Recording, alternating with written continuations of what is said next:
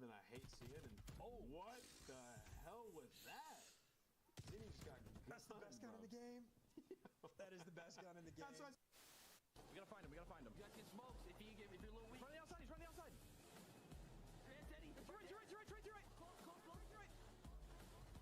Let's go, baby! Come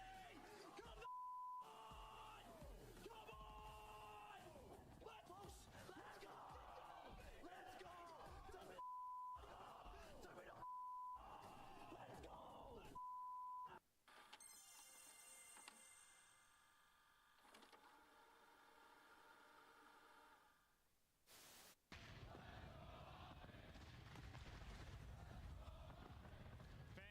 Roaring early in Kenny.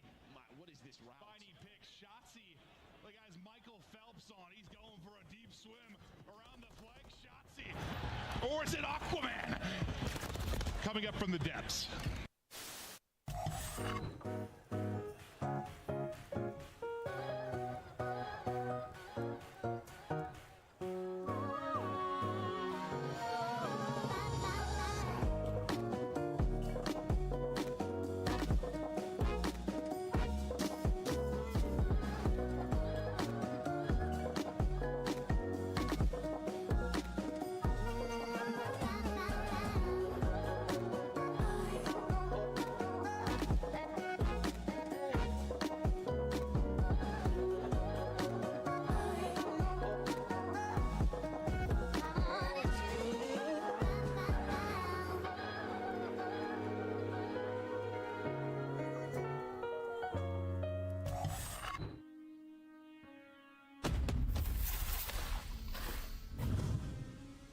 I have a plan. Crazy with the rage, dangerous and rage. Call me captain, never been afraid. Jelly with the aim. I ain't wanna take light. Look into my eyes. I'm a killer inside, coming for the prize. Do you really want these problems? I put you in that coffin. But I'm never Johnson. You think this ain't a stop it? Hungry for the beef, leave you obsolete. See my lines deep, see me in the streets. If you want the heat, yeah.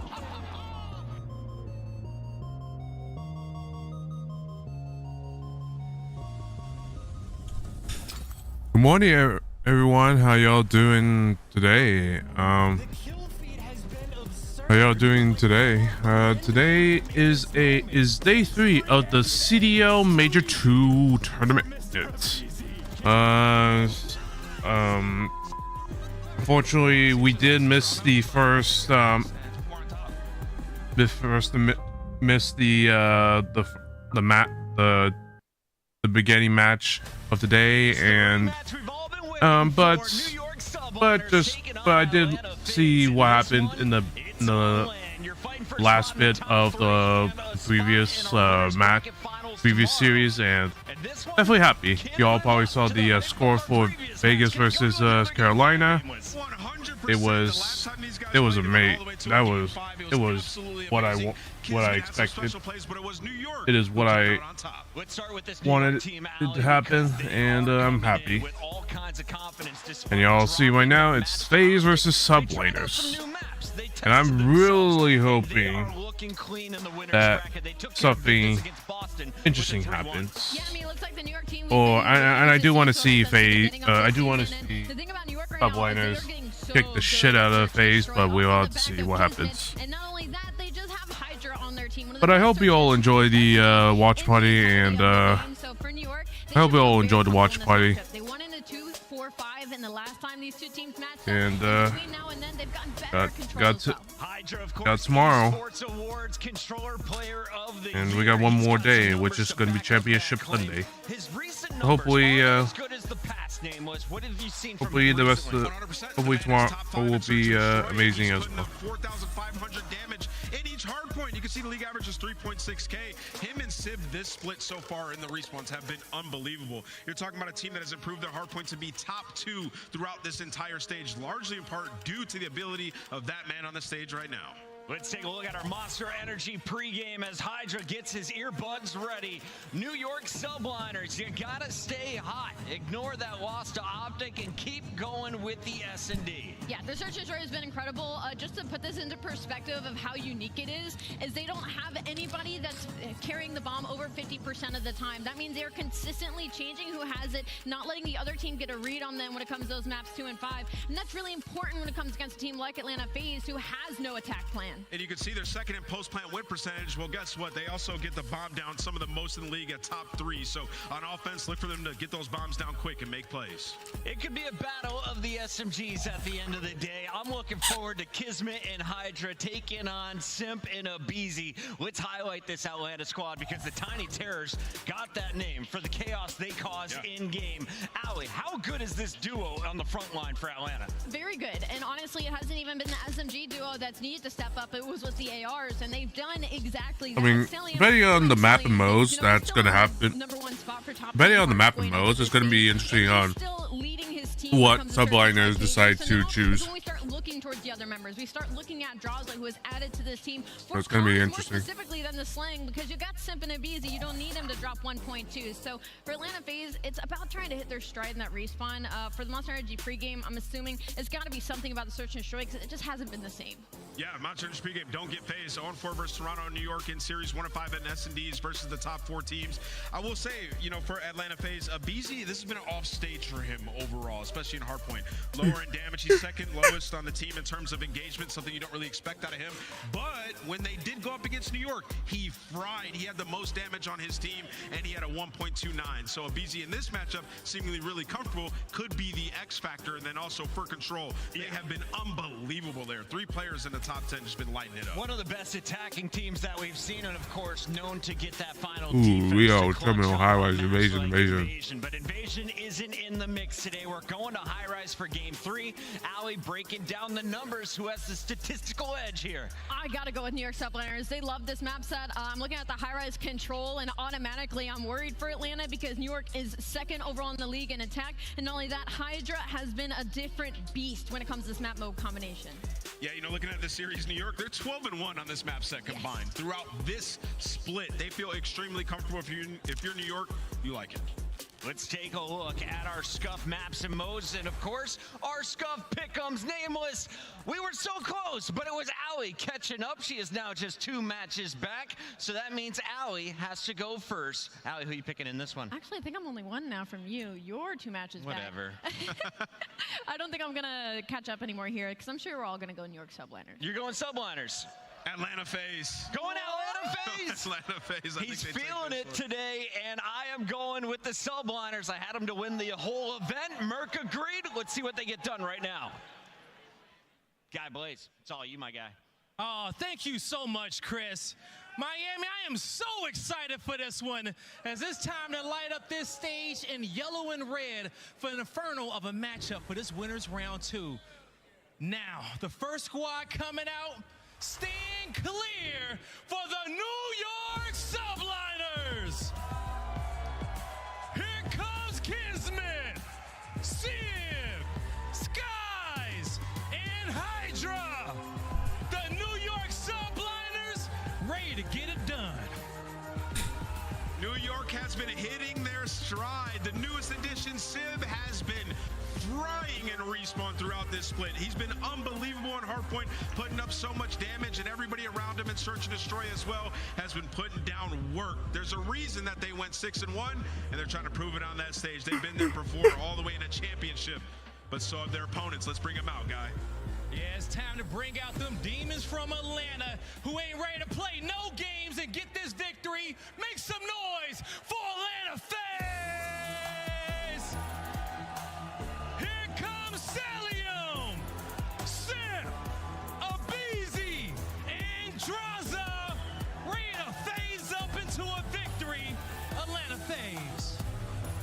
A tale as old as time is New York going up against Atlanta FaZe, and for the first time in a long time, it's been Atlanta on the back foot. Now is an opportunity to catch up. They had a stressful game 5 versus LA Thieves, but now being the first in the building today are looking to play their first match up against New York. It's time to see if they can lock it up, Blaze. It's time to see if they can lock it up. Miami, our first series was great. You ready for another one? Merc, Maven, let's get the ball going.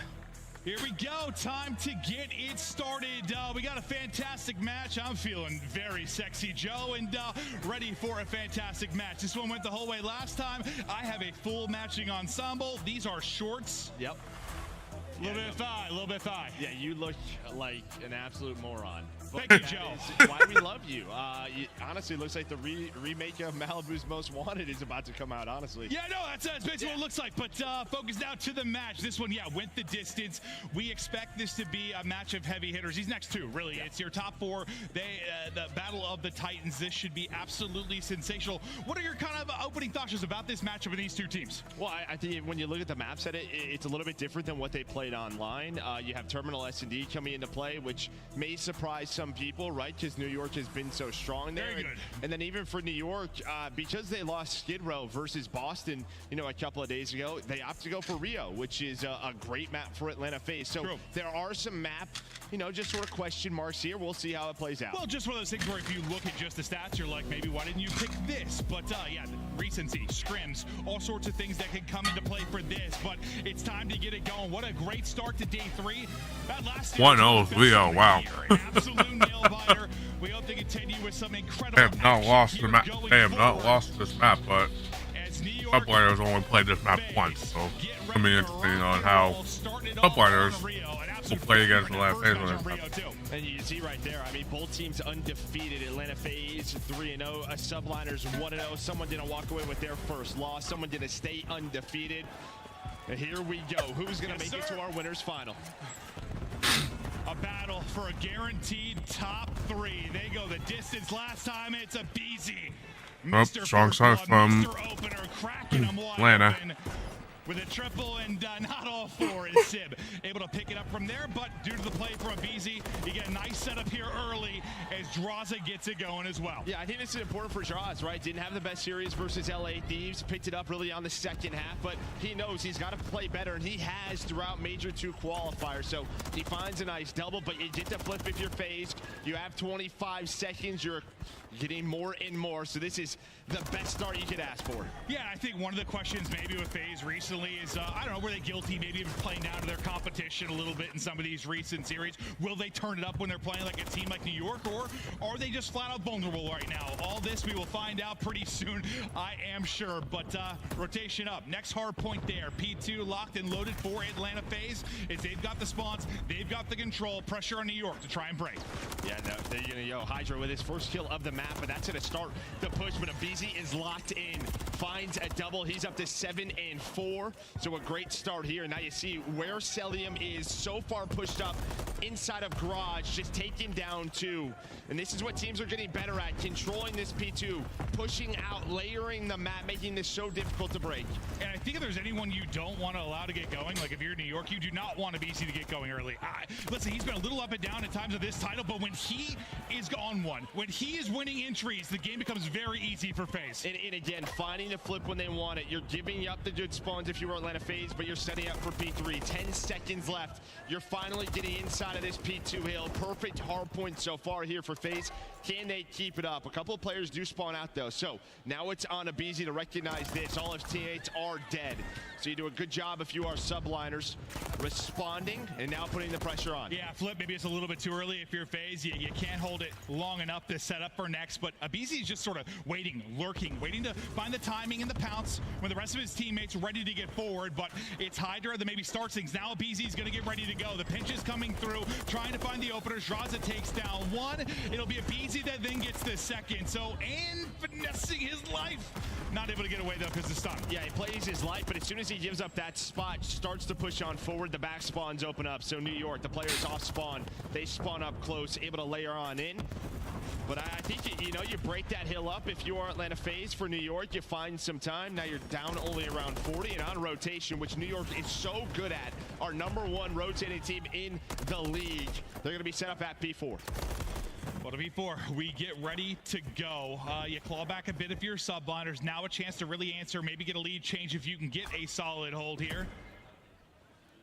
One lurking towards mid. That's going to be Sib. Then maybe you can play the disruptor. But here we go. You're getting close and personal real fast if you are FaZe. The flank coming through, though. It's Sib with a chance to break this up. Doesn't finish the first. Checks the wrong corner for the second. So still a presence here if you are FaZe, is Draza with 2. Yeah, he's able to stay alive inside of boxes was Draza. There was a lot happening on the map just based on those pinches. But behind Draza's 2, locking down boxes, and he's able to find a third Sib off a spawn. So he's going massive for his team. That is where the push starts. He's on 5 in a row. Is Draza selling him now inbound, showing a little extra love, which you know he likes to do. There is the break for FaZe. Yeah, he said, I'm just shooting everybody's body now. It's basically where he's at currently. Is Simp is sending it forward with a multi, but we'll keep an eye on Draza. There it is, number 6. He's able to get that cruise, stuff that in the back pocket, and you're doubling up your opponent now. Looking at a 120-60-ish advantage, but another chance for subliners early, but an early presence here, and an opener from Draza once again. Streak now up to 7, surviving in the pocket and looking to pounce. Over the top he goes, streak up to 8 before he finally drops. Yeah, you had Kiz and Hydra just kind of roaming around the middle of the map. They weren't exactly sure if they wanted to pinch or not, so they decided to go back to top bridge, but they are cut down. So another break comes through for Atlanta FaZe. You don't see this often. Nice shots from Kismet here, 6 and 13, able to find one, make it 2 headshots in a row. Another break. Going, almost snaps onto a third, but Celium, he's gonna win. Nice push from Kismet, I'll say. Just trying to fight their way back into the game. Probably another reason you really don't want Abizi to get going early. Gonna make somebody's like Hydra's job a little bit more difficult, but it's Simp now looking to pounce, getting the angle, taking the fight. But not quite finishing off the second. So lead still hovering around that 60-point advantage with 10 seconds left to go here as we get ready to get back and into our second set of rotations. Joe, what are your biggest takeaways throughout that first set? Well, I mean, I think just the first couple of hills for FaZe were perfect. And then, you know, it could have got a lot worse for New York, but they were able to bounce back. But the break there at P5, I mean, that's the difference maker for Atlanta FaZe right now, why they hold this a large lead. You had a couple of chances if you were subliners, maybe to tie the game up, but the breaks are on point. I mean, you just look at the slang right now. Draza leading the way, trying to find number 20. He still has the cruise. When is that going to come into play? But it feels like he is locked in. This is a great start here for Atlanta. Listen, despite even though he had like a 9 and 27 like triple negative map, he still had like a 0.85 and was right there on the damage watch with the rest of the team. Like, he still battled back, so he can be resilient. He can show what he's capable here as he's plus 10 as well. But some solid time and maybe spawns currently for subliners for the next hard point. If you're Kismet, you're at least able to take out Abizi. Make sure they can't fly forward, but pushing through once again. It's going to be the pressure from Draza. Trying to get the openers for them. Make this staggered early on. Set things up maybe for Sib to make a play.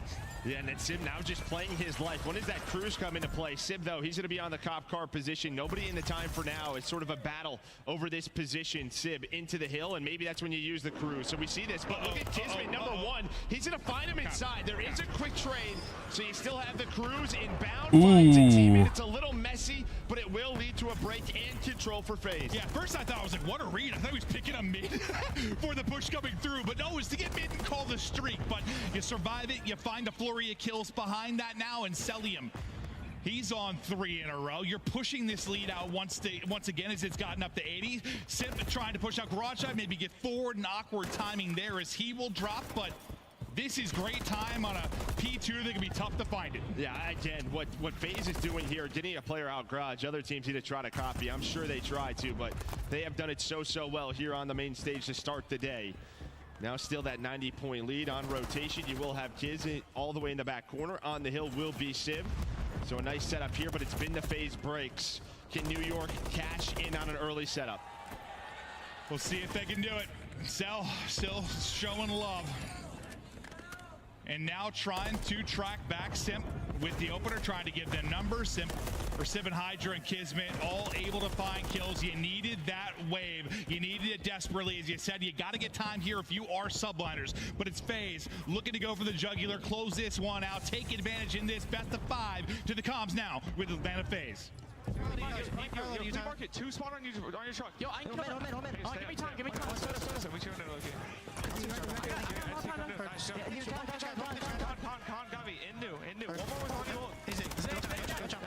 There's only one here. That's right.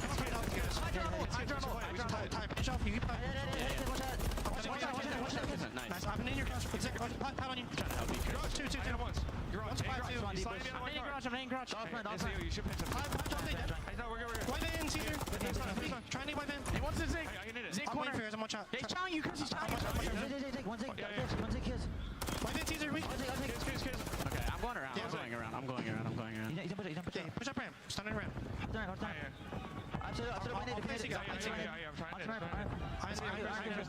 to hit. Yo, he's gone. Drop the nade. Zig, one shot Zig. How do you Caesar too?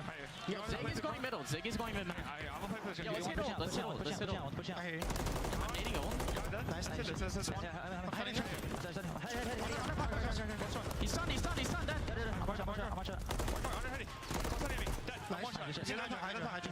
Zig, Hydra, one shot. He's out. You're good. See, watch out. Zig still? Yo, take your time on this break. Yeah, I'll play. Yeah, you actually double play our side. I'll play right there. Chris, you wanna go through? Let's go, Zig. I'm holding her fucking. Honestly, during the listen in is where you come roaring back if you are subliners now down 30, and you kind of heard them on phase like, let's slow it down, really set up this break as they're trying to get forward, get through to the hard point. Nobody in for now. It looks to be efficient trades across the board. Not many left around the hard point. One player left, and Draw's able to clear him out of it. A snapback from Draws gets him to 6. Another cruise now to use as Draws is lighting up the map. 34 and 19 out of Big Draws. Yeah, it feels like they needed this because Kismet really got going. He's on a 30 bomb. He hits a P3 and P4 sort of combo to get New York back into the game. Only down 30 now is Atlanta FaZe with the extra crews to work with. This is exactly what you want to see from Draza. Really starting to take over. Celium now cutting him down from up top bridge. No, he just bailed them out. It felt like it was unraveling, right? Like wheels coming off, they're starting to struggle. Then Draws a brilliant individual moment. One away from streaks is Cell. You already have one to work with if you are Draws. Simp is making plays, finessing his life. Will hop away from Cell for now as no gunfight looming for him to get that final kill for the streak. But you're in the point, you're set up, you've got mid-map control. Can you hold? Simp now on 4 in a row.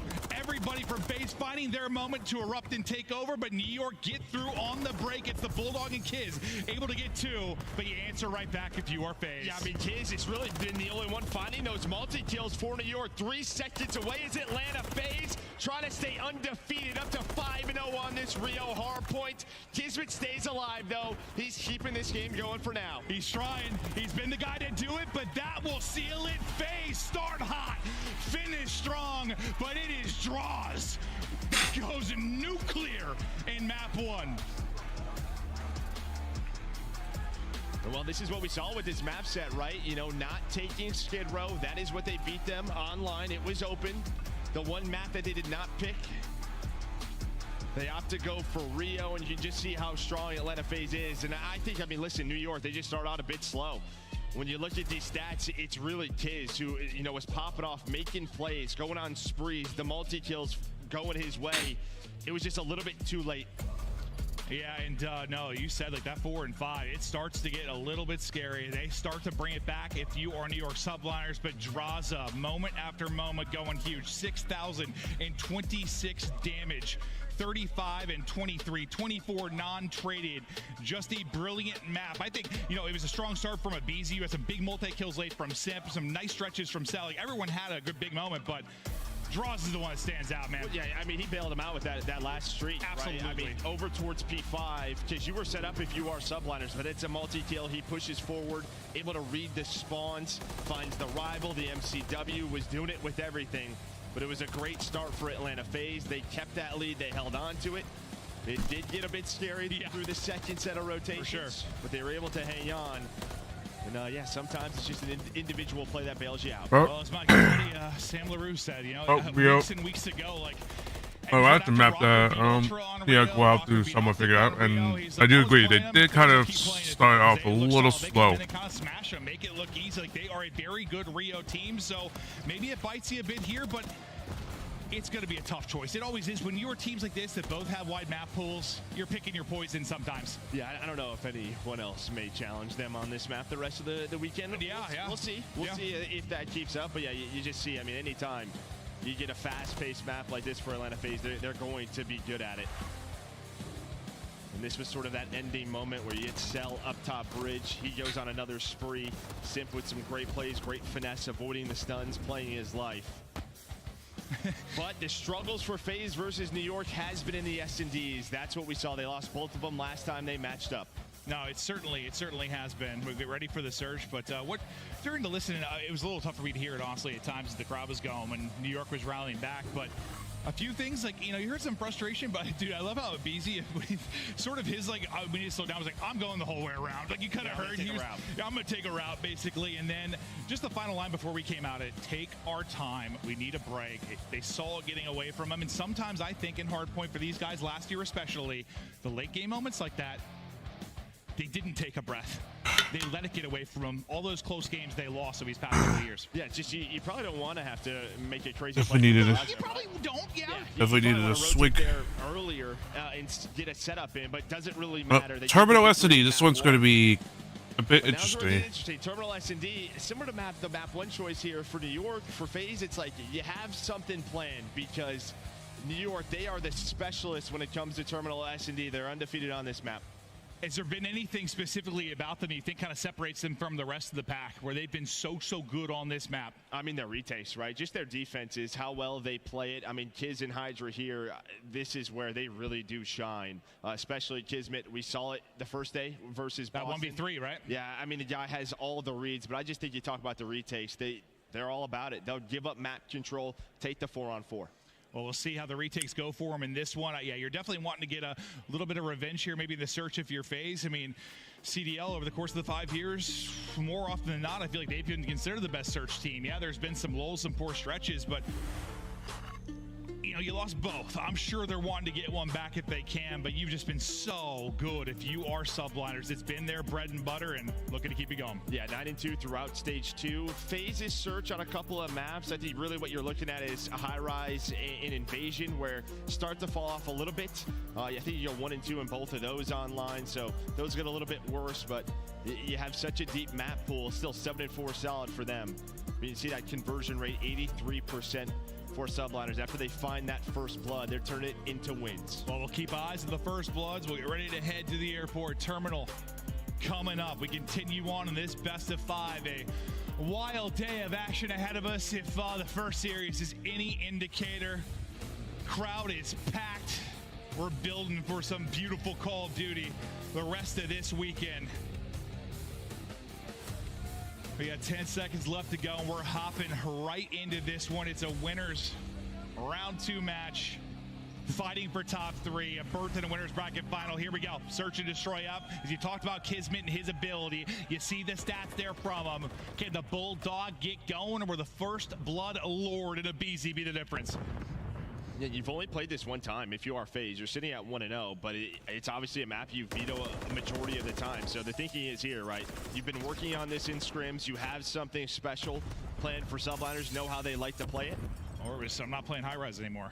Yeah, there's that. What are the two, I'm sure. But we'll see if they've got some secret sauce. It's Kismet in a position he can be so lethal, just playing for info, playing his life. There's the information. Now you have to make the adjustment and react if you are subliners. Number 7, deep security as we Simp that's going to deal with the 2 that are trying to push through, but they're trying to double team him. Kismet dealing with the other 3 members of FaZe. So kind of a 2-on-1 on one side and the 3-on-2 here towards the side. Simp damage in, trying to finish him. Time staying alive, then leads to a kill. A BZ just laying on his belly. Yeah, I mean, that's just it. You buy enough time, and then Simp, he's able to find the players on Oh, the that's so unfortunate. Kind of waiting for it, but I just think you're hoping if you're someone you know as soon as you start shooting, you got to get out. Give your team the life advantage. Instead, it takes so long, that gunfight, to find where a BZ was, to hit the wall bang where there's an easy trade. It just looked like awkward from his POV, where it's like, I don't want to be here anymore, but I got to finish Well, it. it's just one of those situations where you're ready for the next kind of movement, right? You know you're trying to get out. Yep. Just thinking a step ahead, and that costs him. It certainly ends up costing him. Cell, nice run out of him with 2. Great job from Simp kind of staying alive when he was about to get 2-on-1 too. The security push through. Watching the B-side defense for now. 2-2 split and set up for FaZe, and Spreading out right now as subliners for information or a pick, and the pick comes through. It's Sib, able to drop one. Yeah, a bit of an off angle there. We've seen them use that spot. Hydra likes to use it, you know, watching the flank, waiting for the pinch. But it turns into a first blood. Cell trying to even things up. But Sib is ready for it, ready for the next gunfight. Maybe behind that with how weak he is, but he's ready for both. Sib doing such a good job while that's going on. They're going to get active play inside because they have info. They know there's just one player on the opposite side of the map, going to be Draza for now. Draza lurking underneath for now, but everybody here, he's got 3 players this side to deal with. Backing up to get to the action will be Sib. Draza's starting to get planted. Draza gets in. He's finally able to pounce, and being the low man here, he's being massive. He's able to get 2. It's looking like Respawn all of a sudden. He's making the plays, but suddenly it is Cell. Last alive. 20 to go. But you got to get this bomb planted, and Cell's going to spot. Get the rips in, but can't finish it. So it looks like this plant's going to be going through. He just doesn't know where the other player is. Now he does. Yeah, now he does. Now he's going to challenge. Tries to use the movement to pop up, but Sib goes massive in this round to tie us up. I mean, Draza brings it back for FaZe, but the numbers were there. Yeah, I mean, Sib's first blood, and then Cell was challenging him. Like, he kept just trying to push it back. And like, Sib's like, I'll give up 5 feet. I'll give up 5 feet. Once Simp kind of laid him out, just using the environment, is prone at the table. Cell's thinking maybe he's running away. He's going to catch him. Great job from Sib. First blood and playing his life immaculately. Yeah, it really was just all Sib in that one. He finds 3 in the round and that first blood. FaZe, I mean, they almost had the timing. I think it was Hydra who was mid-haul. He wasn't watching the jet bridge, and that just allowed Draza to sneak on up, but they dealt with the damage. And this is kind of what I was talking about. They will just give up this beat bomb. Normally that doesn't happen though. Sip with the first blood. So now with bomb planted, it's not going to be equal numbers. A chance here for FaZe.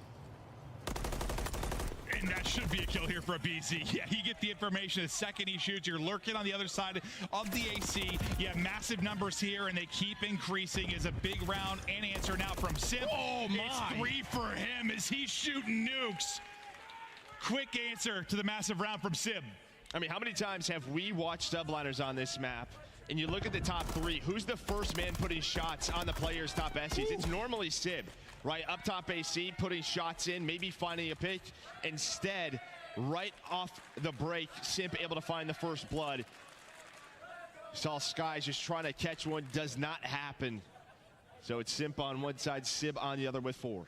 And Hydra human so far in this one. The map won a little slow to get going. 0-3 here, but at any moment, like a lightning strike, he can erupt and take over. We'll see when that moment may come. One of the best at lurking on this map, the plays through book he's capable of. But it's offense. And it's aggression right now from subliners. Simp on 3 in a row. He is holding. They're trying to shoulder it. I thought maybe he had a premium first. The wall bang. Wall bangs in, do 41 damage. Nate comes through. Can he take out 1? He's at least able to do that. Draws it from the back. Gets 1 as 2. So you gets 1 2. So you go 2 for 1 if you're Atlanta FaZe. You take that all day. Yeah, but again, Sim finds another pick.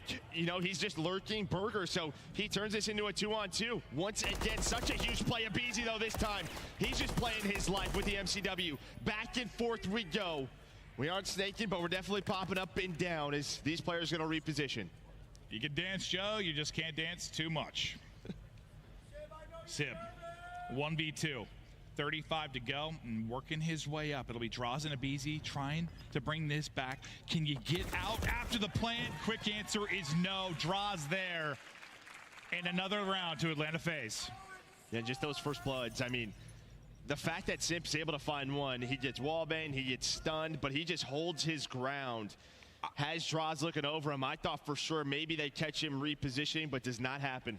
Yeah, after he got hit for what, 40, 50 damage after the shoulders and the wallbang, the stun hits, like, I'm thinking he's probably not getting 1. I'm hoping you get 1 or 2 if you're Draws, but yeah, the fact he's able to get a kill, huge in that scenario. Not fun, the gunfights when you're stunned. But 3-1 edge now. 5-1 for Draws. Great series from him so far after the massive map 1. Yeah, it's been the first bloods here for FaZe on offense. Leading the way. They're going to go right back up to B. This could be a very quick round. It's a 3-man stack for now for New York. Trophy gone. Sib climbing the ladder. Abizi. Nice trade though. Starts all the trades, and as you said, that trophy is gone. Another one takes its place. And well, Draza in the position, finessing, and there buys enough time. Celian looking over him. Always one more player here for FaZe. They trade efficiently. You're into the 2v1 now on Kiz. A spectacular 1v3 on this map yesterday really turned the tides. And we thought, on Thursday when we thought they would be in trouble.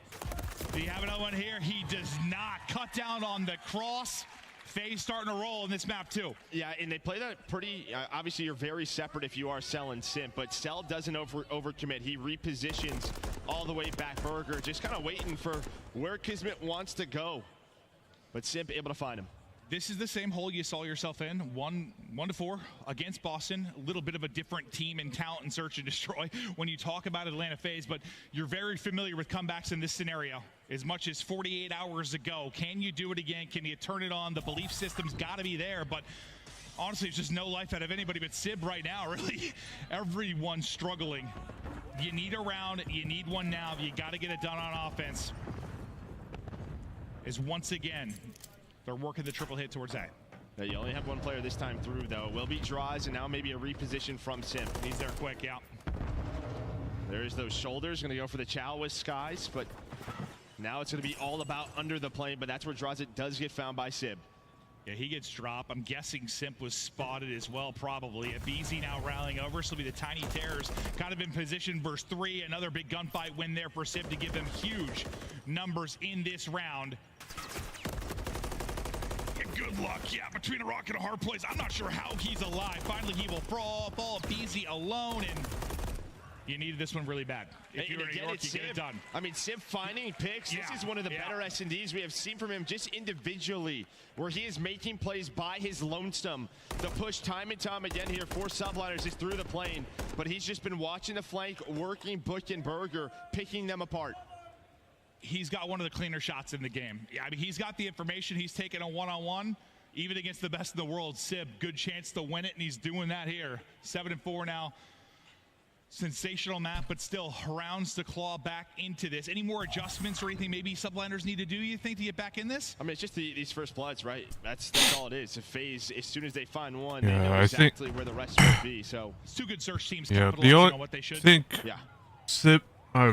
New York just need to play. A hard counter here. New York just need to just. If you're Subliners, it is basically everything with they need to play. They need to just play. And this is going to be an A hit for FaZe, so they're going to be headbutting here soon. And that's not the way you typically want to start it. Celium rips off a BZ's head, but Draws, you get fortunate, he brings it back to a 3v3. Yeah, and he's ready for the next one. Draws it, just so familiar with NYSL and how they want to play this. And after that, Cell finds both. From the team kill, and then it is all Atlanta FaZe. The ARs take over the round. Not a lot of reps when you talk about the matches. The best search and destroy maybe for New York. You said they probably came in prepped. It's looking that way, Joe. I mean, that's the only reason why they picked it. I'm like sitting here, all right, we're playing Terminal. You don't see that very often for FaZe. Tells you something. Like, they feel good about it. And, yeah, lots of VOD to go over of Subliners, and they are making it work. Draws and Cell get all in the round.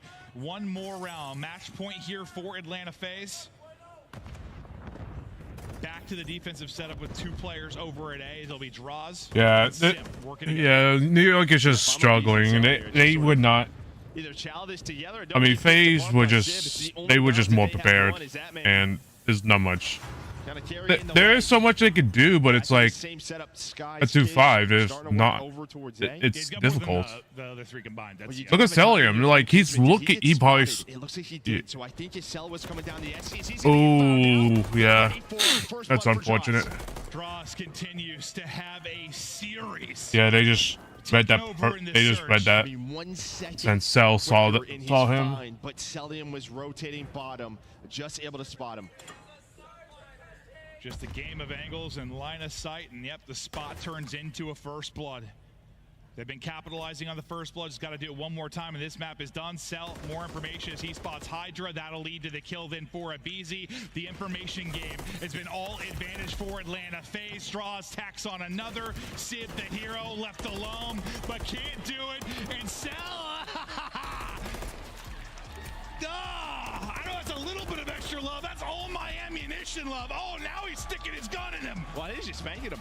Oh yeah, a little spank. Naughty boy. I mean, he was shooting well. But there we go. Atlanta FaZe in control of the series, up 2-0. They're still trying to get Joe's attention. I realize you guys weren't in the same shirt, Joe. Got great style. Looking good. That's true. That's true. Hopefully there's someone out there who's bought this outfit as well. Probably not in the whole world. Joe might be the only one that... No, I'm a native Florida man, Joe. Yep. Wrestling alligators by day and commentating by night. But what a map there. Draws is having a series 10-4, leads the way in damage. Map 1 was incredible. Yeah, on Thursday, they just kept, they pretty much just kept shutting down. He's got a loud mouth. They pretty much just kept shutting down times when he's the back of his game. Skies, Kismet, and Hydra. They couldn't really do much. They knew what they knew what New York likes to do. They knew what New York likes to do, and they just prepared that. And they thought, oh, like I knew that. I knew that when they, I knew that they would. The big thing was the bailout. I knew that when they were doing research on New York, they definitely knew. They know where to counter and such, and like just read off of where they usually play. So it's definitely unfortunate for New York, but you can't do anything. You can't really do much about it. We get to the map 3 after this quick break.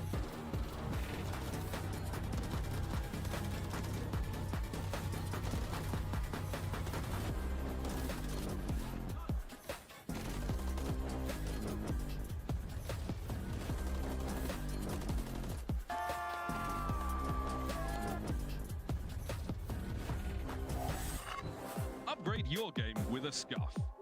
Save $30 on the official CDL collection at scuff.co/CDL. Get better with the Scuff, the first performance gaming controller. Visit scuff.co/CDL to change your game. The Call of Duty League is brought to you by Monster Energy, the official energy drink of the CDL.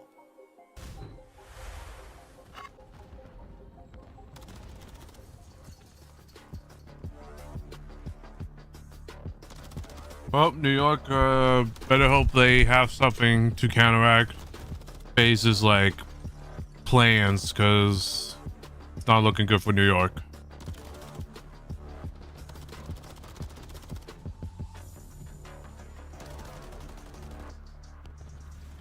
New York is definitely a little they're definitely having a bit of a slow start right now. I mean, it happened in P1 and now it's happening in it happened in map 1, now it's happening in map 2 again, so they gotta do something with highlight is control. Like New York, they did say that they are really good at control, at the high-rise control, so I'm not surprised. But the thing is, like, the FaZe will capitalize on their teamwork when it comes to, like, because they played S&D on that map so many times. They might do something. They might be able to just counteract. They know how that map plays because FaZe play a lot of S&D on that map. So they might have plans on how New York will capitalize on fate. How New York will capitalize on FaZe. So this is gonna be a tough match for sure.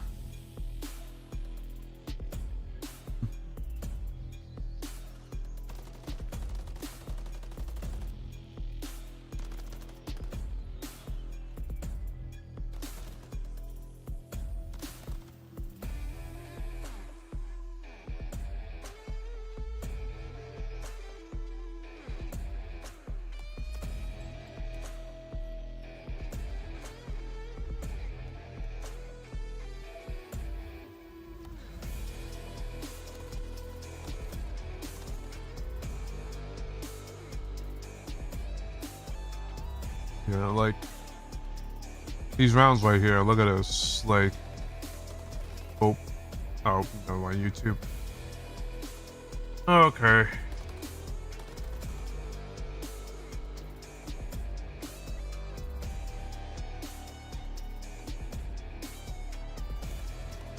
Like, look at this. They expect. The thing is, like, they should.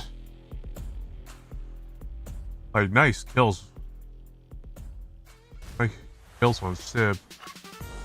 Welcome back, and away we go. The action continues on, but a shout out to Sandman Beach Art as we get ready to go. It's Call of Duty League on the beach and in the venue. That's dope. I mean, yeah. Just imagine me. Like, they just kept going back to their roots. Like, to be fair, if it works, if it works for them, it'll work for them. But then you got the situation where they'll just they know where they're gonna push most of the time. So it's gonna be hard.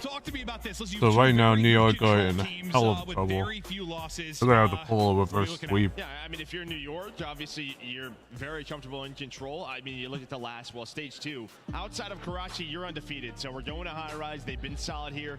On the other side of the map, it's a great map for Atlanta FaZe. Undefeated on the year, sitting at 5-0. But I think if you're New York, you're just trying to get somebody else going outside of Sib and Gizman from the maps 1 and 2. Can you get a little bit more from that superstar in Hydra? And a lot of times, listen, when this Atlanta FaZe team was at their best and you're winning tournaments is when they were the best control team in the world. And right now you have been lights out in the mode. You've gotten back to where you can play anything. Yeah, your only slip-up was versus Thieves the other night. Yeah, but Invasion's the one that sometimes teams want to play because that's the 50-50 one. Oh yeah, 5-0. 5-0. Both are really good at the high rise. FaZe can close it out, or New York, do you muster up something to battle back? Reminder, this is a this is definitely not going to be pretty for subliners, but tomorrow.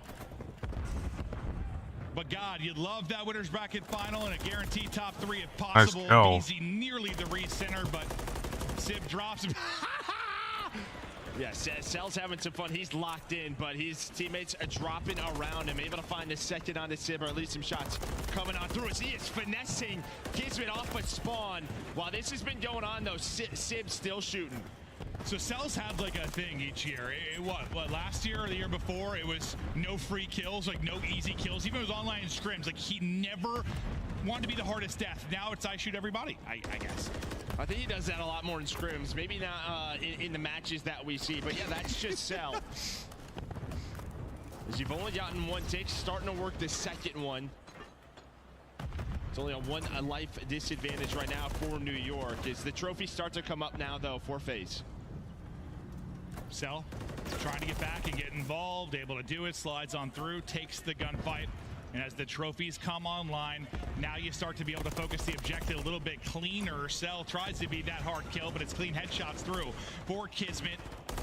Abizi, though, sort of the equalizer there. So the fact that he gets 2 after 2 drop, at least you kind of make sure you're not all 4 pinned back and maybe getting held in for a bit. Yeah, that is true. Yeah, he kind of finesses that, right? He gets onto the point and then just kind of finds a timing. His team shots are coming through, so maybe finds a weak player or two, getting aggressive with the rival. You have one player draws on A to pause the clock. That's going to divert some subliners over towards that point. While that's going on, the other 2 players starting to work over towards B. Trying to get it done on offense. Strike early if you can. Players dropping now. One person really through on the flank. Hydra at least able to get one. It's Kiz that's trying to play spoiler. Now the gig is up. His position is known. You're aware of where everybody is, but not the nade soaring through the sky. An instant response though from Draws. An ability to stop the clock and get the extension minute on. As Draws, is he just like the human bailout over the course of this series? Yeah, I'm surprised Skies doesn't challenge. I thought he was, right? There's just not a lot of time left. Skies decides to just lock down behind the elevator, so they're just going to try to reposition, get map control, and they have it for now. Yeah, it works out. It works out, but yeah. Maybe one of those situations he's worried if I get gunned, Draws has been hot, then like it's an easy transition across and we lose the round. Yeah, it could just be that, but with the life disparity, it is all tied up now as New York have stabilized. We're going to play a little TDM, I think, for a moment here. 7v7 now, 50 seconds to go. Every gunfight is crucial. Abizi can't finish it. It's a little bit of wiggle. comes through for the rival. No respawns remaining now. This'll do it. This is where you're playing. Ooh, nice play. Nice counter. On the catwalk, and it's Kismet that gets the kill. From a 7v7 to a 6v3, it is beautiful from New York in these clutch moments. Draza head clean. Nice read from Kismet. Kiz has only got 4, but there's been some kills for him, that's for sure. Yeah, just right here, right? When you have 4 lives remaining. Here we go, New York. Kiz finds the opening too, and yeah, I think just a round to get some confidence under your belt, stabilize, calm things down in the comms. But Civ, he continues to shoot the snaps onto FaZe.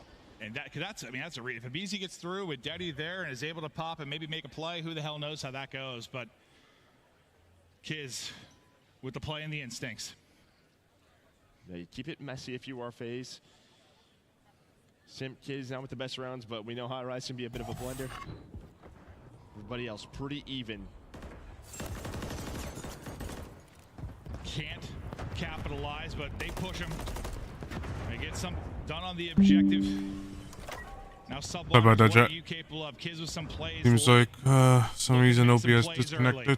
He's been pushed up to the base. The timing not going to work out, though, as he's caught sprinting, and Draws puts him down. Everybody drops it. Now this is where the trap might be on. You try to get the position for FaZe. How long can you hold him in? A tough gunfight win for Cell. Simp there with the help, and this might get ugly for Subliners quickly. It's not looking good. Yeah, I mean, it just stems from getting Kiz out of your base. I mean, the fact that Draws is able to win that gunfight must have had the intel, but he snaps. And now, as you said, it is Cellium inside the attacking base, trying to find any kills he can. They almost line up, but behind Sib and Hydra should be good enough to at least exit the windows, and it is. But man, the time that is burnt there, under 30 seconds to go. You do not have a tick. You have not had a presence mid-map for so long. Can you just flip this round though? Hydra, Sib, looking to make plays here late. Maybe be a threat on offense. It's been all yellow in the feed since they got out of the base. Draws once again trying to be the bailout, get what kills he can, stay alive as long as he can, trying to finesse but not able to do it. No First trophy. tick is done. No trophy. Look at this. Yeah, Abizi gonna hit the frag. You saw all the stuns connect. Hydra trying to find 6 in a row though. You wanted him to step up in this series. 9-4 the first round, now 5 in a row to get them out of the trap. But he's got to go big. Can he get a cruise? Maybe to help them work with, and he does. 1 tick complete over towards B. Finds another headshot. 2 ticks in. Skies with the third, but Abizi from up top cannot find all 3. Might have been snoozing early, yeah, if you're Hydra the first 2 maps, but he just goes volcanic. Now Kiss trying to be the late man hero again, just 6 in the game, but some clutch kills. There's another one. Contest is in. Trade is through. It's a flurry. It's a bloodbath on the point, but as the final kill for Sip and Cell come in, it's a defensive hold and a tick advantage now for FaZe. Did they get anything on? No, nothing. Okay, yeah. I didn't think so the first time through, but yeah, just sort of this back and forth battle. FaZe do a great job getting them in the trap, but then Hydra able to fight on through. We're gonna watch the replay of Abizi's nade. But you called it great with the no trophy. Yeah, I mean, you just saw from up top. Yeah. I mean, all the stuns were connecting on the point of view of Skies and Kiz. You see the stuns hit. Well, 3 just right in the face, and then the nades stack it on top of them. Yeah, whoever else hit one with him, that's what set up the double there. So great teamwork, fantastic use of utility. They're out of Atlanta FaZe. The patience and retake, beautiful. But who can get going maybe on offense? We know who's heated up for New York. It's Hydra, and that is scary, because if you're going to bring this back and you're going to win this series, that is when your super mega stars go wild. Yeah, so he's going to have the cruise 4 in a row for Cell. See if he can find one of his own, but Kismet inside the elevator. Listen to some music, just hanging out, but that is going to be 3 dead. Cell, the last player alive. Kiz battling back, explosions around him. Nice job taking out Draza, and a threat once again as he's able to get the base. So you see the arrows kind of turn as they've got to worry about him, but from top heli, it's Simp. He then finesses his Sib, tries to push him, so great job there. Sib, some clean shots. Nearly able to take down 2, but this has been great. You've had a constant pressure from Subliners really towards that FaZe base. but you haven't really pinned them in yet. There's been this skirmish going on mid-map for the Tiny Terrors, and they win it on both fronts. Yeah, now they get them all. There's always been one more. Another big kill that went down. Hydra was able to win the one-on-one to stop Cell finding the 6 spree. Maybe you're able to get the cruise out, but I think with the 2 kills, they don't have to use it. You'd love that to maybe be a little bit cleaner for FaZe as they push on up towards B to get the cruise missile out early, but not gonna happen. Only 1 tick is in. And time is dwindling. The constant pressure for Subliners paying off so far. 20 seconds to go. Lives basically even. Just 1 tick of progress, and you're going to send it all towards A. Spawn comes out that side. They're flying forward. We'll see how it plays out. Skies, the point man. Skies, ooh, nice kills. as he's able to take on 2, that might seal it. Kismet drops from up top. The last guy is Cell. He gets laid out, and they got him on clamps as they get their second round. Beautiful hold. I thought, like, I didn't think it was going to work out at first because they kept having like somebody get forward, but not when it was like a, you know, kind of a clean spawn killing situation. There was always still somebody up for FaZe towards mid, but like you never really got to a good 4-man push and setup of your FaZe because of that. They kind of kept staggering it, right? Both teams have done a fantastic job on their defenses, just not really allowing that to happen. And any time it looks like map control is going the offensive way, they all bounce back. They deal with the player in the spawn, trying to find kills. This is just 2 of the best teams in the world going at it. It absolutely is. We've got a top-heavy league with the big 4. And anybody's guess who's going to win this one. A multi-kill again for Draws, as he's become a little more human over the course of this map 3 after taking over in the first 2. Ooh.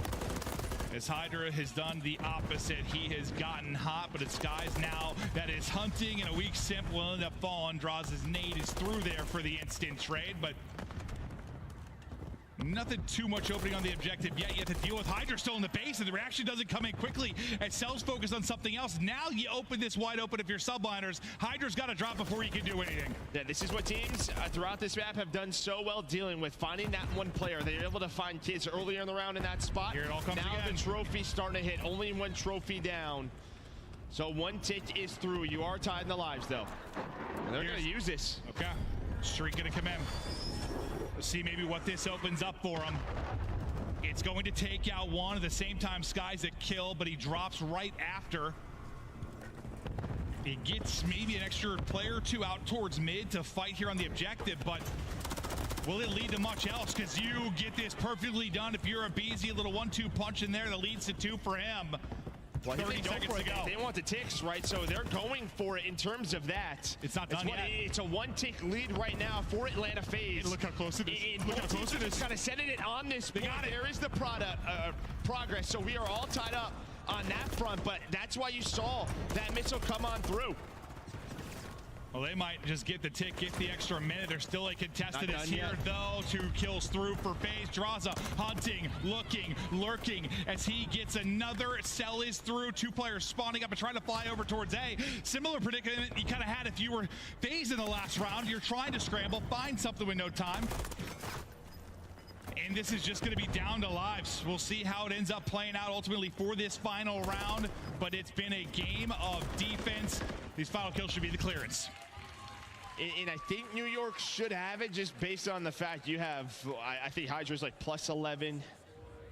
Skies is right around +4 or 5. It is very close, and a couple of kills do come in towards the end. Well, that's why I think you saw Atlanta FaZe. Yeah, I mean, 2 people kind of holding their base, not going out, trying to throw away stupid lives. But it should be FaZe on offense. We'll get that confirmation in just a moment. Is a massive round 5 here. A chance to swing this series for New York and push it. Now, round 5. FaZe work to do, as it has been all defense. You take a 3 streak from Draws and Cell into this one. Can you maybe get a streak to make a play like we saw with Hydra? Skies, a pick and he's out. See if Draza has maybe another heroic moment as he started to get it going. That's 5 in a row, closer to a streak. 1 away, kills through for Atlanta FaZe. Everybody dropping. Simp able to get another. They're on the point. That's a triple from Simp in this round 5. And quickly, the progress is going. You've got 3 on it. Next one's there. Still 1 kill needed for Draws. There's number 6. You got the cruise to work with. You got B.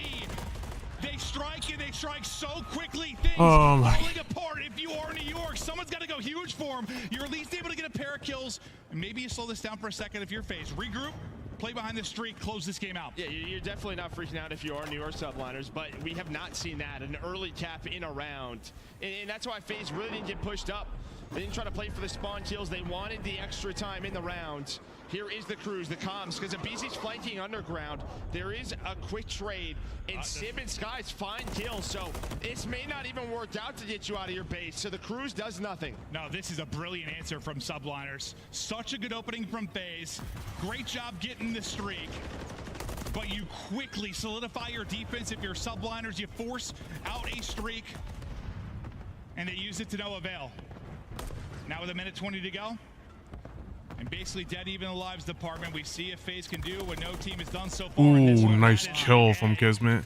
The Bulldog hitting foreheads. Yeah, able to find the headshot, and oh, but that almost gets very ugly for FaZe. It pretty much does. Yeah, that leads to 3 more kills.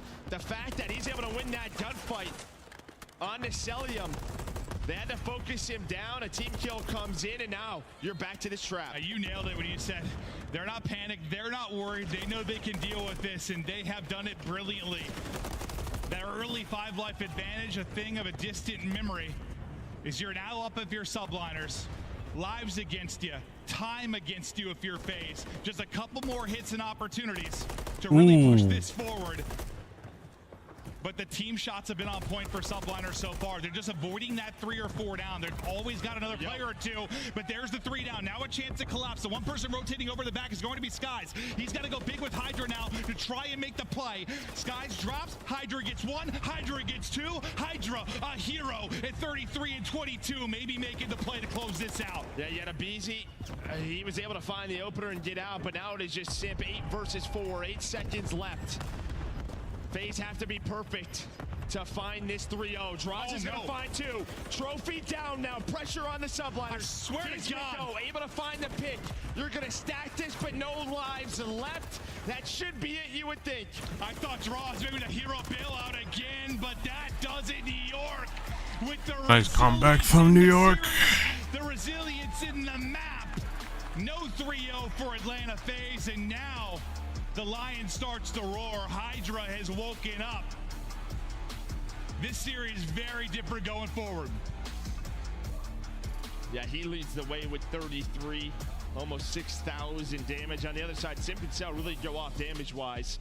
But it's just a case of the defense, right? They use the Cruise New York to, you know, get defense round number 5. But both teams, very impressive stuff. Every single time there was an opportunity, they use their nades, stuns, get those trophies off of B. Didn't allow many takes over towards A. Yeah, and like with the damage numbers where they were, it just, I don't know if they traded more efficiently is the way to put it, but like, just seems like the team shots and comms were a little ahead at times for New York. Like, it was like, I don't know, multi-kill or an individual play sometimes for FaZe that like got. And that's the stats I'm looking for New York. He threw on the feed for New York when it was going well. Outside of Hydra, they were all having their moments. Yeah, I think it probably looks that way a little bit more. You have the 3 defenses. That's true. That's true. That's a good point. That's a good point. Solid for both sides, but yeah, you just secure it with the game that Hydra had. Him and Skies leading the way, staying positive, and sometimes it comes down to a little TDM.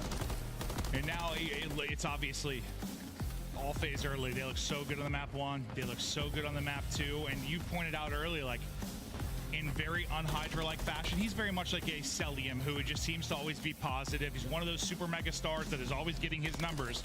Through the first 2, he couldn't. Now that he is awake, how different is this series for you? Oh, big time. Are they in the last game? No, this is the second. This is the second series of this. Today. We got 3 more. We got 3 more games going. So. Get your team to spawns, flip the map. That is the difference between these 2. We got an invasion to close out the series for Hard. How you doing, though? We'll see if we get to How you doing, though? Welcome, welcome. We deserve one based on how this is going so far in the battle of these heavy hitters. And that, listen, that series 1 got me ready for a day of bangers. It was one of the better ones on the year. And potential now for it here. Because what? I think in the last time they played, it was a 2-1 advantage for FaZe. Like, they were up in the series, they were looking good, you thought they had the victory, and then you pull it you steal it if you are New York, and same spot. Well, I mean, you weren't in an 0-2 hole last time, but like still, you're in the 2-1 hole. You brought it back. Yeah, I mean they're used to this. It's a world championship team. So, Good. Thanks. How are you doing? Who is your team? And now the pressure is on for FaZe. I was rooting on LA FaZe, but they got knocked out early, so it's LAG and So we'll see. We'll see what happens. Yeah. honestly, anyone but Atlanta FaZe. New York Hydra, how big of a piece But I do also love my favorite team, Optic Optic Texas. I do love to see Optic take out Ultra, which is going to be next series. Most of the maps and modes are pretty solid when you're talking about top 4 teams. There's not a ton of weaknesses, or you wouldn't be a top 4 team. But just stats aside, is there anything, maybe a big advantage for either team we've talked to about Invasion? Well, I think, honestly, just due to the rotation, that the fact that New York Subliners are #1 in the league, that is going to help them, right? When you're talking about these P2, P3s, combos where you're really finding all the time on the map, that is going to help. And then FaZe, we saw them on this map versus Boston, and it got very messy, or versus LADs, it got very messy in that. So it's a hard point in which you played on LAN. Maybe you go back, fix those mistakes, make it better for yourself. But New York, this is a chance to tie it up. Yeah, it was, I mean, that's just the nature of Invasion sometimes. It's very gritty, scrappy, messy. That just is kind of how it plays out sometimes based on the change to the hard point and how you have to focus on map control more than the objective at times. But, like, you would think a team like FaZe would be good in those moments, but they get outplayed by Thieves. The Invasion doesn't look great in the control either in that series. The respawns there just have been kind of lackluster, at least as of late. But as you said, you talk through the coaching staff, you know where your weaknesses are, you try to improve it. But the story for now is whether or not New York can bounce back, win 2 straight maps, get us to This is Game 5. This is definitely gonna be series. This is definitely gonna be a banger. 4-1-5-2. Step by step, they try to fight back. You see the stats there for Invasion Hardpoint for both teams. But here we go into it for the map 4. Subliners desperately fighting for a map 5. As Kismet had some ludicrous gunfight victories in that one as well. I mean, Hydra stepped up, but yeah, Kiz had his moments too, and those are the 2 they really get behind when they're winning. They sure do. As the battle's going down here on this first hill.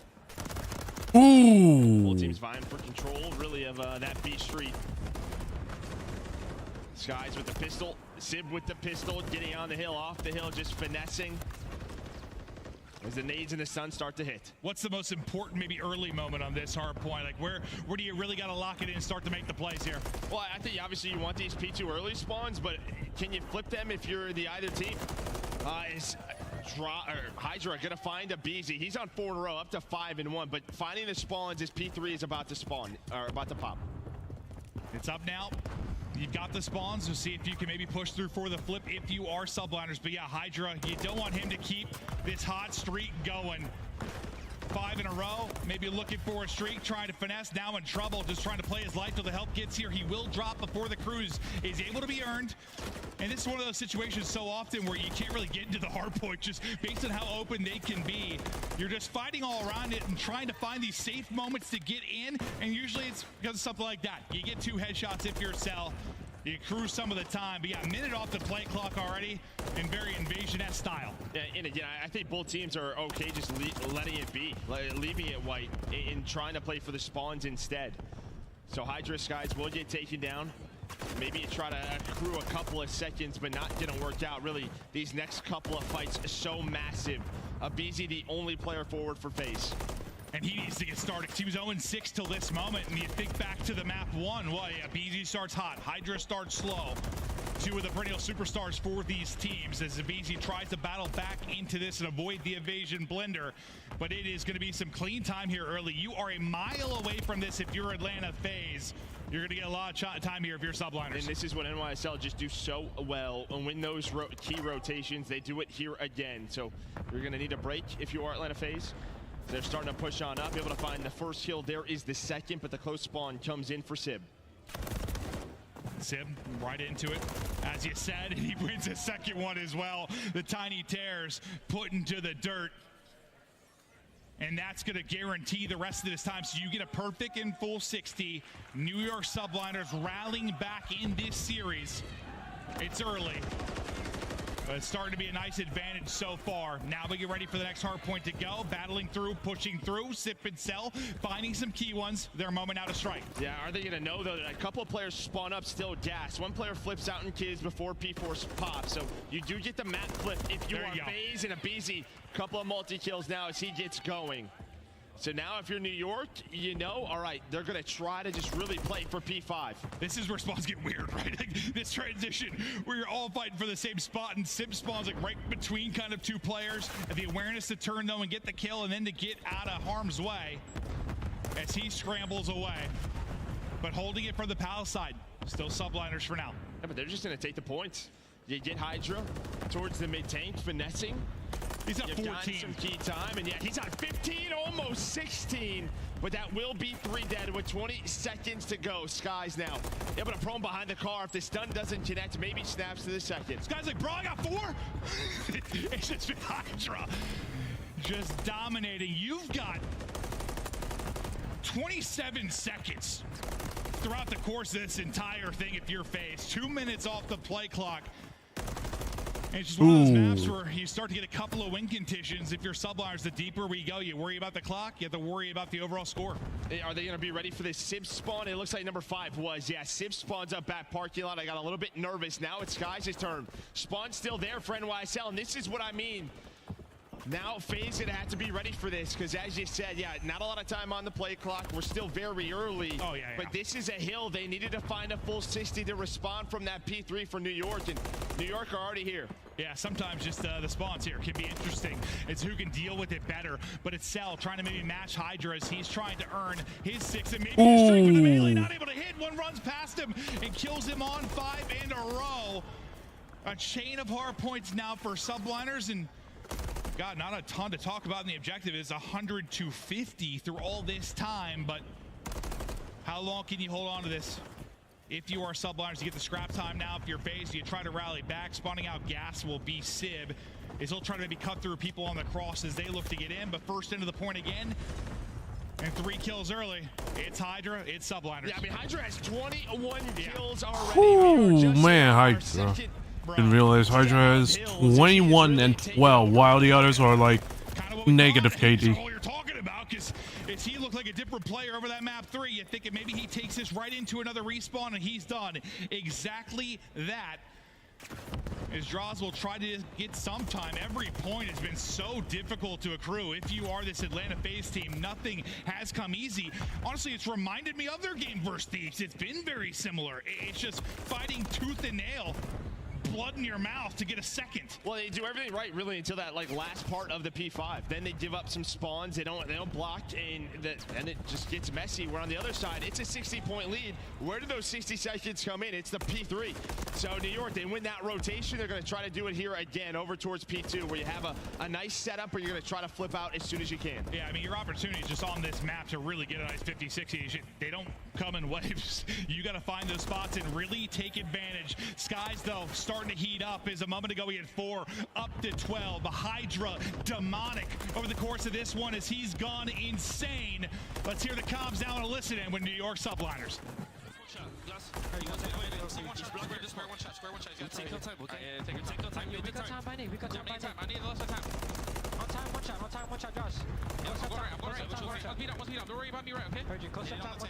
Once we cut, let's have time, wait. Let's have time, wait. Jump. Watch out, nice. Rotate. Make sure you're right. That's one before.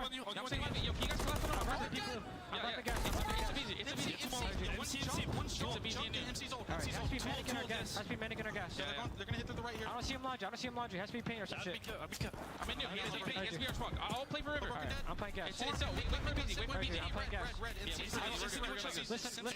Yo, Caesar, watch your times. I have your front, okay? I have your back. I spawned out. I'm showing your gas. Once gas. He flanked me gas, bro. Back gas in 1 bar. He's back gas in bar. Jaws on point. I'm taking gas. Jaws got me. River tank. He's rushing. He's on point. Take yourself on the break. MC was chairs. MC's chairs on me. One gas, ACD. One gas, I'm easy. I don't see ACD. One bar. One bar. Caesar. He's gonna be one shot. Yo, 2 bar now. Beat on right now.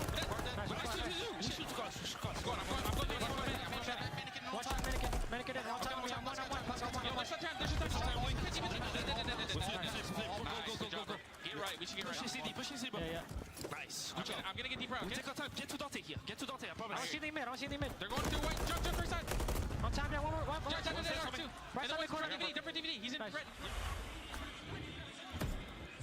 You had a chance to run away with that if you were subliners. You flip out phase to Palisade again with a P3 popping, but after that, what happens, Joe? I mean, it's a BZ, right? We heard in the listen-in, he stays alive. They were calming it well, but then a couple of players laying up the map is Sib finding some spawn kills here, playing his life. So FaZe, they stay alive in this game, because if that's cleaner for subliners, the game probably put away, but they still have a 60-point lead.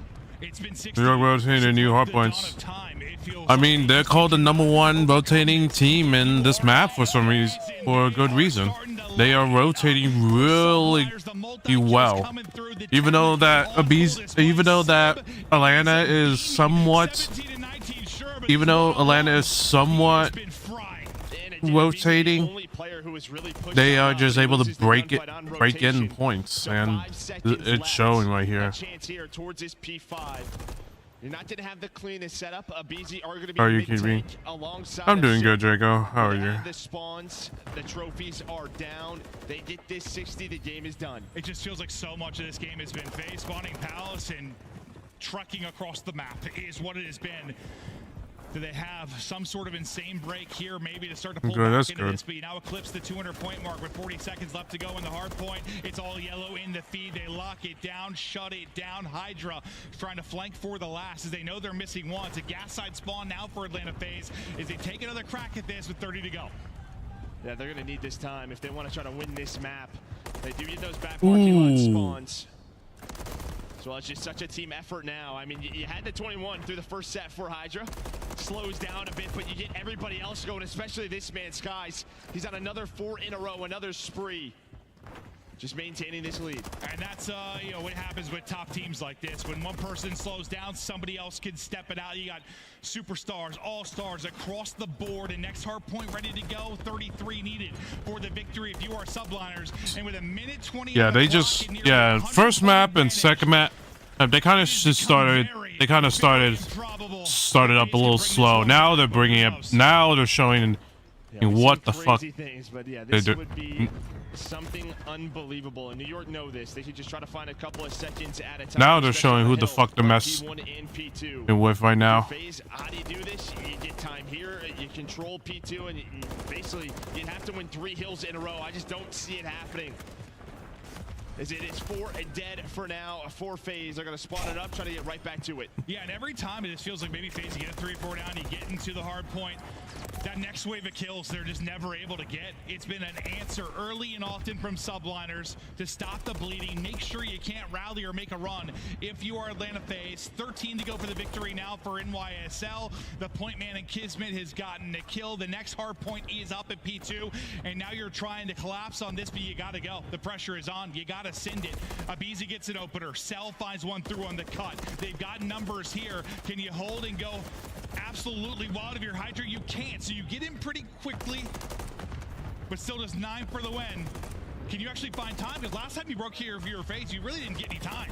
And yeah, just sort of the fundamentals. Sib and Kismet get forward. Abizi leads to the break on the pinch, but they don't play around the hill. They play around connector control. Now you can get on it, get some trophies down.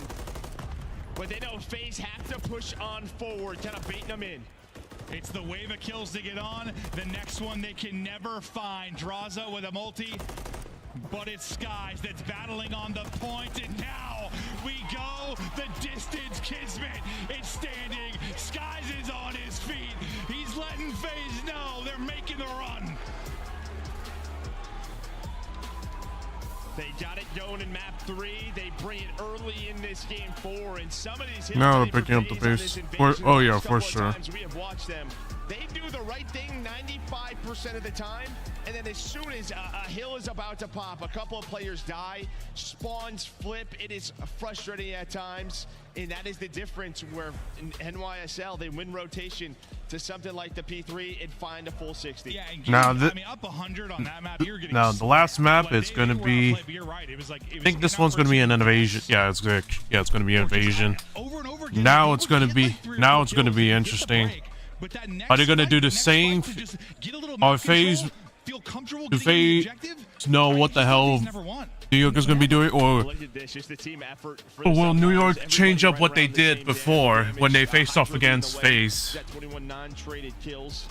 28 Skies has 20. This is going to be interesting because because obviously they went, New York went to Game 5 and they won, and they won with a Game 5 invasion SMD. I remember that.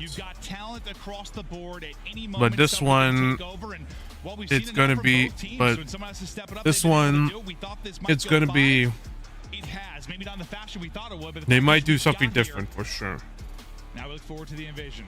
Yeah, we'll see what's going to happen. But just looking at the game flow, I mean, you just saw that sort of 50, 60-point lead. Wonder if New York is going to change up their game plan, and so that FaZe don't know what the hell so that they don't have to do the same thing what they did last game. Or last night. To break in that 60, maybe not get a lead change, but get within chipping faced off against each other. other. You're not playing against the clock. You're not playing against a 100-point advantage. They couldn't do it. Subliners simply too strong. Back in 4-3 go. It looked like it might be a 3-0 quickly for FaZe. Not the case. We continue to go the distance here in Miami. We're going all the way. It's a map 5 to decide who's going to get into the top 3, into that winner's bracket final. It's a battle of the juggernauts, the Titans, all the way to this last one. Do not go anywhere. It's Invasion S&D after the break.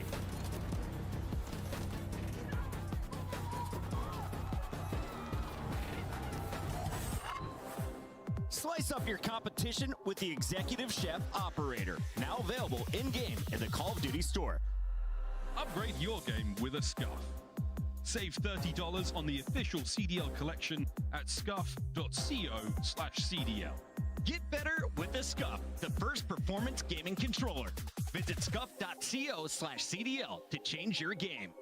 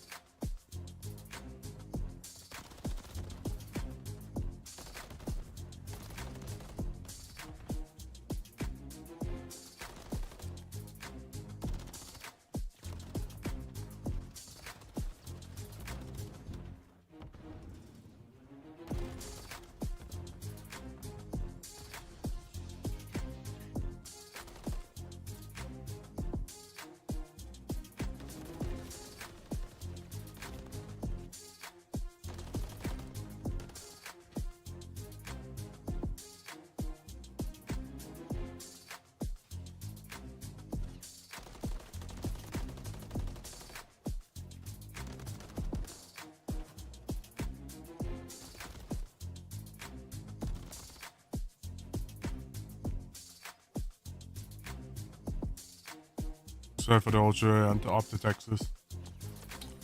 this one's going to be that Arctic Texas match is going to be very difficult. I just don't see, because Ultra are just really good. Like, Ultra are so strong at almost everything. Hello everyone, and welcome back to Even though they did. We continue on the 2024 season. They are a little. As we get deeper into this tournament. FaZe dominant early. New York striking back. It is a map 5 now, and Joe, we're going to Invasion. How's it look for either team? Yeah, I mean, New York, you're 3-2, pretty solid. But I mean, this, you know, S&D's been your bread and butter all year long. You're 5-1 though in Game 5s. They have been a clutch team when it gets to this point. On the other side for FaZe, this is your go-to, the map you've played the most. 8-3. Played it 11 times, but map 5's not as clean, 4-3. So when the pressure is on, New York look a little bit better. Yeah, and sometimes, yeah, map 5 stats go out the window. Like, who the hell cares? This is where playmakers, this is their playground. This is where the heroes are made. This is when one moment could be the difference between a crowd erupting for you or booing you. Like, the pressure is on. But these are all players that have dealt with this for a long time now. They have made deep runs at tournaments. They have been world champions. This is just filled with the monsters of our league. But everybody's human still, you know, goes to around 11, like, your heart's still pumping. I don't care who you are. Yeah, and this was the map 5 actually from the online series. And this is where the subs of NYSL took over. It was Kiz and Hydra put up around double digits. So I guess you have something to learn from if you are FaZe. But yeah, you see right there, this man, the Bulldog, we saw him getting hyped up. He has been so clutch in Game 5. Listen, man, he'll be quiet at times, but you roar at him, he'll let you know, and it's usually through his gameplay in the map 5s. He can be a clutch god. Can he do it here? Map 5, ladies and gentlemen, let's go. As the first Blood King and BZ will strike first. Numbers to Atlanta FaZe. And I guess that you at least have that, right? You've played them recently. It turns into a loss if you are FaZe. You learn from it. How do we slow them down? And well, that is one way. BZ finding the first blood on Kiz. I mean, what our first series is just a banger down to an Invasion search. Goes to round 11. Let's just do it again.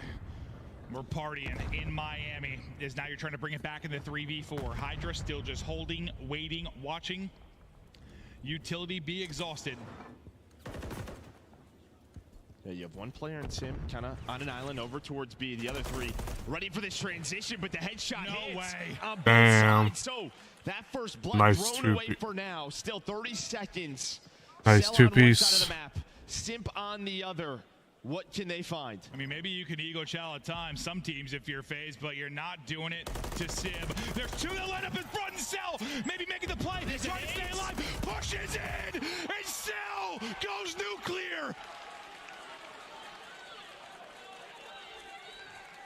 It all comes down to the time, and while he's able to catch him, plus has the nades in hand, and it just hits right as Hydra's starting to push on forward. They line up for Cell. If he still could have shot bodies, he would have been doing it through the end of the round.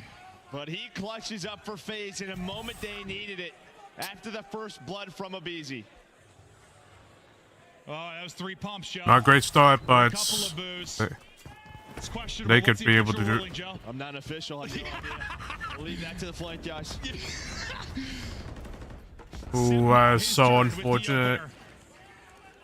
Yeah, they did research. They know that Kismet likes to go there. Here to not stress yourselves out as much.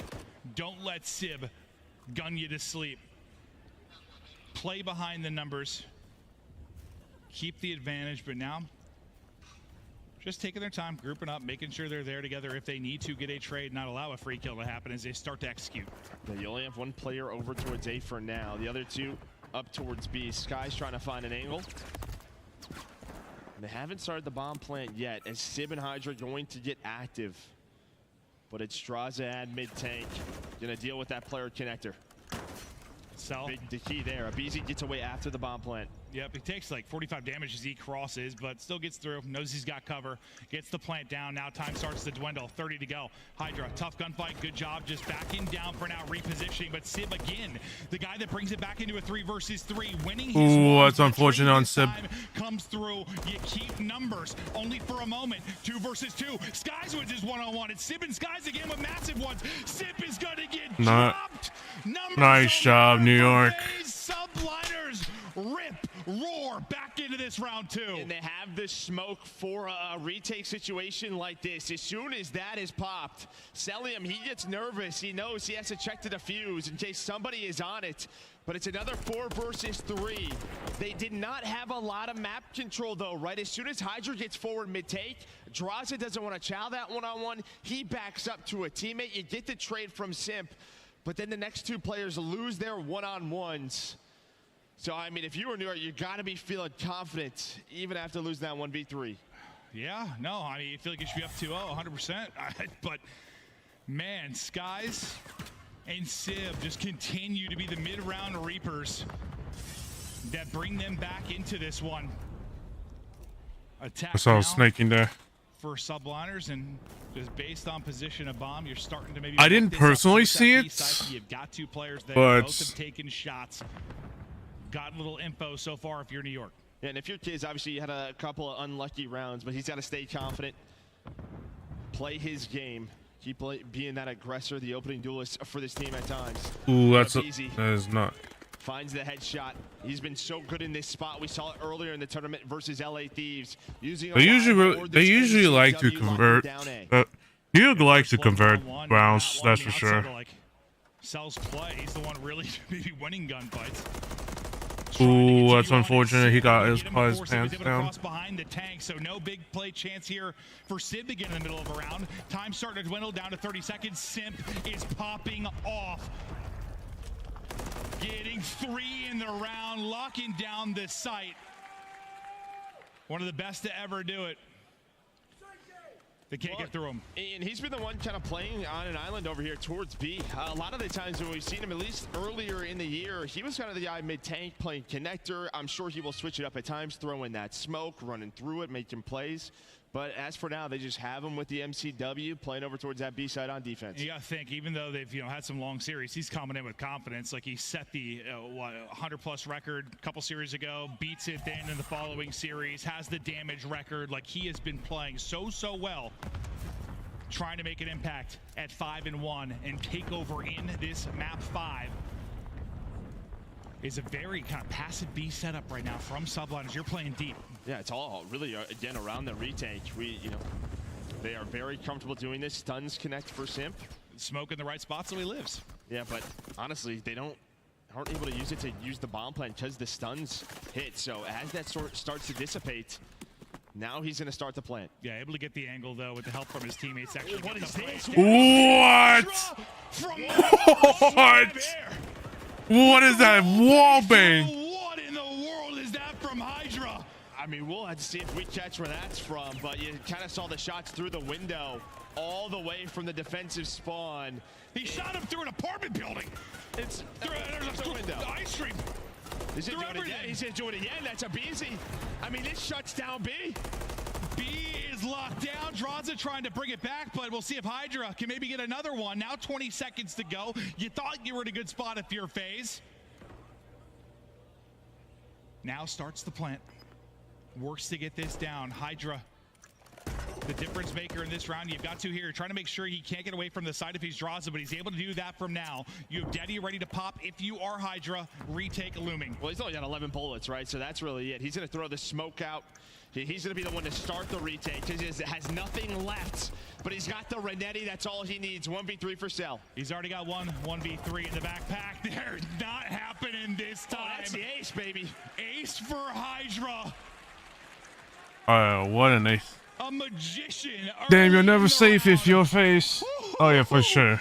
I mean, this is just. But damn, the wall bangs. We need to see that on the replays. Let's watch his replay. I mean, this is just, where's this from? I mean, so we don't have his point of view, but it is through a window. This is the extra work that it has made this team What? times. And there we go. No. Right staircase. Shout out to the coaching staff, S&D nerd, whoever it was, to find that to lock down B. That is so cheeky. If you don't get ice cream control.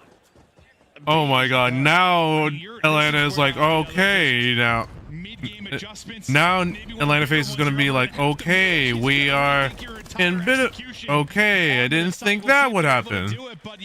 I guess the S&D coaches didn't think about that. I guess the S&D coaches on the lighter face didn't think about that. Good job in these 3v4s. Can FaZe give them a dose of their own medicine? Yeah, well, yeah, Simpson had tied up. He plays connector this time through. Sure. Okay, so they do exactly that.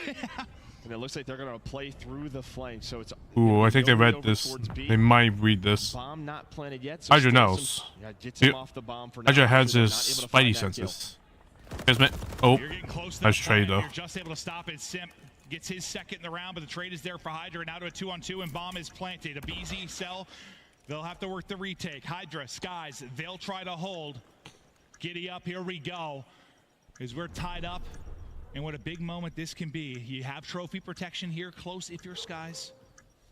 There's just so much to clear, right? They have to layer up the map. This is for 6 in a row. Yeah, trying to find the cruise as well, and the lead in the map. Here we go, a nade going to connect. The trophy not going to protect him, and they're able to find Skies. 15 seconds, and Beezy with the beamer. The utility used to perfection, taking Hydra out of the play. The team shot to the tractor, and we'll see you later, Hydra. In answer, some clinical search and destroy being shown on both sides. This is awesome. Yeah, but it starts with Simp right after the first blood. He's able to find the equalizer to put them in the 3 versus 3. It's like Simp kept doing it. 2v2. Now Simp. But the trophy not going to protect Hydra in that spot. The stun, the nade connects, and they just kind of let him be. Say, he's going to be weak. He's not going to overchow, so let's take down Skies. They want to execute, and execute they do.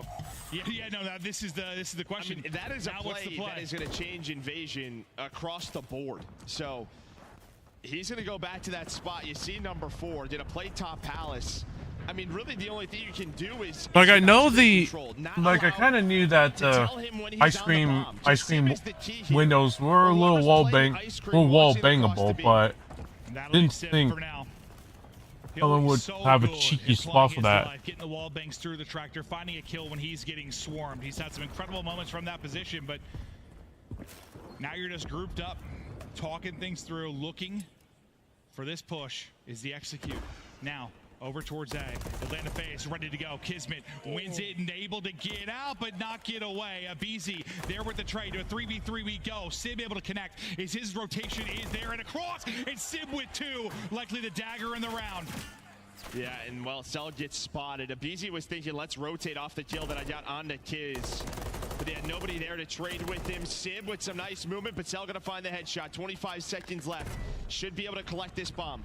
And Hydra's just got the spot on the cross from everywhere as he's deep Palace. So you still have that information that he's yet to move. Not sure where Skies is at this time.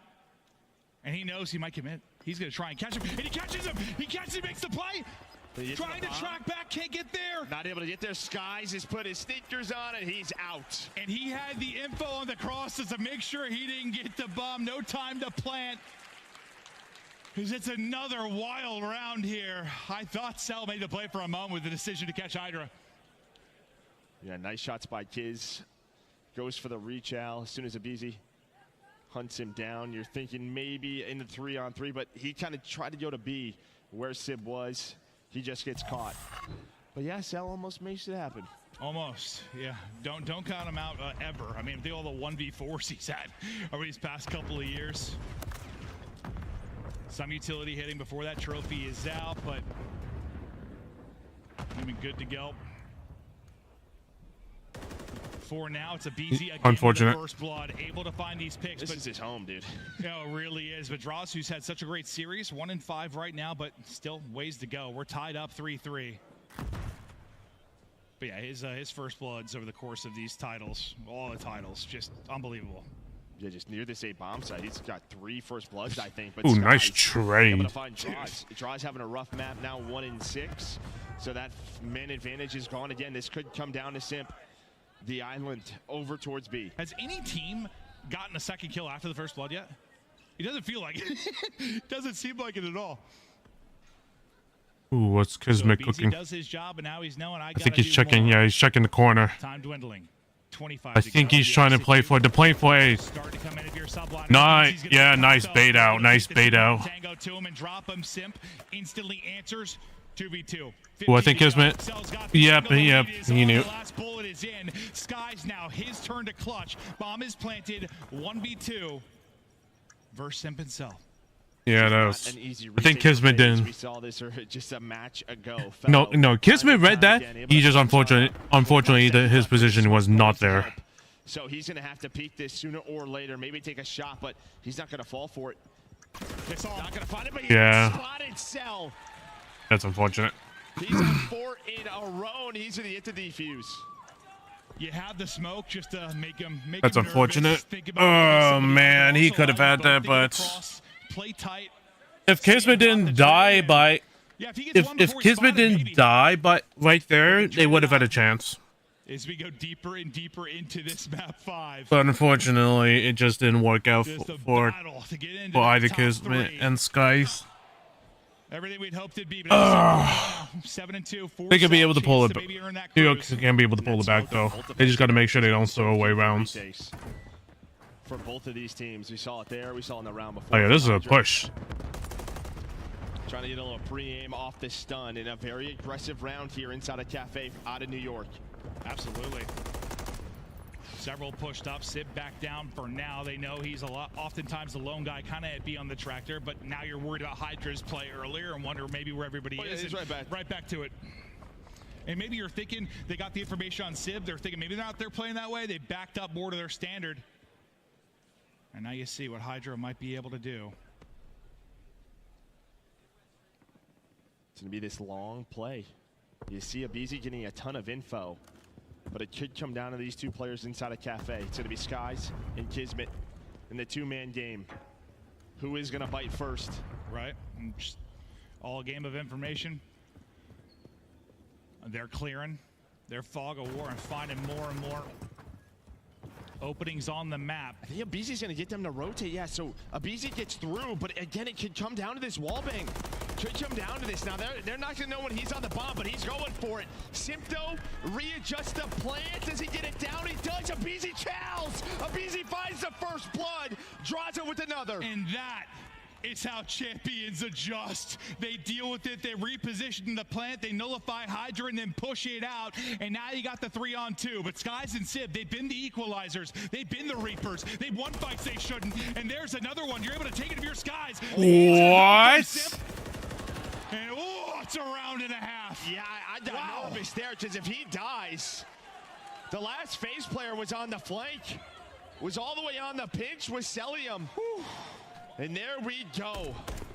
Nice job by Simp, but Abizi getting into Ice Cream. That is the spot that they needed to take control of. Last time it was Sib inside of it. This time he's just on the barricade.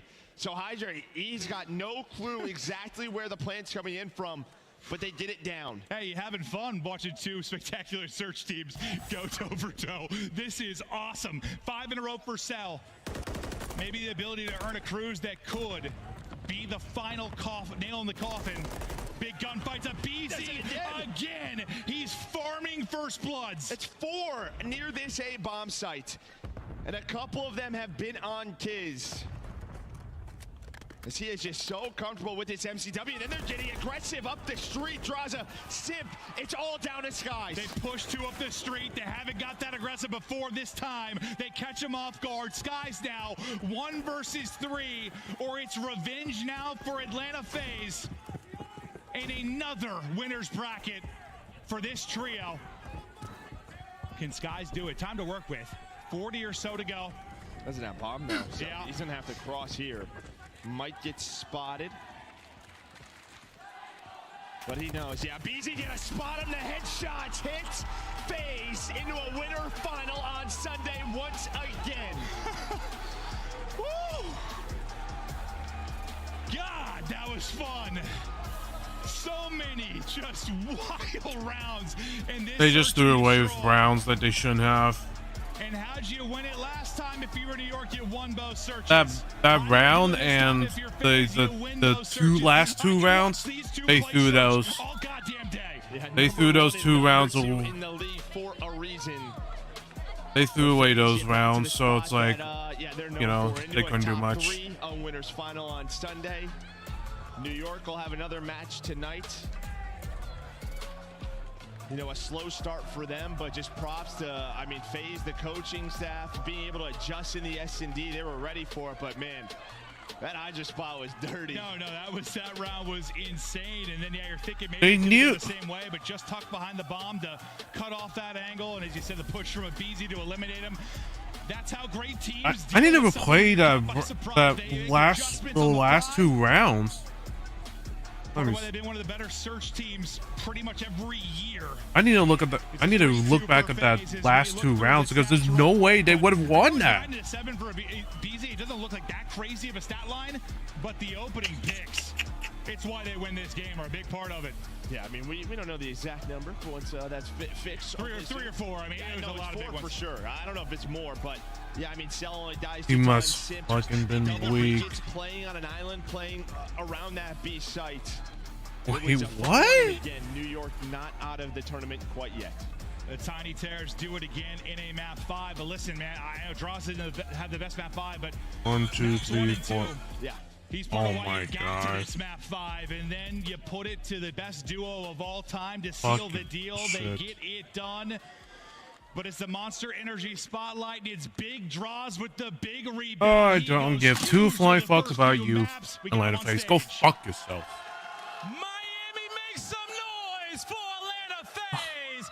Dude, like, On to the winners finals. I was hoping a reverse sweep, and then unfortunately they just Sublayers just threw away a couple rounds. Like they should have Obviously, it lost. feels great. I think the team showed great, composure game 5, and I feel like we were making a lot of good plays, and they had me for game 5, so I appreciate them. So I'm happy with the W. Definitely are happy with that W. Now, you had your teams back in games 1 and 2, a better performance than yesterday. How you feeling about yourself in this series as a whole? Yeah, I'm feeling good. Obviously, the game 5 I could have done better, but I feel like we were playing lights out, and the control, we were 1 kill off getting defense game 5 or round 5. So Yeah. I think we played it really well. And then invasion, I think we messed up a few times, but other than that, I feel like we played it really well. And a game 5 like that is going to keep us going. Now, my next question is that in the S&D Crazy game game. 5, you guys came across. a Unfortunately, it situation didn't where go the you way walled I in the wanted B to go, site but and you know, not knowing where it comes from. You What's know. going on in the comms as you're seeing something unique like that, and how do y'all adjust? Yeah, I mean, I think it's just we all play S&D, so it was like obviously if it doesn't work the first time, and it kind of was hard to plant the whole time. So it was like we just made we just adapted to the play, and we just threw a smoke on bomb and planted. Okay, all Because right. like we're not gonna go to the same place you just walled me. Yeah. Wallbang does that. Like hello. Yeah, kept it simple and got it done. Now, this is the first time I've seen this many people in front of the stage to cheer for you guys. Talk to them for a second, Draza. I appreciate you guys as always. You guys were making insane noises the whole script or the whole match. So I appreciate you guys as always. Much fucking love. Much love to Draza and yeah, Atlanta FaZe. they should have known that they should have known that they were not gonna play that back.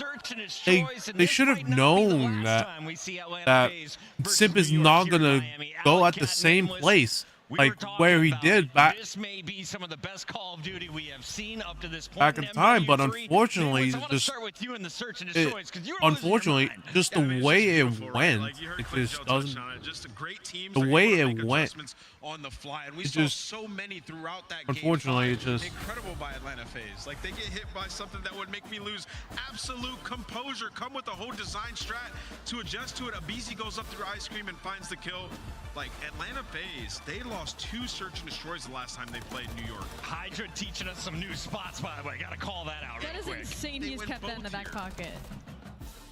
I mean, and the fact that he runs out of bullets as well. Like, I was sitting there like, is he going to do it again? Is he going to do it again? He's done it twice, but he literally runs out of bullets in the MCW shooting through this wall. Like Draza said, like, they're all SD kids, right? So they're able to adapt to something like this, even though they didn't know it existed in the first place. But for Atlanta FaZe, their S&D hasn't looked that good. So yeah. If Kismet didn't push out, they would have won this round. For the rest of this bracket. aBeZy had 5 first bloods in the same spot, pushing up to mid courtyard, just basically picking them apart. And you can see how Atlanta FaZe played around that. Later on in that game, they sent 2 players up B Street, just basically playing off of that first blood. Like, they're gonna have to wrap to Calf and kill aBeZy using that information. Like, this is a 180 turnaround from the last time these 2 teams met up in S&D. We thought New York was going to be able to take care of business, except for Ant, who called Atlanta FaZe, and they get the job done. as he is now 2 for 2 on the day. Nameless, we still have Toronto versus Optic, but before we get to that, let's put a exclamation on this series. Do you have an MVP? I'm going to go with Abizi. I just love what he did in that game 5. Draza, everybody had their moments. I mean, Draza in that map 1, like, he needed that redemption from the performance yesterday, and he really put his stamp on this series. So, team balanced effort. Ali, my favorite player to watch today earns your Scuff play of the game. He goes by the name of MacArthur, a.k.a. Celium, a.k.a. the King Cobra. Taking care of business. Take it away. It's the 3 in the search and destroy. I mean, what a way to set off the first round of a game number 5. My question is, in this round, why didn't Skies check that? Okay, well, Skies did. Well, after Sib dies, Skies should. But the thing is, no one checked that. No one checked that corner. We've had a lot of gameplay. That is your Scuff play of the game. Call it Like, you see it. that's an unfortunate part that I thought anyone, like, I thought, like, obviously if you check that corner, there's probably gonna be someone on the cross that gonna watch. Like I understand that part, but then at the same time, it had to. Which is coming up in just about 2 hours. You could again, like, if you didn't see anyone on the other side, you could have just looked at that Miami, do me a favor, scooch over mid one door. of your friends sitting next to you, because we're gonna have a packed house when we come back. It's our second winner semifinal. Optic takes on Toronto after this.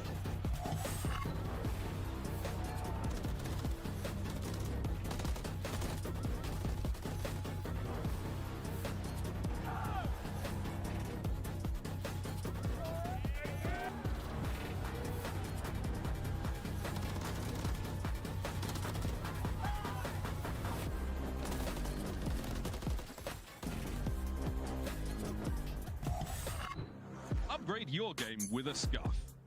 Save $30 on the official CDL collection at scuff.co/CDL. Get better with a Scuff, the first performance gaming controller.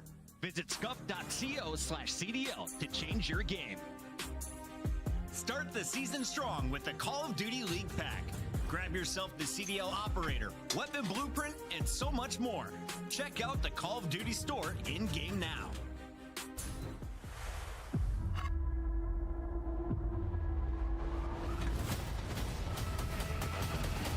Just unfortunate. It's just unfortunate. Like, it's just unfortunate for some players. They threw away rounds that they shouldn't have. But you know, it is what it is. They could be able to come back later tonight and be able to just adapt in and just take out the others.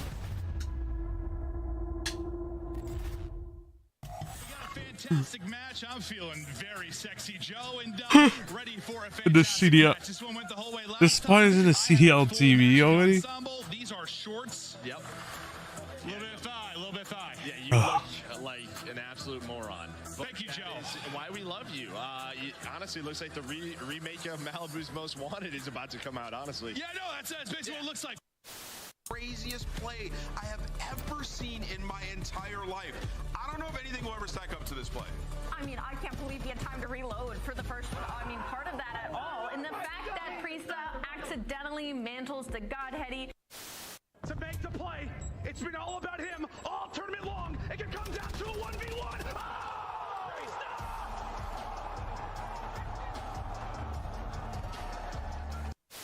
Whichever bomb site they choose to go to, 30 seconds on the clock, and well, because he's been seen, he will drop off the map. What the fuck? It's up and about as is tradition. We're going to fly towards that ring, that first hard point, as both teams will jostle for position. New York in first. Over to Celium, who finds 2 right off the rear, makes it 3. Yeah, New York is going to go up against Carolina.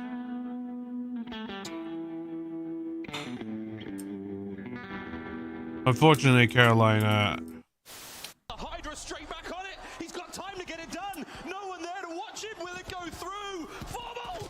Oh, he kills him. Oh my God. No. Subliner's got the win. He got to defuse the kill. Did not come in time. You have the streaks. You have the bomb planted. You have every advantage in the world. But the defuse came through. He got it. He stops the clock. You have to Dual selling on the top side of the flat. Does indeed. That's good. Oh, the snap! Max stays alive. Another for Mac. That's unreal. 23 seconds. Pause. Unless Priesta can come up with something magical, something historical. New players falling. Priesta ends up getting traded out, but Standy's still here. No respawns right now for Rocker, but hey, we've got to put ourselves on pause. 1.5 seconds on the clock. Atlanta FaZe, they've got to push their way in. They've got to dig their way through. Nades, tacticals, utility tossed out. But take a look at this.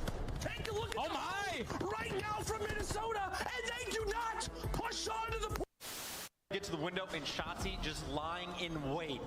He's waiting for the call from his teammates. The moment of pounce, he's trying to bait these guys out, and the bait indeed. You got the two players on the flank coming through. They've got the spawns. Now the pressure's on Cammy. Looking for the second, looking for the third. He takes them down. Oh, Cammy! Standy will get free info here onto Assault. Quickly finds the kill. Whoa! He's going for the assassination. Didn't hold the button down long enough. And Assault says not so fast. Let me tell you right now, these guys play every day.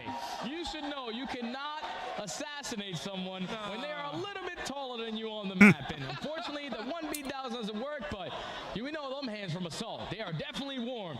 2 punches right to the chest to take down Standy.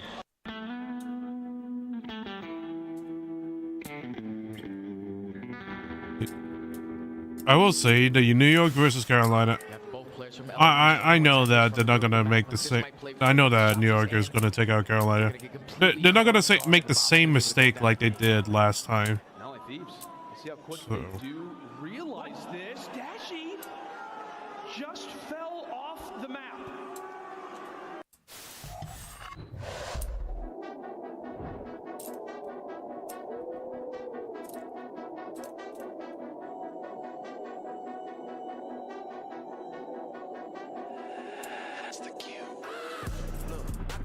City, you hear signs when we sleep. Heaven sent, hands down, vibes so unique.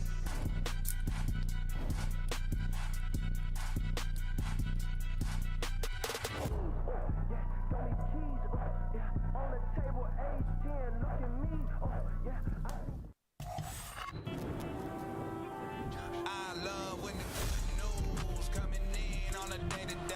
Already know what's happening, I don't gotta shake the hay. Big moves, big stepper in the right direction. The trick continues, every double use a psychedelic. I think they gon' need a minute. Look, I'm interested in making as opposed to making friends. Double bags, I've been paranoid, having a safe place, I'll take a check. Finishing his drink should only take a sec, but Mark just cut me off, he told me that I go on stage and tan. Walk out to my own shit on the main event. Da Vinci my cologne after the show. She told me that shit was a favorite sense. Sprint advantage spacious, we could take it friends. What happened next? You could take a guess. Toronto Ultra have just put the entire league on watch. Here comes Shotzi, 10 in a row, looking for the 11th. Damn! Magnificent work out of Toronto Ultra. 8 seconds, maybe a flood in the and Optic make it look easy. Oh, that's a round. You may never see one like it.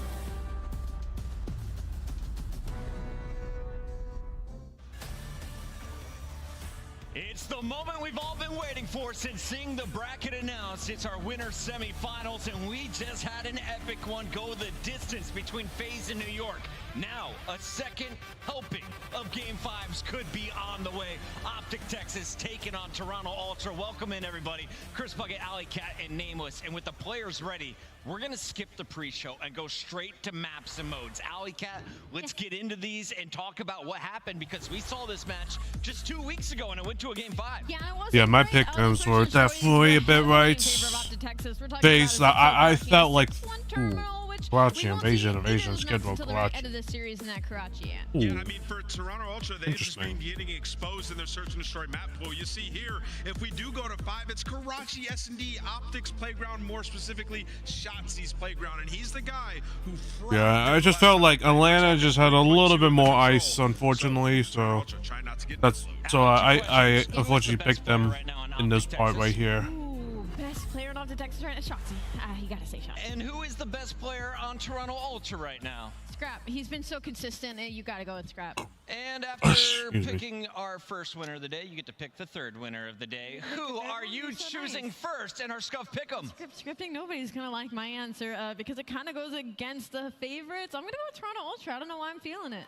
Toronto Ultra has some fans here in Miami. Who knew? All right, Nameless, you're up next. I think Texas have just been better at search, destroy, and control, and that wins championships. I'm going with Optic Texas in this one. It's a fair take. It's a fair take. I saw Scrap's dad this morning. He was telling me their search does not suck. Toronto Ultra is taking this one. Let's see it, Allie. Now you're going to be 0-3 on the day. That's crazy. Or it could be 0-3 on the day. The match is ready. Make some noise, Miami. Your winner's semifinal starts right now with Guy Blaze. Yeah, Miami, it's time for another semifinal. And man, this stage has been electric. These next two teams are looking to play phase in the winners finals. But get ready, Miami. Looking to do it brick by brick. Here comes Optic Texas. Give it up for Kenny, Shotzi, Pred, and Dashy. Green Wall unite, because Optic Texas is ready. Optic Texas has formed a super team coming into this year, bringing in some reinforcements, and they have fixed their search and destroy throughout this stage. They have fixed their control. They're looking extremely strong, and they went undefeated online. Time to go through the Major 1 champs. They got a tough opponent. Let's bring them out, Guy. The boys from the South are already on the stage, but now it's time to bring out those boys from the North. Get loud for the Major 1 champions, the Toronto Ultra. We got Scrap, Envoy, Insight, and Kleenex. Toronto Ultra ready to go back to back. Our Major 1 champions taking the stage. A lot of us forget Envoy on that side of the stage used to be a part of the Optic camp a long, long time ago, and he specifically likes to turn up when it comes to this matchup. We're talking about our Major 1 champions who didn't have the best split, sitting at the end of the top 4 bench, now looking to get through the undefeated team that handed them a horrible loss right before we went to Miami. It's time for the third match of the day. Let's get it started. I'm ready to get this one started, Allie, and all day we've had great matches, and I think it's because of the crowd. Miami, you ready for another one? Merc, Maven, let's get wild. Oh, thank you very much, Blaze. Can you do Joe? Yeah. I'm ready. I'm all sexy and bald. That's that was as good as it's gonna get. This is gonna be a great series. An absolute treat we've had so far. Non-stop great games, and this one's bound to be a delight as well. The chance of USA in the background already. I wonder how that's going to affect the cool boys from up north. I think the cool boys up north are going to be just fine. Speaking of trying to pretend to be Maven and Merc, they blast their own headsets. It has been a beautiful day of Call of Duty, though, I got to say, right? Like in the wise words of one of the great philosophers, Mick Jagger, he said you can't always get what you want. Today, you absolutely can. We have 2 bloodbath Game 5s. It has been ridiculous gameplay, and now we get Toronto versus Optic, a rematch from the qualifiers on the main stage. It does not get better than this. Well, we'll work our way through the players and make sure we give you all as much information as we can before the fun starts. We'll start with Shotzi. I'm not sure if you've heard of this player, but Shotzi is that guy. He has been an absolute unit, and if you are what you say you are, he's a superstar. Yeah, there is absolutely no question or doubt about it. He has been absolutely legendary. He talked about it in an interview. Adjustment period he had. He's definitely the best SMG player. It's a switch up in playstyle compared to what he got used to last year. Definitely one of the best SMG players of all. He's been popping off every single series, every single map in game mode, in absolute menace. High IQ plays, trigger discipline, anything you could possibly ask of this young man, he has delivered and then some. The player to watch in this match from Optic, without question. We'll keep a keen eye on him. The first matchup we saw them play as well. I've been sick with the SMG. I mean, obviously, with the map, the mode. For now, he can still put them on TikTok, but that's what he's been doing. Is absolute standout plays, an electrifying player to watch. Other side of the board, though, Chance, Toronto Ultra, more of a team than a group of individuals, but that doesn't make them any less dangerous. And because of how good of a team they were at Major 1, they've sort of been playing around with their map pool in the Stage 2 qualifiers. When they matched up against Optic, they virtually gave them their best maps, and well, they got Karachi invasion, Skid Row, Karachi. Bands and they make the adjustments. They wanted to try This one's terminal, gonna. This one's gonna be somewhat a bloodbath. So when your search and destroy map is going to come into effect, and It's all gonna come down to the fundamentals. making some adjustments as well. They struggled in the hard points, but I think what's funny for this team is they bowed down to Toronto's real prowess. You think Shotzi and Preds are gods on that map? They didn't want to deal with Scrap as that third SMG, so they actually banned Rio, and well, that is going to give us a Karachi for the map 1. So I think Ultra very happy for the map set we have in this series. See if it plays out. We've got our maps and modes, already discussed those, and I would love to get into the game. There's been a tiny audio issue which we're dealing with on stage right now. Prior to that, let's go into the Monster Energy pre-game. This is for Optic Texas. Chance, break and made easy. What does this mean? The third break percentage. For the folks at home, what is a break? Well, a break is when you don't rotate to the hard point, but you're ended up getting through and collecting the time. But it's not just the fact that they have one of the higher break percentages, it's that they're the best at getting points after the fact. So there's a couple teams, they make a break, you only give 5 or 6 seconds. Optic actually capitalize and turn bad rotations into fantastic time. So this is a team that even when things have been a little bit rough or tough for them, they can absolutely thrive. And of course, Control, they have become madmen in this game mode. So they're going to be a threat. Got to be on the lookout for them. And I know we talked about that map 1, Karachi. It's a low map record here from Optic. It's rare that they play it, but the last time they do, 100-point club Boston. So make no mistake, they're excited to see this for the map number 1. Yeah, match record does not translate into their actual, awareness or ability on the map. The Monster Energy pregame there for Toronto Ultra, consistency being the key. 10-2 in hardpoint. Look for the 1 and the 4 in the series to be exceptionally strong for them. Top 5 in both breaking and holding in stage 2 so far. So this is giving me an absolute treat. Here we go, map number 1. Two teams capable of near perfect gameplay, looking to set the tone early. Pred already going distant out towards that bridge. Dashy attacking from the heaven above. Kleenex inside the time. Well, has plenty of protection. Scrapping insight. The MCW players already laying down the law. Last time these two teams matched up, it was very different, but nonetheless a good series. Here we go. 30 seconds remaining on P1. We're going to look towards the top left-hand side of the mini-map in a moment. And until then, we're going to watch Shotzi dance his way around. All Optic in the kill feed. Very, very green so far. A little bit of back and forth, but right now, full control of the map. And you had a rare movement mistake there out of Shotzi, but it doesn't make any bit of difference. You still break through and get that time and force Ultra to have those deep distance spawns. So on that rotation towards P2, Optic right now, nice and secure. But Insight able to pick up a couple, and that just means on the front lines, Toronto Ultra might have the opportunity to attack and jump all over these Optic players, but Pred and Shotzi roaming together, collecting the kills. Shotzi, a roundabout attack here. Oof, but it works out. Insight brought down, a little bit of damage dealt. New hard points up. It's all green for now. The members of Ultra are going to have to make their way through the middle of the map. They've got spawns on the left-hand side, so it's an easy funnel right now for the boys of Optic Texas. That's good comms too. Dashy knows that that player's weak. Go for the easy chow. Check back alley. Easy reads, but that dumpster going to be open.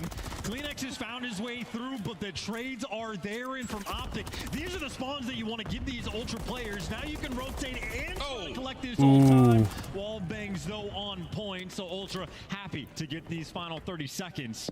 Looks like Shotzi though wants to be annoying. He knows that these players on Ultra are going to have the back spawn, so he's being aggressive. Him and Pred want to get them out of this scrap. Final 12 seconds, Pred is hunting for it, and again, this is just to keep those Toronto players at bay. Keeping them at bay, keeping the scrap green. That's going to be nice. A couple of seconds going the way of Optic Texas consolation prizes for the battle fought there at the cafe. Far side of the map now, we go to an even smaller position to hold. And so far, the boys of Optic are in. That's the green arrows on the mini-map.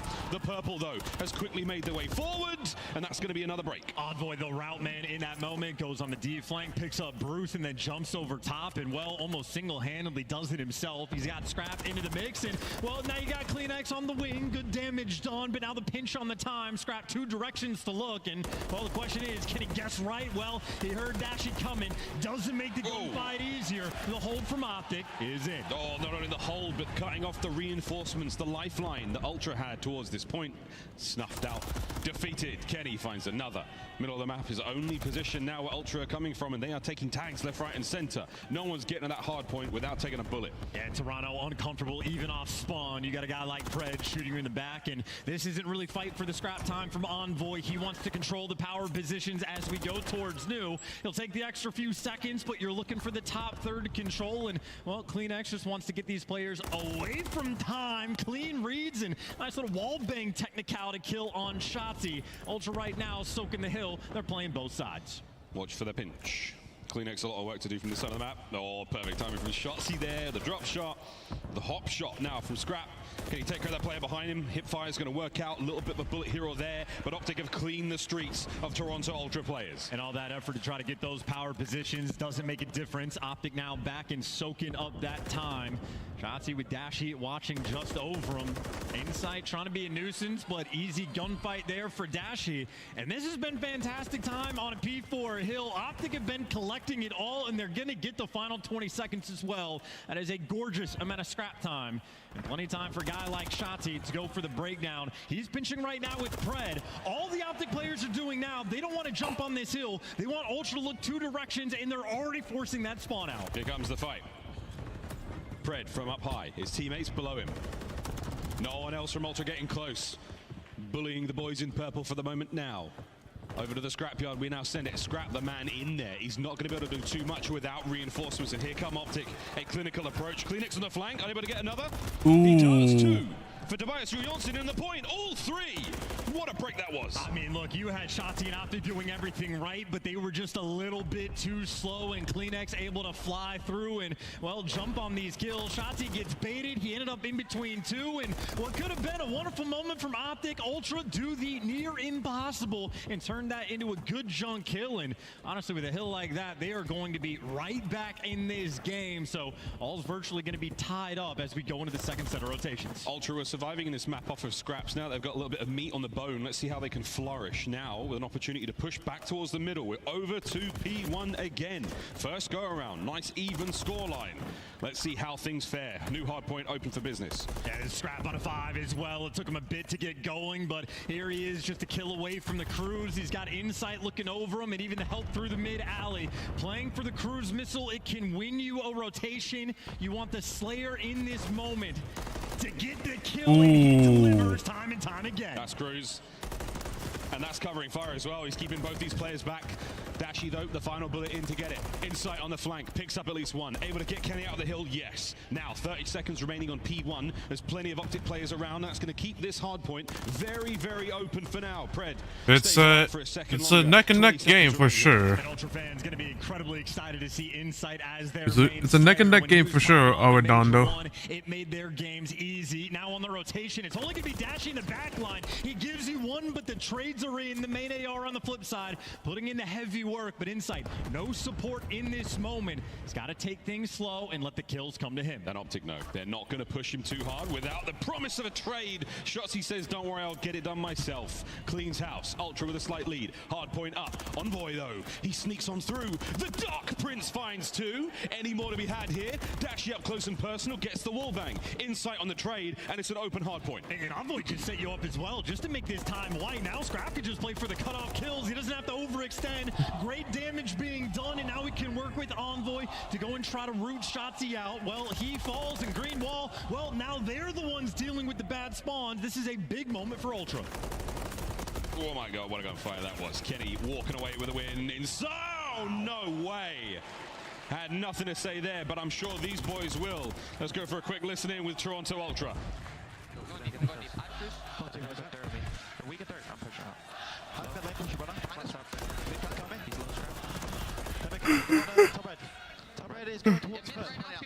Nice. That's it. On the right. We're blocking bridge right now. We're blocking bridge right now. I don't know. Dead spawns. Yeah. Got my Cruise. You can if you want. They're gonna go there to me. What's behind me? Right there. Two dirt, running out of time. Or, yo, 1 minute, no, I'm coming mid. No, Archer's dead. Nice, one's deep, like, sack. He's going like AC maybe, yes. Yeah, I'm trying to Yo, big 40, boys, big 40. What's bad? Low Cooper B. He already got another one low bikes. Yeah, low bikes. I got 50 seconds. Spikes, I'm needed, and one mid alley. And top three, 1 minute. Push it back down. Top three now, and that's one mid. Dive in, top 8. He shipped out. Close out. Weak. Time. And yellow car. Arches? Yeah, Arches weak. I'm good, dude. Arches weak to mid. Yeah, you come dead. You could have seen me already. Yeah, I'm coming right to you. Yeah, I'm just waiting. Top third, really weak. Dead top third. Nice. One more new, probably. Or bridge. He could have spawned in bridge as well. Just check it. Nothing spawn bridge? Yeah. Two and out. Hey, I'm gonna get below you, church. You got church? I church. Top three.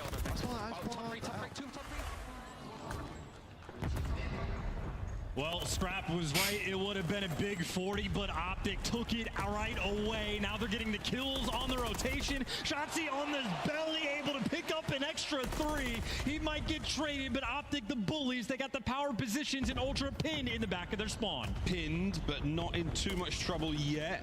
Scrap trying to help his boys out. Pred from upstairs gets himself another nearly a third. That was his 5th in a row. Beautiful work. Down to the hard point. We're going to go in a moment. Kleenex now waiting for the opportune moment to strike.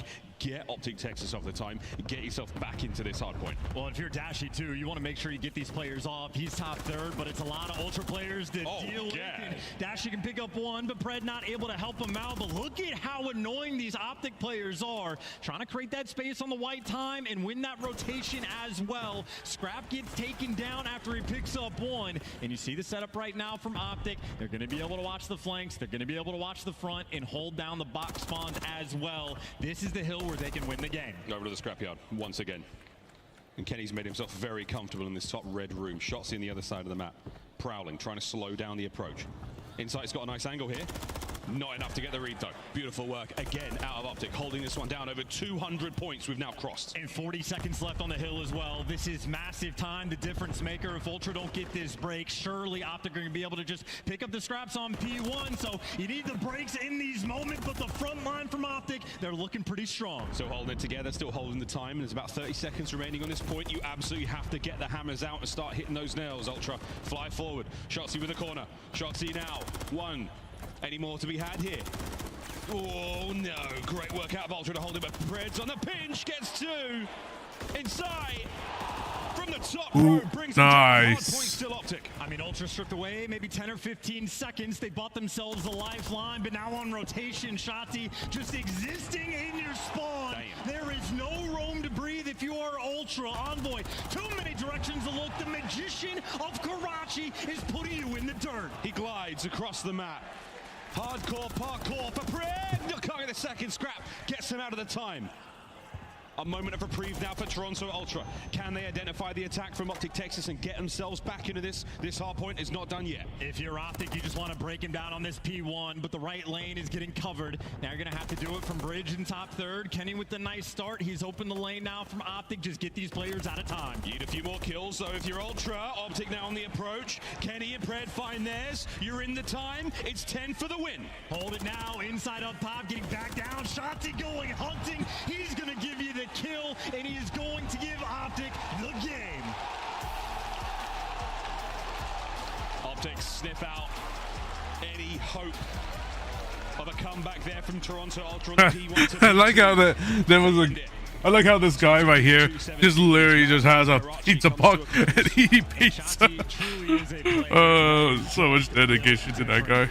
He can glide across the map in ways that are seemingly impossible. He messes with your timings and he quite literally bounces around with those cutoff kills, but that is a well orchestrated team effort there from Optic. I mean, the damage output from everybody just about insane.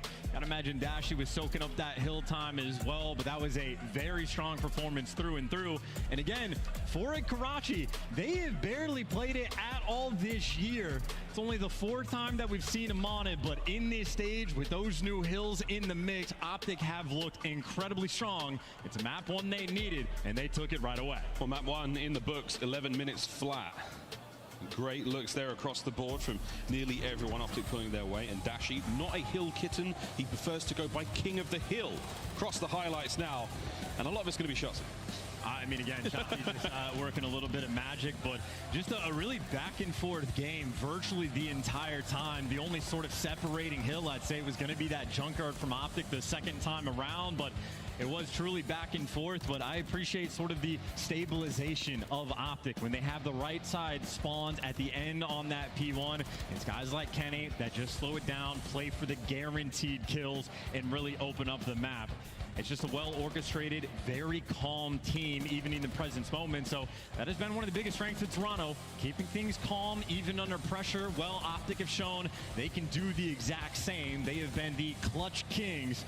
They do not fear these spicy hardpoint moments. It's the beginning of the series, and it's a good start for Optic. Can they maintain that composure throughout all of it? That's the question. Search and Destroy, a very different beast. Under the brightest of lights, with the loudest of fans, we know they've delivered in the past. Let's see if they can keep this MW3 hype train going, because so far, so good. Still looking at the highlights again, and the guaranteed kills from Kenny, that's something that a lot of players should be looking for. Slow presence, very, very methodical, and a key to the success there in map number 1. 250, 217. Hardpoint done, S&D on its way. And I think for the S&D, you're going to be looking for a bounce-back performance from Envoy. Certainly a player that struggled the most there in the hard point, but looking at the game flow, it is a nail-biter game, quite literally at the end. That rotation to Junkyard where they truly took that lead, and you see the pressure that Toronto's going to take in those moments, but Shotzi, again, credit where credit is due. I mean, he dropped a 1.0 KD, 25 and 25, but when he's playing top third and getting guys like Insight out of position with the crazy jump-ups that he's able to pull off, it really is that separation factor for Optic Texas. And again, those final 2 hills, absolute class to seal the game. Yeah, it's those kills that the players on top third keep them safe. That gets your boys in the hill more time. Little moments like that, 1 or 2 kills gets you 10 to 15, even 20 seconds. Massive stuff. Bye-bye Karachi. We'll see you at the very end of the series, maybe. For now, a double dose of Invasion and a Skid Row chance. Oh, look at these nails. Look at him. How fun is that? That's gorgeous. I mean, you got, what, every single detail on every single nail as well. Pretty on point. No shots. He's going to be happy for it. But I think this Invasion is going to be an interesting one to watch, because I know these players, or at least the coaching staff, going to be watching the series on the main stage. Hydra showing off new wallbang spots on Invasion might be the type of thing these players have to be consistent about and evolve their strats in the middle of the tournament. Listen to you on its way. Quick look at the metrics here from stage 2, and wow, what do you know? 8 and 4 there for Optic. A very solid record. Even Stevens, though, for Toronto Ultra, 5 and 5. Chance, anything that really sticks out there? Well, look, it was a Neslo series from Optic when they played Toronto. They absolutely destroyed them in the Search and Destroy. So their record is fantastic, and that just means they're going to be going into map 2 with an incredible amount of confidence. So that is sort of what the qualifiers set up, those expectations for the team. Now, don't get me wrong, I think we're expecting Toronto's S&D to be a lot better on land compared to online. So I don't trust that 5 and 5 record for them, but it is going to be a fun square-up battle to see how these players adjust. Again, for me, at least on the side of Ultra, Envoy is the player I'm going to pay extra bit of attention to. Struggled in map number 1, but man, as a world champion, you know he can bounce back and adjust. Bounce back potential on. Here we go. Invasion S&D. Who knows if it's as spicy as the New York FaZe series we just watched. My good God, what a day of COD it's been. Far from over. Kleenex checks the room he's in, finds himself. No trophies just yet. Handful of taxinades being expended by both teams. Ultra not yet making the move, but they're clearly grouped up and go towards B. Shotzi nice and aggressive. Envoy, well, half HP. Gets out with his life, and well, now the cross commences, but Scrap is by himself, so Kenny might be getting the call. He can move if he wants, and you see the kill box is being set up. Optic, massive advantage now in this round. Kill box set up, didn't come from IKEA. It's made of very sturdy stuff. 40 odd seconds remaining here as Envoy and Kleenex now scrambling to try to find a bomb site that might be welcoming of that plant. Pred says absolutely not, pushes Kleenex back. There's a battle on the B street about to take place as well. Optic Texas, a very strong advantage for now, but slowly full in. Nice. They close the round out. Suffocating in that round as well. No open avenues of attack there for Toronto. Shotzi has him on the cross, and easy execution after the fact. Actually able to throw up 2 just in round number 1, and this is no time wasted. In the online qualifying stage for S&D, it was a 12-1 round count in favor of Optic. They have had their number, and they don't waste any time in that first round. Round 2 ringing. Who will answer? 2 in the first there for Dashi. We'll keep an eye on these sprees for the Optic boys. Ultra. Oh! It's Kenneth Williams from downtown. What a double nade. Round 1, you're not going to have trophies for round 2 in Optic. Well, the call was easy for Kenny. A 4v2 and making it scrap by himself. This is utter dominance. Get him out of here. And these first 2 rounds, Optic Texas can do no wrong. That is a very strong round. You keep that going as Optic wipe him out. That puts the trophy question still in play. I mean, they weren't alive for long enough. Yeah, maybe not. Hopefully by this time around they'll have one. If not, Ultra going to have to play slow off the rip again. But I think that's Kenny being like, look, they don't have trophies, bet. Throw some nades over. We'll get those kills. And they might have just been expecting 1. The 2, just the sprinkles on top. Now from Ultra, they got to dig deep because at some point, well, it really starts to sit in the back of your mind. Optic might just have their number. Yeah, if Ultra have no trophies, they're going to play a little slow. They can concede a lot of the map. Optic are going to be able to move nearly freely. If they can identify the attack angle, it's going to get ugly very, very quickly. But Shotzi stunned. No problem. First blood. Trades from Kleenex. He'll take the trade. Envoy just a bait, but now for the 3 versus 3. That B site is open for the moment, but Dashi not letting the cross up until Kenny gets in position. So you effectively have these 3 Toronto players trapped. And no one from Optic overcommitting. No mistakes being made. Nice little stun check for the information. Dashi not even trusting it inside up. Oh, he didn't see him. Oh, no. Ultra. Well, they're swinging the bomb towards A. Guess who's been ready and nice waiting? mid kill. The extra kill. Man advantage towards Texas. Yeah, Pred's covering the push. Here comes Kleenex. Wow, Pred. Fantastic round from him. Oh, and there we go. Insight unable to finish Dashi in their opening fight. But Dashi finishes him 3-0. Optic have seemingly not skipped a beat when it comes to search against Ultra. Optic are reading them like a book. Pred knows what Toronto is going to do before Toronto even has an idea about where they want to move on the map. A free 2-piece, and Pred and Dashi 8-0 combined. Both players can be thinking about the cruise missile. And there is not a single mistake Optic has made. And those are beams out of scrap. Damn. Shutting down Dashi. 1 minute and 17 seconds now to work with in the round. Optic, this is still plenty of time, a man down. And if anything, this is even better test of how great Optic Texas have looked so far in Search and Destroy. Down a man at the start of the round. You're exactly right. They are going to have to work for it, but Toronto's still a good setup on the map. 2 players doubled up towards mid. The ARs watching both of the long flanks. So nothing on the map is open just yet. Looking for the nade to connect. Wow. And that was so close. Scrap was probably 1 HP. That's a hell of a try, but Scrap's still alive. Optic, well, got to pick a new direction. Scrap's still feeding a lot of info here. Oh, what do you know? Pred doesn't see a Kleenex in this position. 35 seconds and Ultra. Oh, they find the advantage. Hello.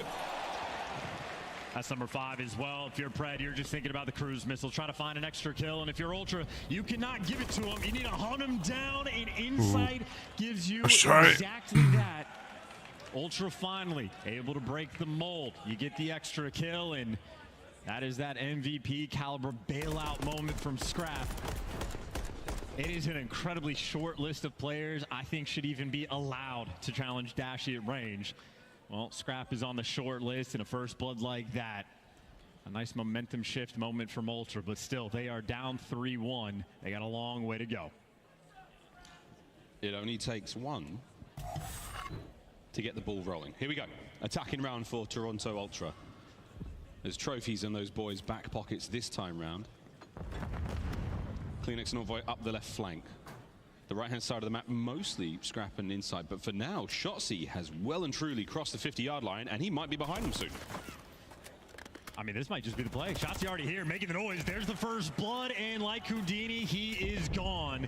As the information on Inside as well, top blue, but Shotzi and Kenny working together, and well, there's the setup for the kill. Shotzi the bait, Kenny the hammer. The Shotzi's nail, and well, a 3v2, and Still a nice little hold on the map. Looks like Ultra might try to be dealing with Shotzzy once again, but they just don't have a clue where he is. The guessing game begins. Scrap pumps the brakes, hoping for an opportune moment to catch him moving. Pred lying in wait. If that bomb gets planted, which it is about to be, this is going to be a problem. Can he get away? How fast is Pred? How fast is Envoy? Oh, he just picked the wrong way to go. Scrap, though, manages to pick up Shotzzy. 2v1. Down to Scrap. Now against Pred and Dashy. The bomb planted, and Pred makes short work of Scrap. With the bomb defusing, the round count will be 4-1. I mean, Pred just has such a way with simplifying the game. Everything is easy for him. The reads are always clean. You see the plant spot from Envoy. It's exactly for that chow from B, Dom, or the tank for Scrap. And, well, Pred says, I know where you are. I know where you're coming from. This is just easy reads. An immaculate condition of vibes for the Optic Texas side of the stage. Morale in a very, very good place, and with good reason. 7-1 for Pred, seemingly unkillable here on Invasion. The bomb in hand now as Ultra scramble on the defense.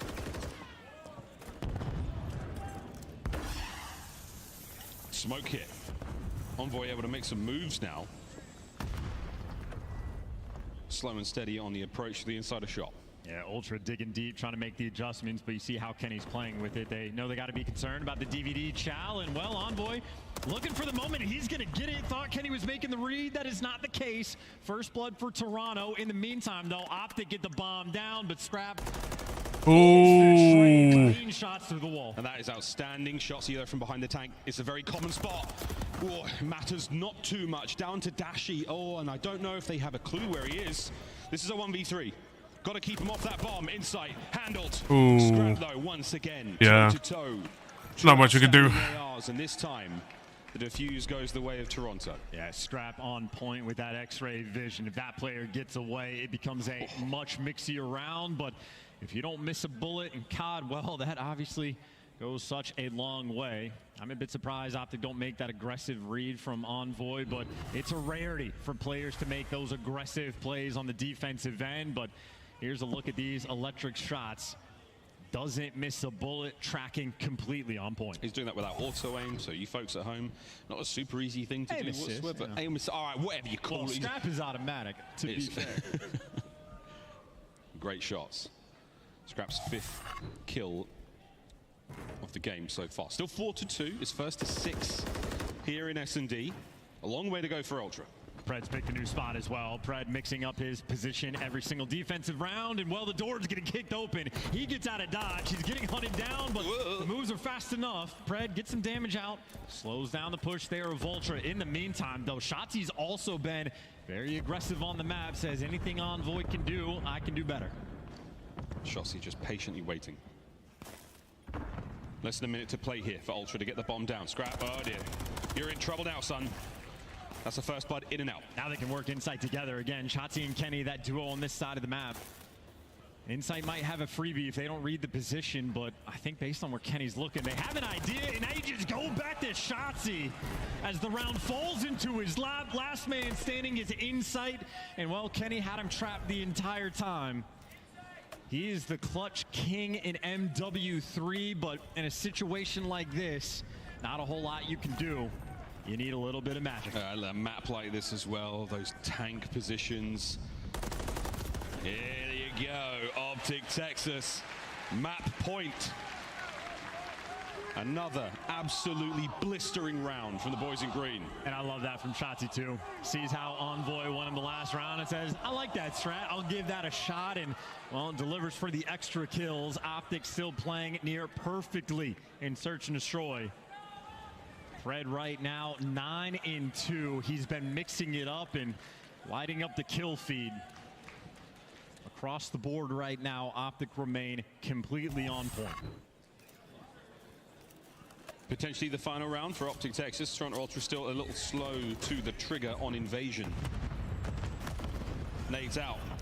The stun's going to help just enough, but Shotzzy certainly feeling himself as he now makes his way forward, and he is way pushed up. And this is a unique-looking minimap right now on the defensive end. Ultra nearly have everybody stacked up to be ready for the B pressure. In the meantime, though, Dashy has made his way all the way back to Showers. He's taken a decent amount of space. So Optic are playing with options in the first blood. Kleenex is challenged. He Ooh. is dying, and so is everybody on Ultra. Optic looking dominant on Invasion.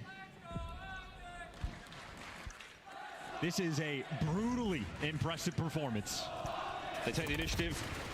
They do not relent. Bomb planted now. Envoy. Oh no! Big Bruce has gunned him. Can he take insight as well? This is for the map. The pressure is there. Optic Texas. Another masterclass in search and destroy against Ultra. I mean, GG, that was not even remotely close. Ultra mixing up the strats there on the defensive end, but Optic, well, they broke them down every single time. That is clinical. That is efficient. That is fantastic word across the board. But Pred, 9 non-tradeds out of 9 kills. He was virtually unstoppable, as was Dashy, as was Shotzi. I mean, Optic in search and destroy against Toronto. It is honestly unbelievable. Ultra go from not losing a single S&D at the major. Optic have literally picked them apart. 6-0, 6-1, and a 6-2 on the 3 maps that they've played.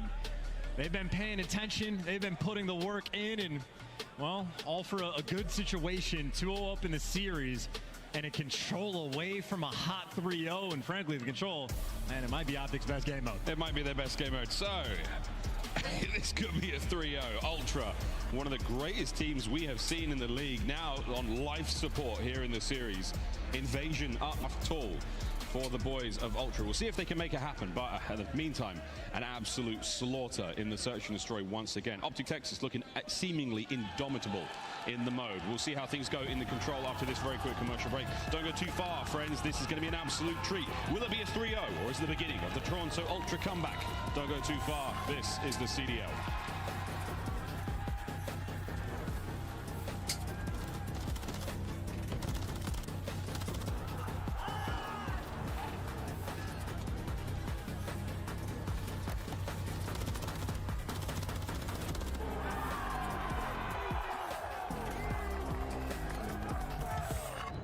Upgrade your game with a Scuff. Save $30 on the official CDL collection at scuff.co/CDL. Get better with a Scuff, the first performance gaming controller. Visit scuff.co/CDL to change your game. The Call of Duty Week is brought to you by Monster Energy, the official energy drink of the CDL.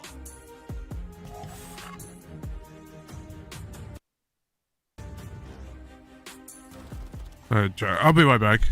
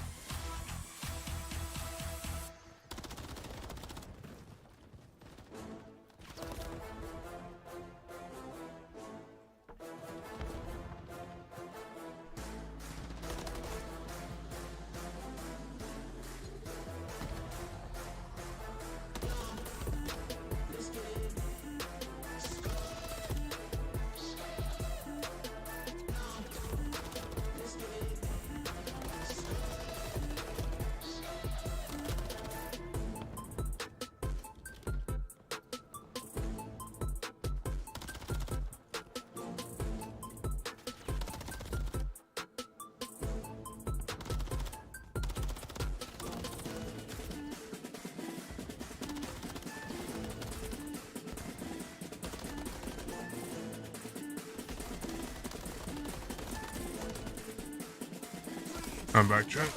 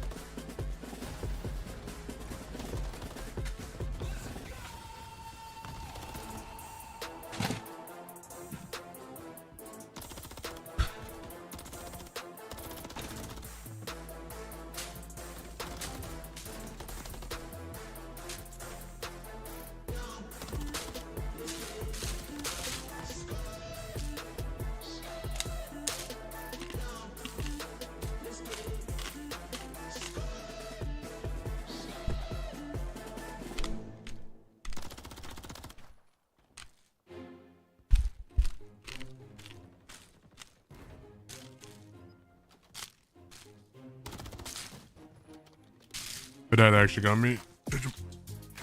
Run again. I'm gonna some kind of. If you hear me crunching, it's because I'm crunching on a chicharron. Moments away from invasion control. Welcome back, folks. Oh, we're looking for another Apex Predator, are we, Chance? Well, I think we may have found them so far. Toronto Ultra, where they go from prey to predator in this map. We'll find out in a moment. Sticking on invasion, playing control. There is absolutely no question that Pred can take down that beast, just as he is taking down Toronto Ultra, who I gotta say, it does not look like they are playing their game at all, and that's because Optic is suffocating and not letting them in the slightest. Now we go over towards control, and it is the attacking rounds where Optic have been completely on point. They have a positive KD, and this includes maps like Invasion, where they will absolutely run Attack on down. control. So 10 seconds. they're on the back foot. There is no opportunity to breathe, because on Invasion, well, Optic, last time they played it, they hit them with the hot 3-0, just as they have set themselves up in this series to do. Serious looks on the players' faces, but I'm pretty confident we might be seeing that cackle of Kenny again. The joyous player getting ready for some control. Here we go. Map 3. It has been a delightful day of Call of Duty so far. Game 5s for the first 2 series of the day. This one, though, shaping up to be something very interesting indeed. The monocles are at the ready, folks. Let's wrap our tentacles around this game of control. Clean up those mustaches and clean up those nades. Ultra, they want to bang out this A zone straight away. Dashy, not a care in the world, gets the first blood and stops the push in its tracks. Pred, easy kills to clean up. God damn. Setting the tone right from the jump. Ultra, welcome to the spawn. Oh, God, it's getting ugly real quick. It's getting loud. It's a ferocious offense so far from Optic Texas. Well, they're on defense, and Ultra, that is their first kill. Finally an opening on the map, but when I say opening, ain't nowhere to go. Shots inside of Ice Cream, easy kills for him. Dashy on a 5 in Ultra. They are not shooting back. It's not a good look so far. It's blistering. Ruthless aggression. Continuing as Dashy eliminates the air from the lungs of Ultra. Not that they had too much to begin with, and now Kleenex trying to buy his boys an opener. Kenny takes on Scrap in the middle of the map. Less than 30 seconds to go in this round. Are we about to set another record today? I mean, this is an absolute dagger. No one has even come close to even touching a zone inside a nice win. And maybe the opening over towards B. Ultra desperate just to stop the clock. And well, Pred, he's on a 4 spree. He's thinking about a cruise. He's let 2 players pass, but if they touch this zone, might be free kills for him to shoot in the back, or maybe great vision from Envoy. They have stopped the clock for 3 seconds left. Oh, dear. Whoa, there you go. Scrap saves the boys just the nick of time. Kills are still there. Kenny finds himself 1 shots. He got 2. Oh, it's just not up to Kleenex now. 1.8 on the clock. Nobody leave the zone. You've left this to the last possible second. Trying to finish the capture and add a minute to it. But if they get brought down now, it's done. You can thank Kenny for that one, boys. And that should be that. Whoa, my God, they got it. The zone secured by the skin of their teeth. 1.2 seconds. Oh, so close, and the ghosty predecessor on Optic Texas. Well, Shotzi having flashbacks, but now you got to gear up and continue this round. Ultra, 12 lives to work with, and well, that falls an extra down to 11. Nice shot from Envoy, and that's 3 in the feed. Your moment to jump to the A zone. It's going to be Scrap leading the charge, getting tagged up on the cross, but he's made it to his new home. He's made it in, and you have turned one of the ugliest rounds of control into one that is actually winnable. Insight finds his. Pred now trading out, keeping the capture going. At the very least, you're looking at a segment. Can you keep the play going? Scrap fighting from the inside of the zone, trying to not let the pinch happen. Kleenex is there for it. This is not over yet. Scrap gets another. It's another wipe. Optic are down again. There is simply no way. Scrap inside the time. He's got Kleenex for the cap. That's 2 ticks of progress. Already a success in this round. Optic desperate just to get him off the zone. They're trying to swarm, but Scrap on a 4. In a little bit of time, playing his life, he has a little bit of support. Oh, that's a big win out of Dashy. No lives left. Ultra now, life support. A single segment remaining of Dashy. Trying to make something happen, Kleenex. Lives to fight for a brief moment. Wow, what a push forward. 15 on the clock. One last attempt. They are all grouped up together. 10 seconds. They're going to have to fly. Gun him down on the cross. And Dashi and Shotzi, well, they're going to be able to deliver. Optic Texas, well, they win the battle. But Toronto Ultra, they just set themselves up for the war. With the way this round started, the question in my head was, I'm surprised that, like, Ultra, believe it or not, you're Major 1 champions. They were looking to be made a fool. Well, they answered the question of why they're champions. The resolve to get that out of that round. Squeezing water out of a rock, 2 ticks on it. The B zone secured. Make no mistake, that is a successful attacking round. Ultra, they'll take it. We will absolutely take that. Optic Texas, even with the incredible prowess in the mode, you can't let the good teams have an opportunity. Let's see how they go now on an attacking round of their own. Over to B we fly, and uncontested so far. And Bred's going to be your island player, just being a nuisance over towards A, drawing some attention as his team gets that capture over towards the B zone. Double stack coming through. Shotzi, nice angle as well. He knows every little detail about the map, but where he gets traded, well, players off spawn, shutting down the flank. Dark being watched by Dashi, who, by the way, kill away from a cruise. Again, another cruise on the menu for Bruce. Will he eat this time? Ooh. Very close, though. Fantastic shots from Scrap inside now, trying to push these players out. Shotzi's has made his way over towards the A zone, uncontested. I don't know where Ultra are, Chance. This could be an unbelievable turn. Oh, he's playing sneaky too. Well, there's a kill. Now jump on the zone, stopping the clock, but he has absolutely no support. He's got to do it himself, and well, a little bit too slow off the stun. Envoy wins a big one, and CleanX now just living in your spawn. That is a clean 4-man wipe. Everyone spawns up at Palace, and look at this stack right now from Toronto Ultra. 2 players down the B street. You got Insight for mid, and you got Envoy responsible for the bridge. Optic plenty of time to break this one down, but they got to make it clean or else this is going to be painful. Oh yeah, they've got middle of the maps wide open for now, not able to get through the flanks. However, perfect pinches right now as Dashi goes to the top side of the embassy, called out immediately. CleanX continues to be a pain. 5 spree still alive. This is an interesting moment, man. When we saw Toronto Ultra play in their first series, they had the opportunity to get beat by Vegas, but it was one mistake that got made, and then Ultra ran him over. Optic could have dominated this control. One mistake, and look at what is happening now. CleanX has the cruise. They have the spawn trap set up, and Toronto Ultra, a deadly team on defense. 21 now to 10 on lives.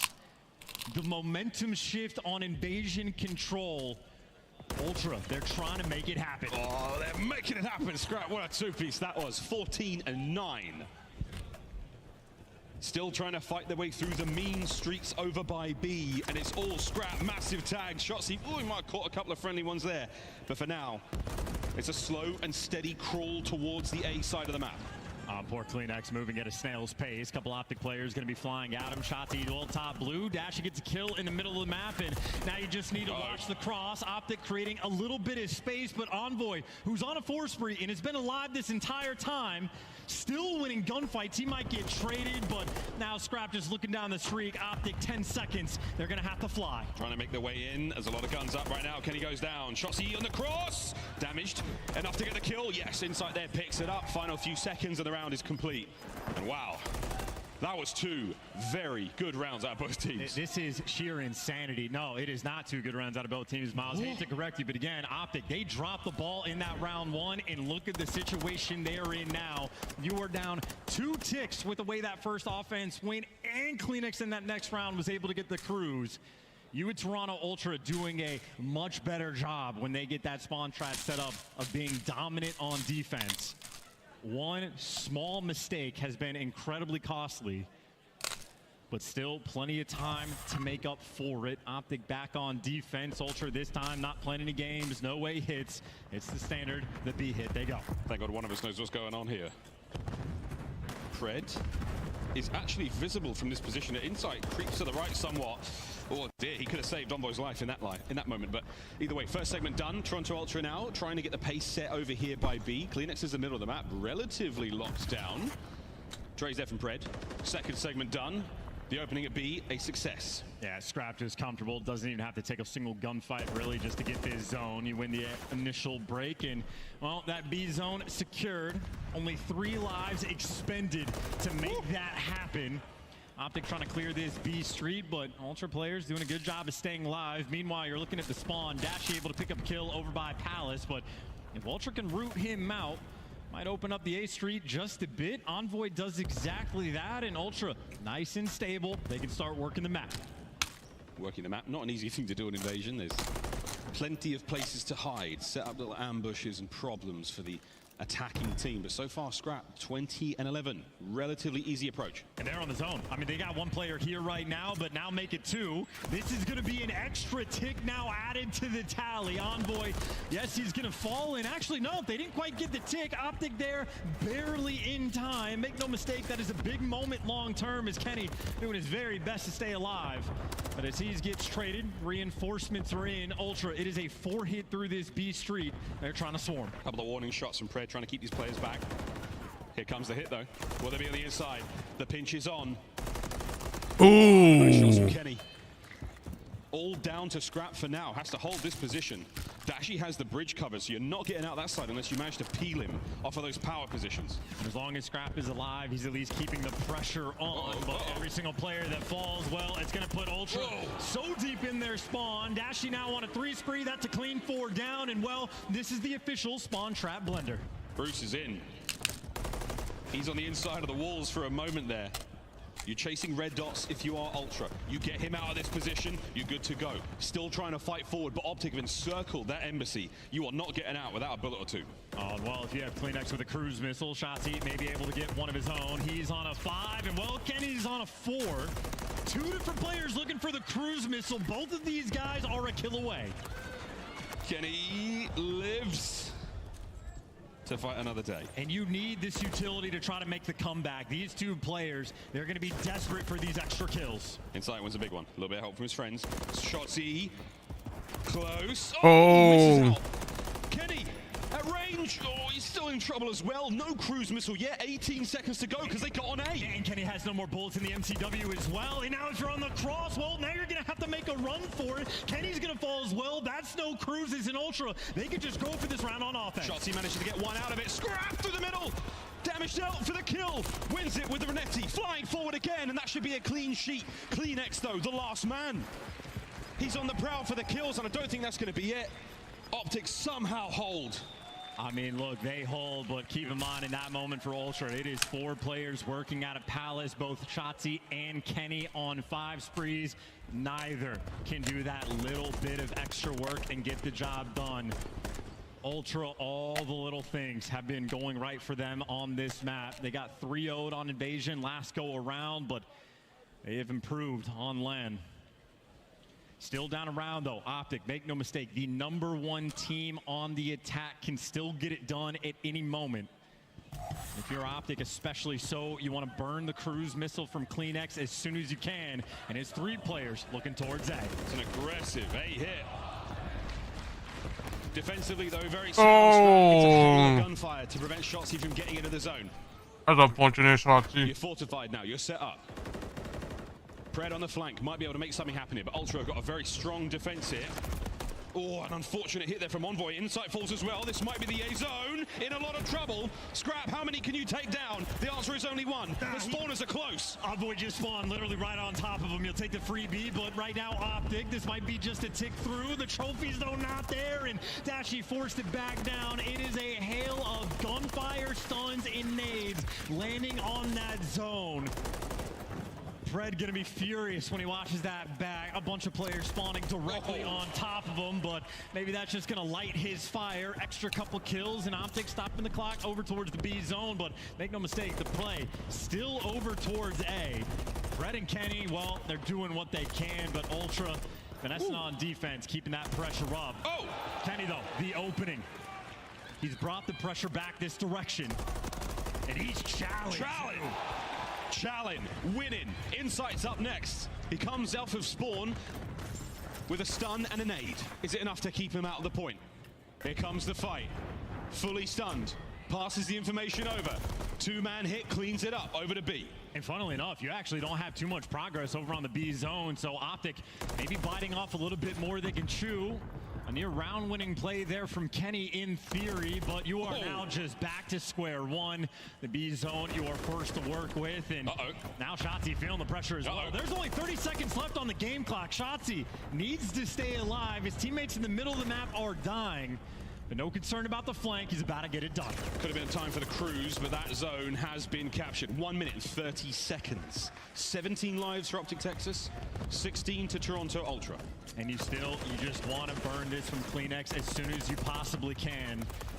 Ooh, that's so unfortunate. He could have got the kill. Be open. Kenny gonna fall as well. Shotzi's made it to the back line, but he's by himself. He's looking for one of those finesse plays. He's still alive, though. That's a big deal. Scrap two-piece and over towards the old zone. Fantastic. Locking down that area of the map. Envoy now on the search and destroy mission to find Shotzi, and he's on the prowl. And it's not just Envoy. Envoy's calling out the help for Scrap as well. He's gotten in position, but Shotzi's at least dragged these players so deep in the spawn.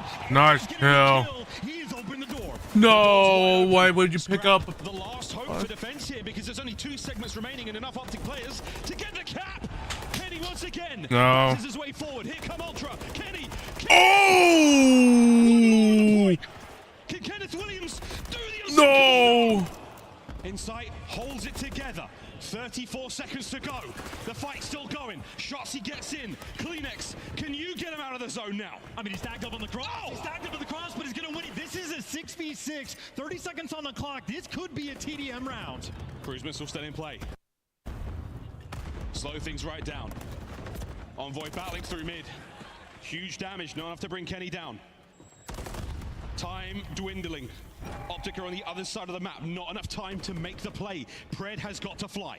I mean, this has just been an absolute spectacle. 4v3, but the hold is just going to be there. Time too big of a factor, and from Optic, so close and yet so far away. God damn it. Kenny is making monstrous plays on the map right now. Leaning back in his seat because he's just thinking, what is it gonna take to get in offense against Ultra? Well, they're gonna have to find out in a round 5. If there was any team that could get it done on the attack, Optic is at the top of the list, but right now Scrap is just having a clinical performance. 36 kills. He might break the single map record, and he might do it in control. And keep in mind this long-term problem. This is going to be really hard, but I believe in Optic. I believe in Optic. They can do it. He's creating that space. Well, Kleenex is going to get the trade, and now the action over to the B zone. Oh, no. That is a 4-man wipe in the feed. Here we go. Scrap steps up to the plate. Here comes the pitch. And it's no good. Whoa, wait a minute. He manages to peel Kenny. Minute to play. Optic Texas still trapped. Here comes the Ordnance now. They're out in the middle of the map. This might be more than one. Splash one, Dashy. Dashy gonna eat it, and the only players able to advance on the map, well, Shotzi has joined Pred, but you gotta make your way towards either zone. Cheeky spot from Kleenex, and B is gonna be that much more difficult to clean up kills are in, and Optic, you gotta make a decision. Dashy's leading. Just go for B, come on! Shutting that door, you're forced to go to this B. Oh no! Doesn't have any help. The reinforcements are no longer there. Optic, they are forced to flood. You got to sprint to this B zone, and it is looking hopeless. Final 20 seconds now. Scrap holding it together. 41 kills, 42 kills. As he's absolutely mauling Optic on the approach. Shotzi, Pin, Dashy taken care of as well. A 5 spree as the final moments tick down. This man is breaking records in control. Scrap digging deep for this one in Ultra. They simply found a way. Jesus. Wow. What is without question the closest invasion control we have seen this year, but the brutality of this map, well, it gets shown to its most extreme form there. Ultra, they are gonna see a man, they just had no help. That was They had no help on each other. They had no help on each other. Like they kept dying and dying and dying, and then of course they weren't able to do anything on the round 4 on A side. They couldn't do anything. They couldn't do anything. Absolutely clinical performance. That is Scrap snapping and saying, fine, I'll do it myself. I will step up to the plate. And just again, the round number 1, the way it started, Optic had the perfect opening break. They got a clean 4 down. You trapped them in Palace. They got the next wave as well. They had Toronto in a situation where there was, 18 seconds left in that round. Not a single tick had come through. And not only Toronto still capped the B zone, they also somehow get 2 ticks on A. And that was a round where Big was able to get 12 kills in that round 1. They should have not let it happen. How the fuck do you let it happen? I don't understand. The absolute scenes. Green wall. They are oh my god. Oh, man. Well, again, another great. It's just an unfortunate situation on what happened in round 1. They had it in the bag, and then of course they just let them fucking take B. Like you cannot let it. When you're last seconds, you can't let it happen. Like what are we doing? Very, very important, but that performance today, something special. I mean, this is ridiculous. Like the plays that Kenny was making on the A zone, shots he finding the openings. This was really an absolute god in this section of the map, but that is simply just the way Invasion plays. And honestly, this might just be an example of how good Optic is on these attacking rounds that literally takes a meteoric performance there out of Scrap just to sort of cling on and win some of these rounds. Absolutely electric stuff as far as Invasion Controls goes. That is as exciting as it's really going to get. And again, make no mistake, there's been some incredible Call of Duty play today. We have seen 2 Game 5s in the first 2 series that we have had, and well, Optic might not want to see that Game 5. Not that they're scared if they get there, but at least the map 4 on the horizon. I know. It's possible, man. We could get another Game 5. And I was going to say, I know Karachi, that was the map pick there from Optic. That's the one they wanted in the map 1, which means Toronto undefeated on Skid Row. Happy to see this map 4.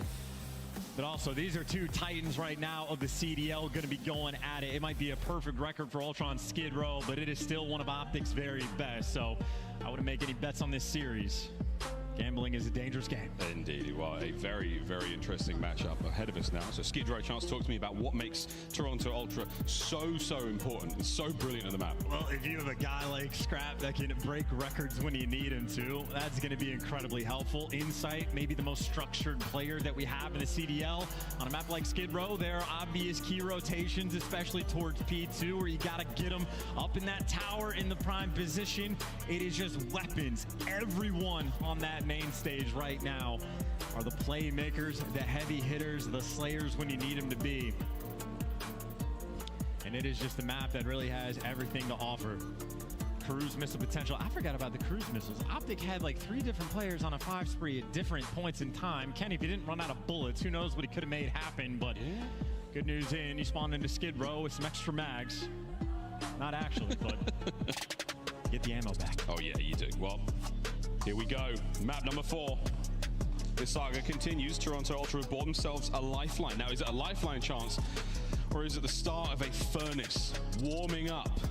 5-0 this season already. 6-2 for Optic as well, so they're both titans. And again, because it is Toronto's map pick, that means Optic start on the good side, and it's still a very strong map for Optic, Texas as well. So they'll get the early advantage, which they want to take full advantage. See how they do. Toronto, they're going to be clinging. They're going to be fighting just for this P1 time. No early rotations for either one of these teams. So Scrap, he's going to be chasing Ghost. The play absolutely towards the time.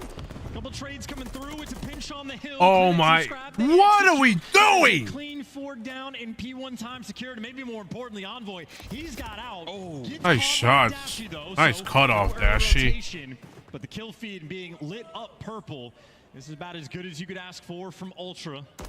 Nice little stranglehold on this hill. They're going to have a man advantage that Optic might not even want to fight for. Final 20 seconds. If you can see, they're just spreading the map, playing heavy for this rotation.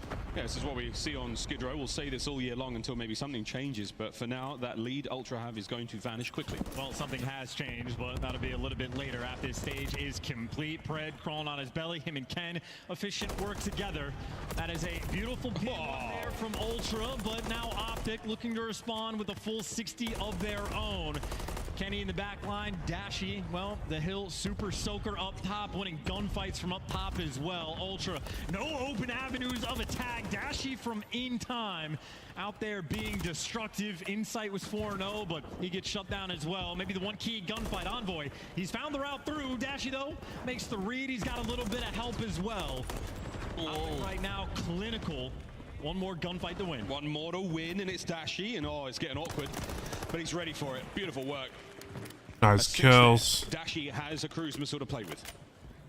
Well, Scrap's actually made it through as well. That's a big gunfight. 20 instead of a full 60. Big moment for Scrap. Pred actually knows the importance of it, wants to get it and no trophies, so Ken gets the kill, Pred gets the time. I think Ultra will take the break as they're ahead of the rotation as well. Credit corner though from Shotzi, and well, they'll have the advantage. Those apartment spawns will roll through. They time it perfectly as they make their reverse move. In the back alley, absolutely shoulder to shoulder with players right now. Dashy and Pred find their respectives. And over towards the new hard point we go. Ultra, the first players in.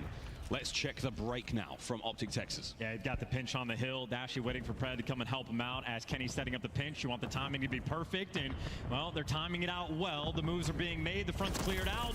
Dashy knows one direction to look. It's both these players stuck on the steps with Pred waiting to chow. They're going to get to heal up, and they take him down as well. Whoa. Ultra, that Oh is a my perfect God. hold. They get the spawns, and they might get that rotation as well. The classic high-low with no hope of any team fire. Dashy, though, on the pinch.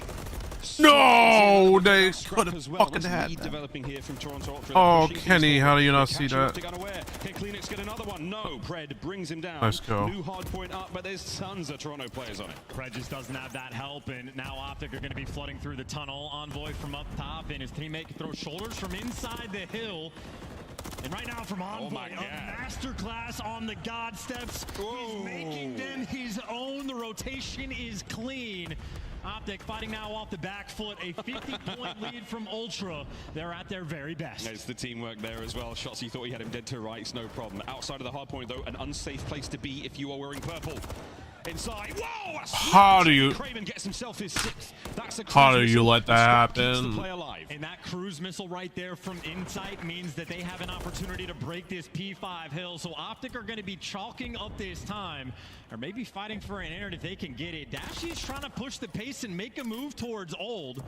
And it's just Scrap the fucking just fight for new. But because Optic are fighting, now they're going to be spawning out. The contest is happening. Dude, no. You're doing the opposite what you're supposed to be doing. The pace as well for Kleenex. Finds the timing, finds the win. He's made it to the back line. Finally gets shut down, but this is where the crews can come into play. Wait for it. Toronto Ultra. Right now they've got Optic Texas on a nice long leash. Or is it a tight noose? We'll find out in a moment as Optic Texas wriggling out of this control. The setup is now on them. They have absolutely silenced Shotzi in the game so far at 4 and 14, and this is going to help as well. Well, nobody from Ultra really nearby to make this break. Pred's going to be the sacrifice, and he actually manages to get 2. Shotzi peeks out of the crate and just opens up the lane. Someone now from Optic has to make the big play. Dashy and Kenny looking over each other, trying to collect these final 25, but the timing and the nades and everything on point from Ultra. They found their way through. Oh, the lineup, unfortunately, a lot of damage dealt. Pred's still hurt. Has the time. He and Kleenex now. We'll go for round 2. Pred takes care of business. Scrap, though, in the feed. All things considered, if you're Optic Texas, you will absolutely take that. It's not a full 60, but that is still a good chunk of time. Shotzi 4 and 16. The man that is struggling, looking to get that hot hand. Here comes the push. New hard points up. Back over to P1 we go. Optic trailing by quite a bit. Perfect time for us to dive in for a listen in with Optic Texas. They go splits, they go splits. We're gonna play. Double doors, one shot, Kleenex. He's inside, double doors, so weak. Double, double, One shot play. He's gonna go box up late. Box up, box up. Box up dead. Kill this guy top. Somewhere top. Oh, Oh shit. Always, guys, always. On the play. You got it, pitch tunnel. Cruz gun, pitch tunnel. That guy's spawning doubles. I pitch tunnel. Tunnel, scrap. What a piece of it, scrap. They're both at one. I'm shrinking. Go ahead, brother. You're the spawn tunnel. Okay, 2 spawn on tunnel and then 2 on you. 2 spawn tunnel, 2 on you. Right on you. We can talk. Hey, Garage behind me. What's Garage behind me? Garage, one shot. Clean it. Nice, guys. Nice. Oh. Nice.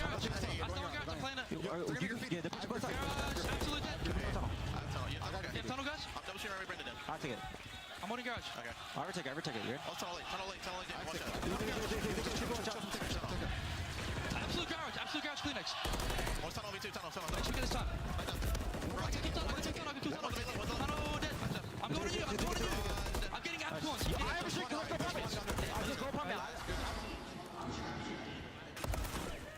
Shotzi was 4 in 16. Now he's on a 7 spree and just made the best play we have ever seen on Skid Row. The dance he just did, he turns into a ghost, and now Ultra are down in this game. A 20-point gap and the cruise from the killer. Well, it doesn't connect, but you get those back spawns. Now it becomes a straight-up fight. Straight onto the point we go. No trophy. Oh, the timing immaculate. In we go. Dashy, can you get him this time? Ultra still hold it. The pinch now. Either ends of the alleyway. Kenny flies through. Shotzi's there. And this time, Kenny gets the break. That setup there from Ultra is so dangerous, but Kenny on the pinch, able to open things up, and there you go for Optic. Might be able to collect this time and win this rotation. The tides of the game have turned, and Optic now ahead of the game. Kleenex, though, trying to be the guy to keep the pressure on. 20 seconds in old. Ultra don't want to give this scrap time away, but they might not have a choice in the matter. What a kill from Dashy. 21 and 14. Big Bruce frying. Over 200. Fucking shit. Barbershop's up. Pred's handing out haircuts. And he's in between a couple different players now for Toronto. The stun is on point. Well, so is Ultras, but Kleenex got to finish the kill. He can't get it done, and Pred trying to win this rotation. Oh! Optic are tearing it up on Skid Row. The comeback is in. The kills are flowing. The barbershop is cleaned. It's a regular Sweetie Todd. He has made mincemeat of Toronto Ultra. This is the final. Come on, play together. All right, come on, you got a lot of time. Play together. An endless gunfight as he's been pushed back and Ultra get the break.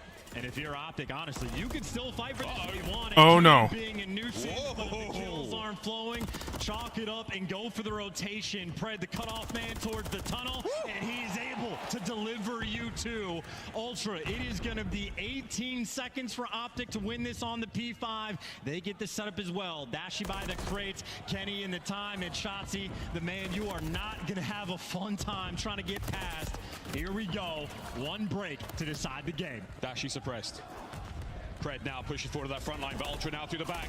Kenny gets 2. There's another one here for it. Kleenex finds another. Wait, the cut. They're through. Insight's dealt the damage, but the time's still ticking. Cruz might be too slow. You have to get on the point. Hit the gas. Hit the go button. Is it enough? No! Game!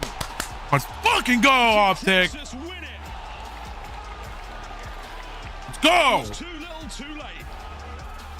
Woo! And I'll be honest, I have no idea how Shotzi continues to do it. Nope. Play after play, that moment on Skid Row, one of the most absurd things I have seen this year. He was 4 in 16, finishes 19 in 22. 2 separate cruise missiles they had to deal with from Insight. But Optic simply got it done. But that is obviously credit across the board. Pred making meteoric plays on Barbershop. The ever-present force on the map from Dashy as well, as is tradition. Most hill time in the lobby, and the kills on point as well. Optic Texas. That is an insanity of a series they just provided for that 3-1 victory.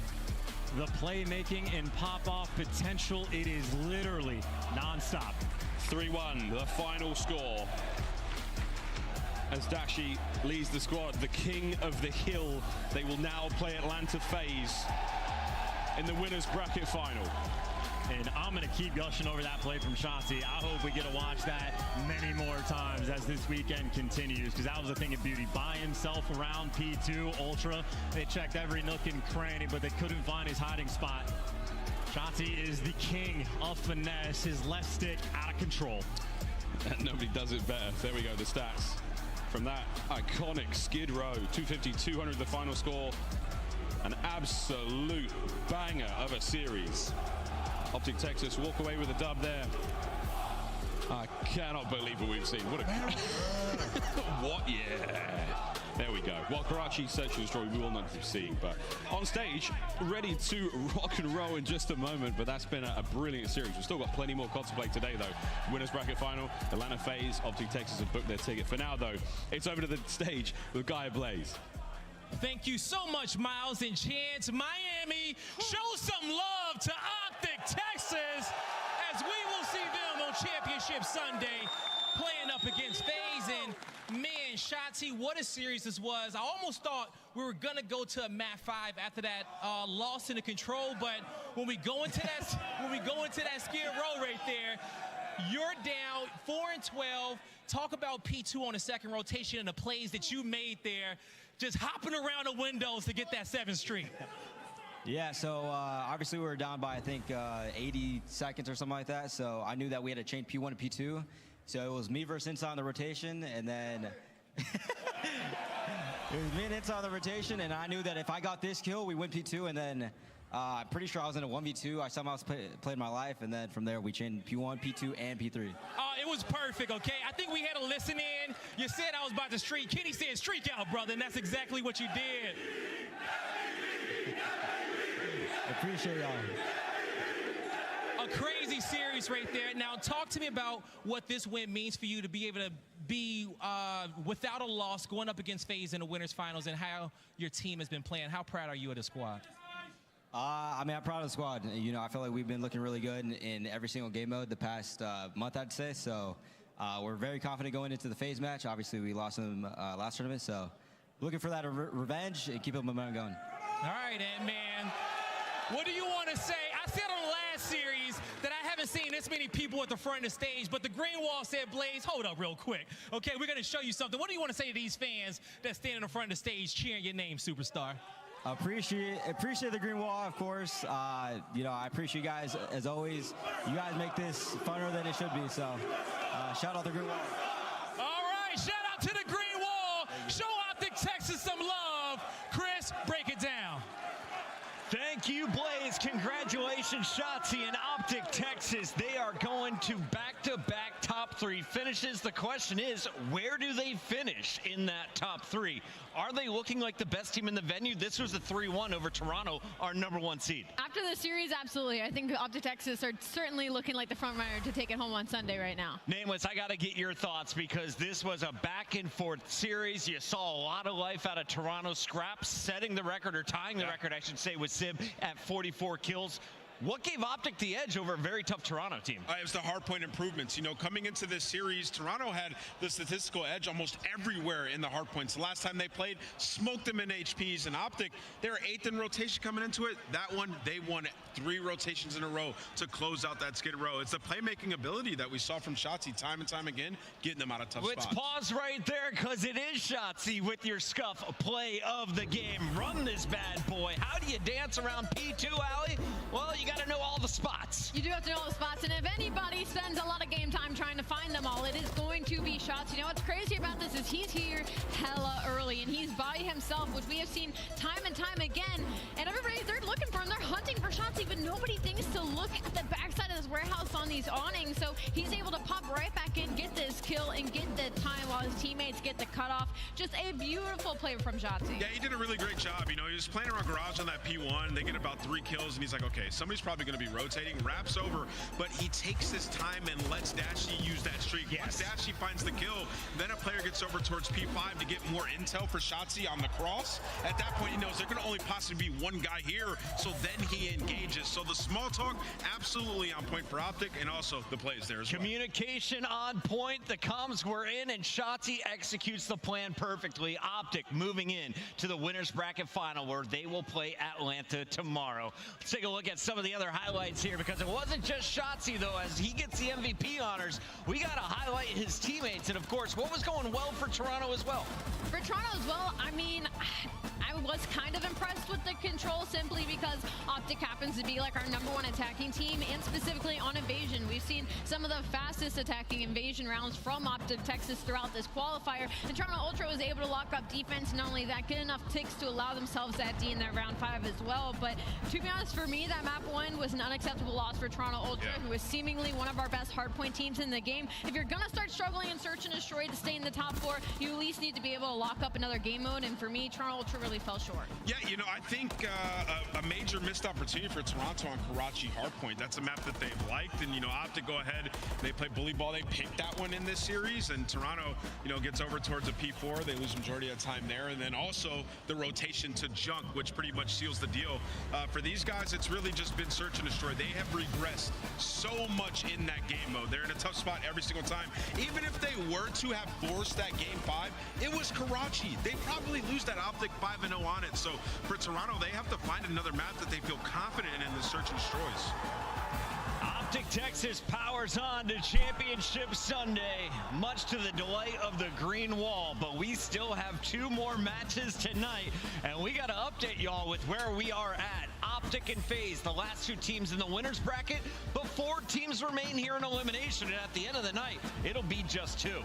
It'll be just 2. We'll say goodbye to 1 more purple team, and honestly, that New York and Carolina Royal Ravens series might be the best one to close us out. Nameless, we've had a blast here in Miami. We were playing with Miami Dolphins on Thursday at the golf course. Here on Saturday, we had a very special visit from our friend Sauce Gardner from the Jets, making his way down to check out the CDL. Big shout out to Swag, who let him know this was going down. Listen, man, I know you guys watch a lot of Invasion Control with the lockdown defense. This guy is a lockdown corner in the league, a superstar on his way up. It's so awesome to have somebody like that visiting us in the CDL. Hell of a streamer as well. Check out his stream during the break, because when we come back, the matches continue. We're headed to the lower bracket. We find out who moves on. Will it be New York, or can Glazer and Carolina keep the Cinderella story alive?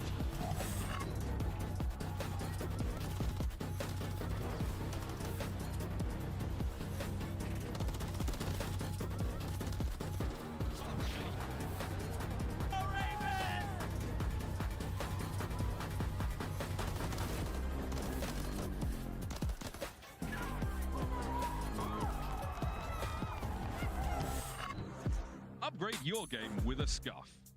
Save $30 on the official CDL collection at scuff.co/CDL. Get better with a Scuff, the first performance gaming controller. Visit scuff.co/CDL to change your game. Start the season strong with the Call of Duty League Pack. Grab yourself the CDL Operator, Weapon Blueprint, and so much more. Check out the Call of Duty store in-game now.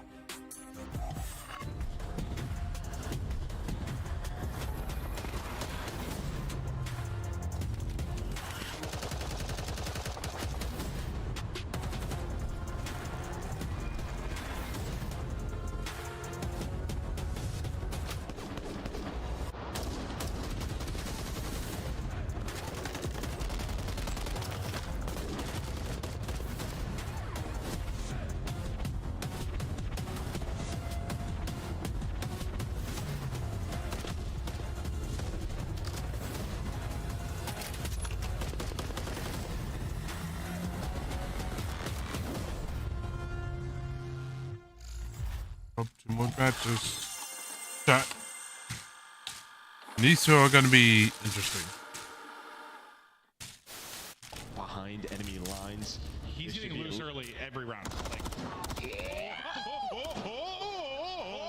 a little dance, make a little love.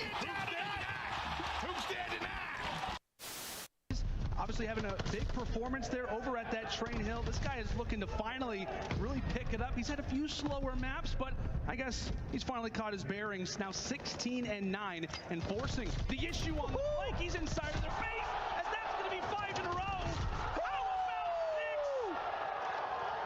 6? It's 6 for Capsidal. He is woken up and erupting right now on the subliners. Make it 8 in a row.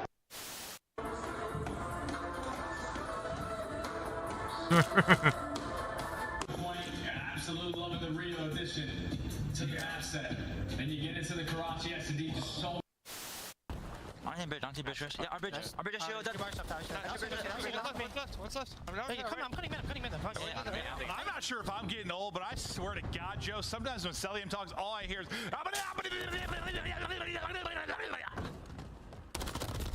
Yeah. They're going for it, they're going to be in as well! It is not the Ravens! It is a Phoenix that has risen from the ashes here at the Major! They take flight! They break the curse! And London can finally weep tears of joy and not despair!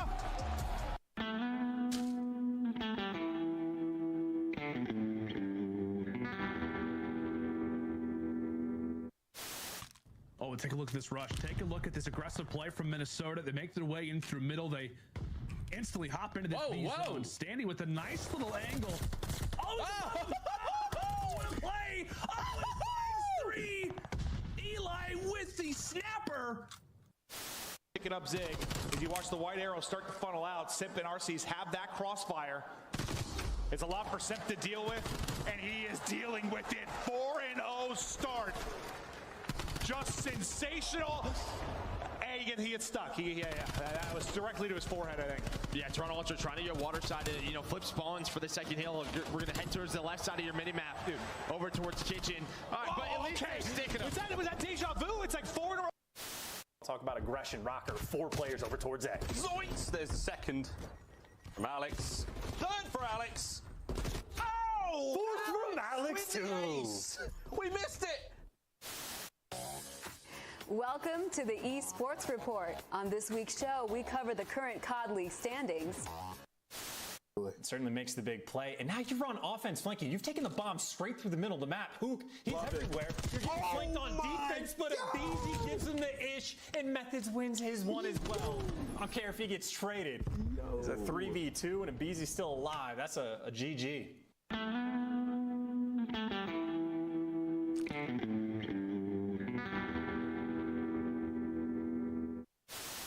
Vickle now. Last one up. He's got a trophy, though, right? He threw a trophy out.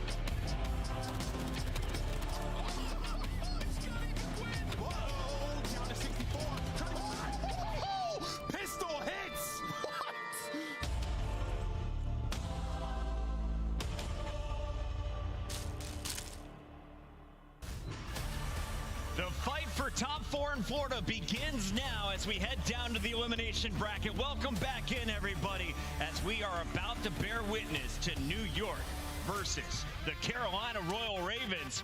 This is crazy.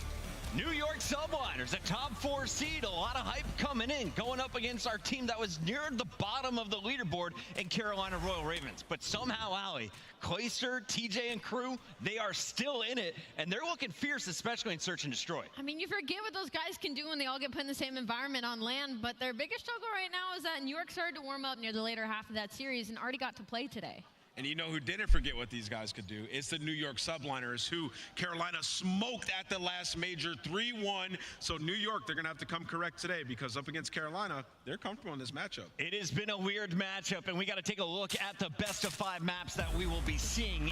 Rio Invasion High-Rise Subbase, Karachi. Versus Subliners was the first matchup coming out of the This is going to be, this is an interesting selection. The Royal Ravens were up not just 2 games. They were up 2 rounds in control before New York came back and reverse swept them. And that's just a testament to New York, right? Being our defending world champions. I mean, this is a top 4 team. Carolina Royal Ravens looking to possibly break into the top 6, but they're getting that real hard point again, which they were able to take earlier in. Yeah, you know, and if New York have to win that real hard point, because the sub-base, the edges to Carolina, they beat them there before. They've looked good on that one. And then that high-rise control, Carolina's been the only team that has went toe-to-toe with New York on that map. These are 2 teams that are 4-2 and 4-0 on it. So games 3 and 4, most exciting. It's going to be a battle. It's time to make our official pick'ems. Let's lock them in. Nameless, you're back on top, my guy. You called Optic in the last series. Who are you calling in this one? I'm going with the New York Subliners. They played some great Call of Duty earlier. I think they do it once again. Top 4 seed moving forward. Yeah, unfortunately, I think our top 4 has been doing top 4 things. I'm going to stick with the New York Subliners. I'm at the bottom of the predictions totem. It's time to climb back up by choosing the same thing as you guys. New York Subliners. Yeah, New York's going to win this one. Sorry, Royal Ravens haven't been further than this in the elimination bracket. Going up against New York is going to be a tough one. It's time to get the party started. Miami, make some noise as we send it to the stage with Guy Blaze. All right, thank you, Chris. Miami, we got 2 more matches here left today, and yet in another elimination matchup coming to the stage. And the first squad is looking for some revenge. Stand clear, because here comes the New York Subliners. Make some noise for Kismet, Sib, Skies, and Hydra. The pound is open, and the Subliners are ready. This team has put in so much work. They went the distance with Atlanta FaZe earlier in one of the most exciting matches we've seen all year. They've been working on their game. They had some spectacular moments, but they're looking to get revenge on the Royal Ravens, who beat them at Major 1. Now let's bring out Clayster in the game. Clayster and the gang has already survived elimination 1 time. Let's see if they can do it again. Ready to fly to the stage. Make some noise for the Carolina Royal Ravens. We got Teej, Clayster, Gwen, and Felony. The Carolina Royal Ravens showing no fear. Oh man, they've been waiting for this one. Carolina Royal Ravens, after beating Vegas in a grueling Map 5 Round 11, now have to go up against our defending world champions. But don't be worried, because it's not a matchup that they are uncomfortable with in history's past. Clay, Fellow, and TJ are used to the pressure. Now it's time to see what the rookie and Gwen can do in this sort of situation. Only 2 more to go, Blaze. Only 2 more to go, but what a day it's been. Miami, I already know you ready to go, and Call of Duty fans at home ready as well. So Merc and Maven, let's do it. Let's get it going. Listen, I've been doing this a long time, going on like 10 years. A lot of memorable days throughout my casting career, but this one quickly going up there. Like, it has been banger after banger, and we're not even to Championship Sunday yet. But Joe, it's a rematch for Major 1, yeah? Yeah, it is. I mean, obviously, you would think just the way Carolina played online throughout Stage 2, New York, it's just the complete opposites, right? But every single time, Carolina plays them tough. We heard the Des talk about it. Eliminated them from Major 1. Online during Stage 2, you were up 2-0. You were ahead in the control. Then it kind of went away. It was a reverse sweep. The good thing for Carolina, their S&D has really found form throughout this weekend. They're going to have to keep that up. But I just think they're confident playing against this team. they're confident, I think, just in general right now. It feels like things are clicking at the right time. And this is a team that maybe is going to come out and shock them. But for New York, you know, it's a frustrating win. You had a chance to pull off that reverse sweep. You're so close to getting the victory, and things fall a little bit short.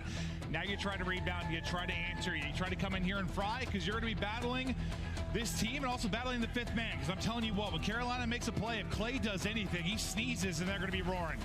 No, and I think for the subliners, it's very important to come out hot, because it was a slow start in the series that we saw them earlier today versus FaZe. You just can't always go down 1-0 or down 100 points early in a hard point.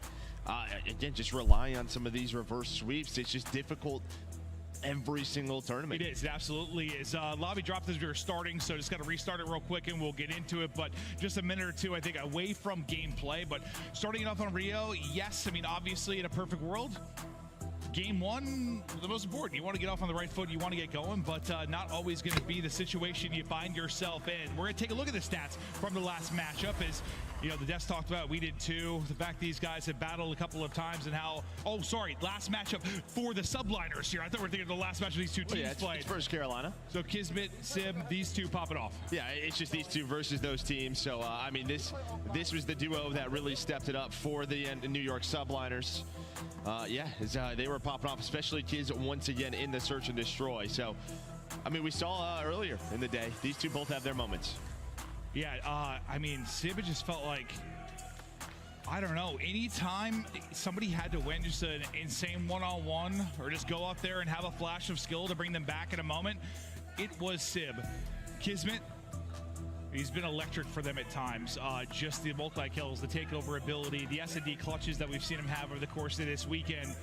Who do you think is maybe the most important player for them in this matchup? Like anyone that stands out for you is from the Big Four? For subliners? Yeah. I always rely on Kiz. I feel like he's just the engine of this team. I know, you felt that way for a long time. Yeah, when he is playing well, I feel like they're just at a different level. He plays with a high confidence. He's your first man in. When he's winning those gunfights, the guy can do no wrong. I said if he sneezes, they cheer. I don't know what he did. I gave him a cute little wink in there. Cheered. He can do anything. I love him.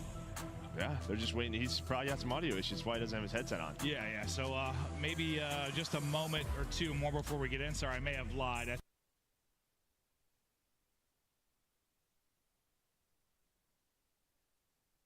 I thought it was just a quick lobby drop and back into it, maybe dealing with a technical problem. But we're going to look now at the Monster pregame while we wait to get into this one. Thank you again for your patience. But for Carolina, Joe, what are your thoughts? I mean, they're catching fire in the search and destroy 3-0, but look at that opening duel win rate, 69%, a fantastic number. And then Clay has been going huge in search, 1.39, a couple of clutches. And then not only Clay, but also his AR doing fellow, right? Just anytime they planted that bomb at A on Invasion, he was clutching on up. Well, we felt like broken records because in Major 1 we casted them a lot, right? And when they start to make some improvements, when the team change comes in, we're thinking if they can just get the S&D to a decent spot, when the hardpoint was improving, this is a team that could beat anybody. But then there was regression across the board.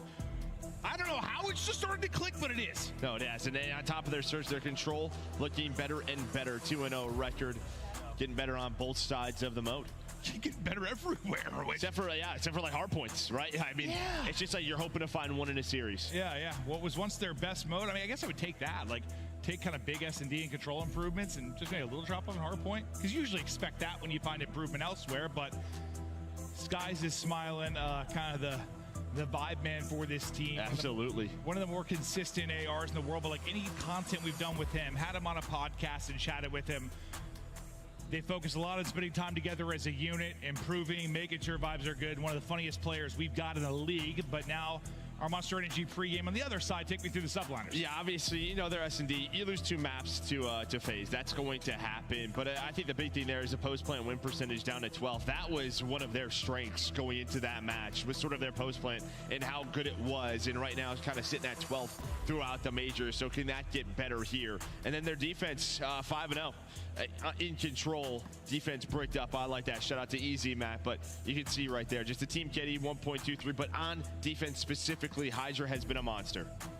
We're going to take a look quickly at now our Major 2 kill leader, or KD leaderboard of where people sit. Hydra, we know how phenomenal he can be, and Gwyn also going to be sitting inside of the top 10. Yeah, just these guys always rising up those leaderboards, doing so well. So again, we have an audio issue on the stage. So thank you for staying patient with us as we get that figured out. Gwyn has been amazing, right? Like this guy, we've talked a lot about rookies, you know, and who's been the front runner maybe for making a run when you're talking about rookie of the year and stuff. And Gwyn has just been so special. For Major 2, he's sitting at 6th overall. Doesn't really seem that guilty of like making poor plays at times. Sure, he has his off maps here and there, but for the most part, he's been a rock for this unit. No, he has.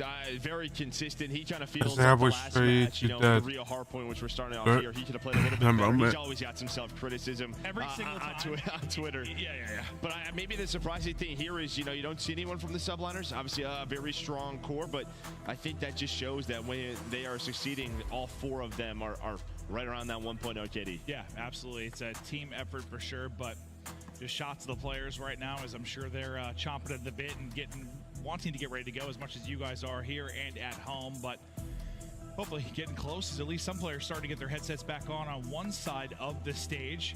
How big of for the crowd, which we imagine is going to be behind kind of the Ravens, 1 with him being the underdog, 2 with kind of having Clay on the squad, how big of a player is it in this series? Well, I think, yeah, anytime the energy can get going on that side, I think it helps players like Gwyn, probably players like TJ, who just seem to roll with momentum. True. Yeah, I think when the crowd's going nuts, Clay's probably making a play, showing through that leadership.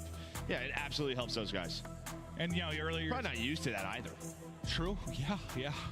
As you were kind of chatting like about the S&D improvements and stuff, yes, they've improved your Carolina, but this is arguably the best S&D team in the world. I mean, maybe, okay, argue with me about it with FaZe, who just beat them in 2, but have they improved enough? Do you think they've really got a shot in some of these searches? Yeah, I think so. I think this is, again, I mean, we saw it last time that they played. They were able to win an invasion, search, and destroy. So a lot of these maps are going to be repeats throughout this series. A little bit different on some ends, but seems like it's, they have some sort of admin system they have for technical issues like that. So all the online games, all the practice, maybe now you're finally starting to get those results. And how you said they sort of, I don't know, always perform against this team. You competed a long time, had a storied career. Was there ever, like, I don't know, teams better than you, but you always just played well against them? Is it just a mental thing? Like, you know someone's on the other side of the stage, you're like, I'm going to piss that guy?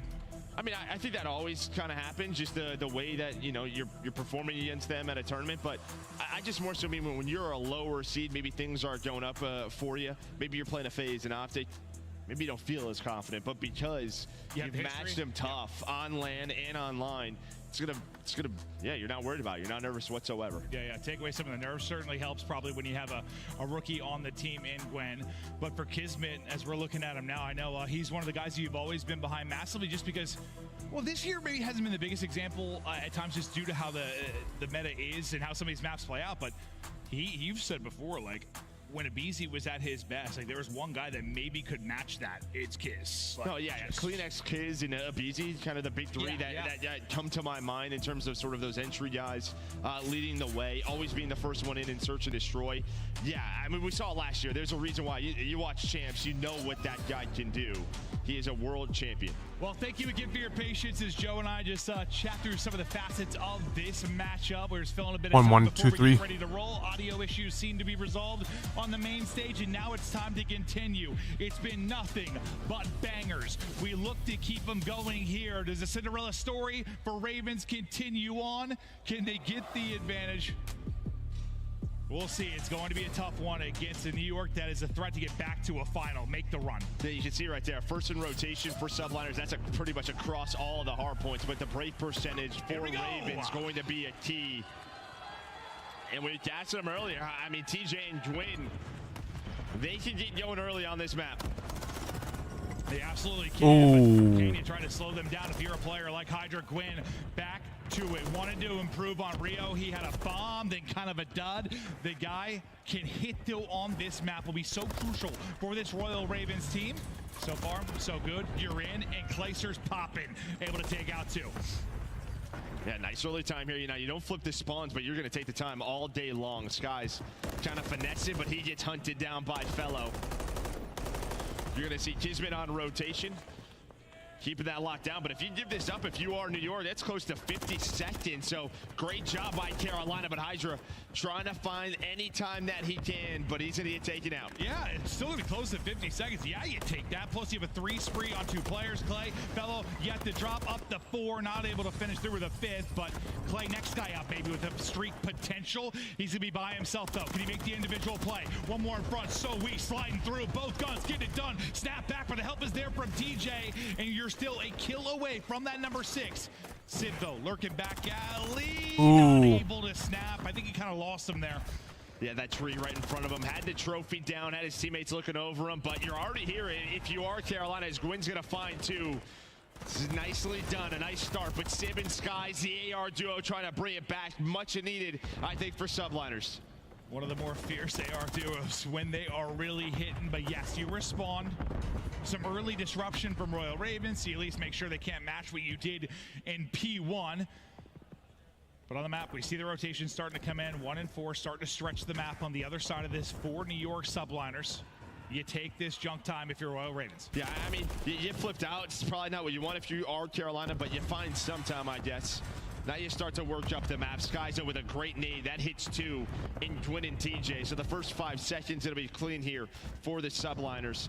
Fellow opens things up. Maybe they're thinking now the push is coming from box side, but that is not going to happen. Gwyn, no, he matches the 2 of Kiz. Every single time Gwyn's got a kill, it's been in a pair. The multi-kills have been flowing through for him, but you're still in the point. I think you're right. I mean, you obviously don't want to get flipped out there in the last point, but since you got a kind of enough early disruption, you're at least still holding on to a lead here, despite the fact P3 is a little bit sloppy for the side of Royal Ravens. Another multi-kill, though. This time it's Clay. Clay now with 3. Clay can't quite get 4 as Kismet is there, but looking at a tie game, maybe a lead change here looming.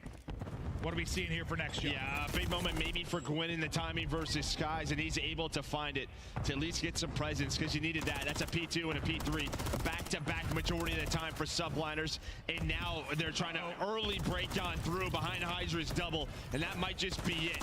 TJ was the last man here, and this is where it could get scary. Yeah, this is now 3 in a row that have not looked good if you are Royal Ravens. Starting to put a sequence together if you are subliners. Pinch opportunity, though, as Felony gets a kill on Disguise. You might be able to collapse on this if you can get there in time, but no, sir. Subliners find the kills, make the plays, stay inside the point, and now push this lead up to 20. But still a tight game, just really it's due to, honestly, you just got so much time at P1 of your Royal Ravens, like, you're still riding that. Yeah, and Hydra was thinking he spun it out right side, but he's going to actually get spawn killed and then spun up behind them, so this kind of works out. They realize where the push is coming from. Maybe they were thinking they flipped Sim, trying to find number 6, almost snaps. But he does get taken down, and yeah, after just the early time from Carolina, it has been all New York. Is once again on rotation. Kismet, the first man here alongside Skies. This is why they are #1 in rotation. Now set up here for P5. Yeah, it just seems like how many times can they be a step ahead before this lead starts to get really outlandish? You're just relying on too many breaks or too many heroic moments if you're Royal Ravens, and now they're not starting to come through. And it's just second by second, bit by bit. You take some chunks with the time, and you open up a massive lead here soon. Yeah, Fellow with a nice double. Followed up by Clay, and there is the 4. So 4 dead, they get onto this P5. I think he needed that because that was like the first positive moment for them for a while, right? Like, you hadn't got any time since, what was it, around 50 seconds for P1? Now you're finally starting to follow up on that, and it was just what felt like squad wipe after squad wipe for subliners. You get a nice moment, you take them out of your Royal Ravens, you bring yourself back in this game. It just felt like another hard point or 2 without success, and this is blown wide open. Yeah, Clay with the double, he's up to 4 in a row. And again, that break kind of starts with Fellow and sort of the pinch he was able to develop. But now, as we head back to P1, you already see Hydra in position. Clay switching to the rival, 1 more bullet, then would have had to 5 in a row. Over to Gwyn. Can he get going here? Is he sitting at 10 and 12? And yeah, I think you're, what do you think, pretty thankful it's a 30-point game if you're Royal Ravens right now? Right? Oh, absolutely. First set? No doubt about it. I mean, P1, this has been their home. You get into this second set, and maybe you try to make some improvements, get ahead on rotation, avoid some of those inopportune deaths when you're talking about just the timing within the next set of Roto. And this time, a little bit different than last. you're holding P1 from the right side, right? You had to hold it from the left, weren't quite able to flip it, but Carolina, they are battling down 20, looking to an upcoming rotation to P2. Let's hear the comms. I'll listen in now with Carolina. Let's go teach. I'm at you. Missing. Watch out on hill. Watch out on hill. Kismet. Skies. Or Kismet. Soda. I'm holding new right now. Actually, they can't hit my side. They can hit your side. No, we have it. I got needed front. I'm stunning over your front, Tyler. I'm one shot mid. I'm stunning and nading over you. Get time, maybe? No, I'm back. There's 2 mid mid. I naded him, got hit. Yeah, here. 2 mid. One more one shot mid. Oh, got hit. No, 2 mid, 2 are mid. 2 are blue. Okay. I'm jumping on time. Small. I got one. One down. Okay. There's 20 boxes. What's front? Half-wall jumping over you dead. Nice. Front of me. Hummer, dead. Spawning front. I was jumping on you, Tyler. You heard. I'm nading. I'm staying down in time. Yeah, I got you. He's on the heady. On God, heady. One heady. Close. Cup door. He's cup door. I got native one's pillars. He's behind. Nice. Good job. One more front Hummer. Front Hummer. I'm stunning over you guys. Front Hummer. Stunned him. Please car. One shot. Deep left on me. I needed a teach. You're good. I'm coming up half wall. He's on top of the Hummer. One shot Sim. One shot Sim. And one's close. One shot by a nade. One shot by a nade. Laying up doors on you. Let's go. Hydra kids, let's shoot. I got time, teach. Hydra kids, let's shoot. Let's push through this. Hydra, the rest of the kids, let's shoot. Alright, somebody bait for him. I'll get time, you can bait for him left. One debunk's already. Okay, he's already bikes. Could be AC heady. Careful. I'm absolutely here. Could be AC heady. I'm stunning the heady for you. I did not stun a bike's heady. I should on one bridge, guys. So he's back right. One's back right. Back right, guys. He's sick. Top sick. What are we doing? Top sick Paco. I'm bridge. Nice. I'm with you. I'm mid with you, T. Just wait. I had your push. I have your push. He has not hit top mid yet. Nothing. Esky. Up Esky. One shot. Staying alive. Skies deep right. One shot. Esky. You guys take your time. Yep, I'm staying alive right, Clay. Hold on. Me too. I'm stunning and nading in the hill. Stun Zig. Yeah, I'm nading him. Boxes, one shot, Civ. Naded Zig. Weak. Deep right. Hydra. And one weak Zig. 2 deep right on me. Guys, I have to rotate off this, guys, unless you want to hit. Let's hit. Listen, everybody can call out positions of players when they die or they get eyes on them, but I love the small talk. And from Fellow, I heard a lot of things I like. Just kind of, I needed over UT, just stay there. Or Clay, I've got your right hold. Just saying names, being clear and concise, working little small talk. It's great. Yeah, him and TJ both. I mean, TJ, he gets going there towards the P2. The problem is the #1 breaking team on this map, and they cannot break the setups at P3 from New York. This is where both times they have taken the lead, grown that lead. Now a chance here as 2 go down. Can they get through P4? The last player going to be Skies with the AR. TJ trying to get forward, but Skies from White Van trying to find the triple. Not able to do so, but buys enough time for reinforcements to get there. Yes, absolutely. What a brilliant moment there from Skies. The finesse, the kills, everything to get his team back in it and set up somebody like Hydra to find the multi-kill. But that was a 3-on-1. You think Royal Ravens are in, then everything falls apart. Another individual moment for one of the elite players on this subliner team. 50-point advantage now for New York. Royal Ravens, you need something needed soon because Hydra's starting to get down. Hydra is the usual flanking. This is where they have this 50-point lead. They have controlled flanking player. Carolina have done a wonderful job at P1, at P2, at least splitting some of that time. Skies now with the cruise, calling all the Carolina players, but not going to connect. I think just hits a pole up top. But they're going to work the P5 rotation, 30 points away from going up 1-0. Hydra's literally dancing on their squad. This sequence has been so good. 27 and 21, 5 in a row. Felt like a fishing pole with bait on the end. Just get a kill, back up, bait him in, get a kill, back up, bait him in. Over and over, the play coming through for Hydra, and now just 20 to go. With a new hard point popping, if you're going to make the run, it's got to be now if you are Carolina. Can they muster up something truly special? You get the rest of the time, you're within 40-50, but Hydra is just, he's taking them apart piece by piece. It's been clinical. They're not even calling out. They're not even calling out Hydra. Fuck, man. They gotta call out. They got. 10 more seconds away. How's this is happening? I got a rival. You got MCW. That range, I don't care. He's hitting it up the 4 in a row again. There you go. Holy shit. They finally killed. If you're Royal Ravens, yeah, you'll take these ticks. Why the hell not? Gets you to 247. Make it 248 on the board. A race to mid-map. I can test for now. But Subliners, surely with a few kills, that will seal the deal. The one-on-one mid-map should do it. They're in. They're fighting. They're winning.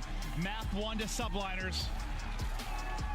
And for the most part, when we're talking about like the crowd and how big it'll be, you kind of take them out of it because yes, you were in the game if you were Carolina, but they were just always ahead on rotation, so it kind of stops like those big moments, those big rallies in the runs. I mean, yeah, it was hard to roar if you were a Carolina fan. I mean, just the way they were able to kind of combo P3, P4, and P5 both times through. I think majority of time for Royal Ravens is through the first two hills. Yeah. Outside of that, it's like they got some scrap time here and there, but a very controlled game from Subliners, some great moments out of Hydra. And I just think for NYSL fans, like, just a little relief that you win a map 1 here. Yeah, and I mean, I still think the moment that stands out the most outside of that clinical gameplay we saw from Hydra at the end, that Sky's moment. Yeah. Because that is the one late in the game where you get 2 kills, you have a great chance for a break if you're Royal Ravens, and Sky's just, even if he didn't get a kill, if he got 1 kill there, and stayed alive that long, he's probably good. The fact that he gets 2 and survives that long, insane. Yeah, great plays from him. He puts up 5,000 alongside of his AR doing Sib, but it was Hydra leading the way with 6,400. How often though? Like it's listen, all Carolina had a good start. Unfortunately, they just got outclassed. He's behind something, just kind of jump shotting, just getting a tag in, stressing people out. Whether it's a vending machine, a van, you know what I mean? They're like all the time, just those little tippy taps. Give me a sec, chat. I just need to use the bathroom. I'll be right back. He is, yeah. I mean, putting those shots in, the damage going up, and just buying time for his teammates. He knows just gotta. Anything that he does is going to allow Hydra, Kismet, Sib to get to their spots, and that's going to lead them to a map win. Especially on a Rio. Yeah. You're spawning pretty close, and you can rally over pretty quickly. It's a game of seconds more often than not. And obviously, got to value your life in those situations, doing such a good job. Yeah, that was that spot. Yeah. He also gets the cruise as well on top of that to hit the 6, so... Yeah, I mean, just such a critical moment. Did you see the game right there? It's 170 to 148. Yep. They get these last 30 to 40 seconds. That blows the game wide open. That was your chance if you were the Royal Ravens. Yeah, because it ends up being, what, around like 120 run or so over the tail end of it. Just, yeah, that was your chance. You couldn't capitalize. But it's a great individual moment there from Skies. Just wonderful use of the van and cover. But yeah, you see where it's, what is it, 12-point game there? Not much in the way of a vertical movement of the blue line from that point on. I mean, yeah, you get 5 hills, 23 points through those 5 hills. So just completely controlled by NYSL the back half of that game. Yeah, that's a. I know you talked about the P3, P4, P5, but that's really a full. That's it. Yeah. That's a full set. Like they did it like the whole second half of that game. Phenomenal stuff. Yeah, you get the map 1 win. You don't have to battle back in this, and now it's going to be Carolina that's going to be a bit tested. You won't go up in this series. You won't have the edge. You're probably wanting some revenge if you're subliners. I'm sure you've experienced, like, team beats you, knocks you out of one tournament. You get another shot on the next one, you probably want to slam them. Oh, no doubt about it. I mean, obviously, New York, they want to do anything better than Major 1. Well, they want to slam everybody and prove, you know. Yeah, that's just it. But 100%, they know coming into this series, Carolina was going to play them tough. They did it online. They did it on land. But going up 1-0 is a little bit different. Now we get to this Invasion S&D, where we just watched them, and they had a lot of creative things. We'll see if they go back to that. Yeah, or it's like you're not going to play as tough. Like, we're going to show, okay, listen, you should. On paper, this should be like a 3-0 to New York more often than not with the Carolina we've had in the past. They're going to come out and try to absolutely body them, put them in the dirt, move on. You've already had a stressful enough series. The one versus FaZe was a wild one, but, you know, Clay's over the course of his career, he just doesn't want to die or go away. He keeps sticking around, whether it's his career, in series, with teams, whatever it is. Yeah, and I mean, listen, you look at this map for both of these teams. For New York, obviously, you lose it versus FaZe. Kismet didn't have the best game. He got caught a lot of that time, but as it really mattered, still having a great search and destroy major. And then on the other side, I mean, for Carolina, it's those A plants, right? Just getting the bomb down, and then in those clutch scenarios, winning them out. Yeah, well, oh God, you think of the game 5, though, like that was just a BZ put on. We're talking about Hydra's clinic kind of in a respawn, like a BZ in the map space he was taking, the first bloods he was getting. He didn't even have that like insane of maybe a stat line, but like he was unbelievable throughout the course of that. And yeah, made a lot of issues, I'm sure, for Kismet. But now what can he do here up against Royal Ravens? Just got an alert that they're still, I guess, trying to resolve an audio issue on this side of New York. So I think whatever popped up before that map 1, they're chatting it through with the admins again. So once again, thank you. We'll get in here as fast as we can. Hopefully it's resolved pretty quickly. Yeah, we'll see if they have anything else. Chance told me backstage that they have other wallbang spots. So talking to Skies, they got a whole bunch of stuff up their sleeve. Well, sometimes, I mean, that's gonna be the case. Like, you know, you don't see him in the online matches. We come to tournament time, and once you're starting to battle for top 3 or championship Sunday, all the tricks start to come out. I don't know if it'll come out here, but yeah, maybe not, but they make a deeper run. But Clay on the other side of it, trying to fight through in this series. We're gonna take a look real quick at a preview of a Clayster doc that's upcoming. I may have lied. Maybe we're going to game now. Okay. Okay, game is ready. Never mind. So we're not going to take a look at the doc, which no, I'm actually excited to see how that turns out. But I think right as our production team told us we were going to go to that to buy some time, the admins told them game was ready. So never mind. We're going to get into the action. Just a minor blip on the radar in this series. We continue on. The players take a deep breath. They get ready to get locked and loaded, and we move on to the search and destroy. And yeah, you just worked on this one. You were just here battling against FaZe. Now you try to see what kind of improvements you can get. Now I've been told that I lied to you, but then also the production team lied to me, so it actually wasn't fixed, and now we're waiting to get into map 2. Okay. Yeah, so we're still not quite ready yet. Okay, so now we're actually going to see it. I'm taking the viewers for a loop right now. Now it's time for a preview of the Clayster doc. Take us away. Yeah, well, why don't we check out Clayster and see how he handles this pressure right now. My name is James Eubanks, known as Clayster online. All my friends call me Clay. Clayster. Clay. I've been a professional Call of Duty player now for over 10 years. Did you see the Clay tweeted out, throw me to the wolves and I'll come back leading the pack? Why I'm still competing is because I want to win. Like, I just want to win again. Can I do it again? Can I go out there and do it again after everyone thought I couldn't? I got the third kid. Oh, what are we doing? You can feel it. You can taste it. It's waiting in the wind. It's Clayster with 2. This one is done. See you later, New York. Why am I still playing? It's because the feeling of winning on stage in front of a crowd is the best feeling in the entire world.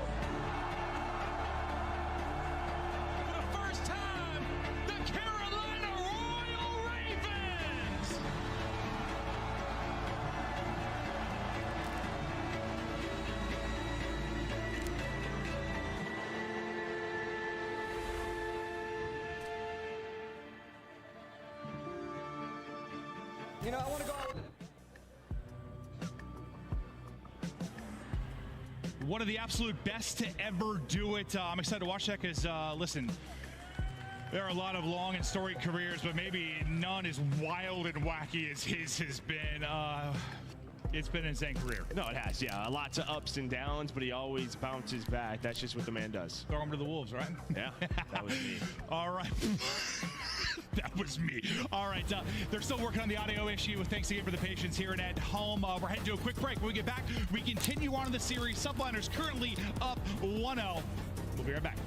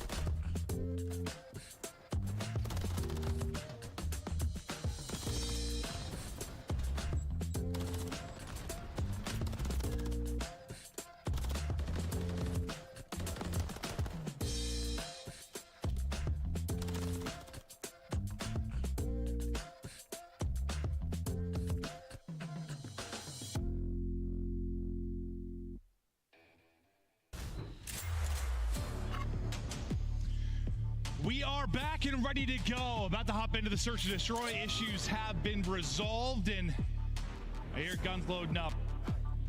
Loading level here on Invasion. We talked a little bit about Kismet's struggles maybe against FaZe in that map 5 on Invasion. I know the map can play differently depending on who you're playing against, but anything else you think maybe they need to fix from that stood out to you? Well, they got first blooded a lot, but that was also I easy. mean, there was a lot of first bloods, but they had a lot of clutch scenarios. But you can obviously see their tactic. He definitely found 3-3, some more victories 1. there, maybe in those post plants or just getting the bomb down in general. Shouldn't be interesting. Bomb down, they're able to find a lot of success. But I'm going to be watching their Carolina capability with the way Carolina was able to work A time and time again. Why am I Carolina faced looking on a to different? push this one as far as they can. Get this. Maybe 2 of map 5. Maybe they can surprise them. You lose the map 1. You have to fight back in this. Unfortunately, I think I'm getting trolled. We have heard that the audio issue is back, so they're still working on it. We're going right back to break. Pretend we never came back. I love you. Bye.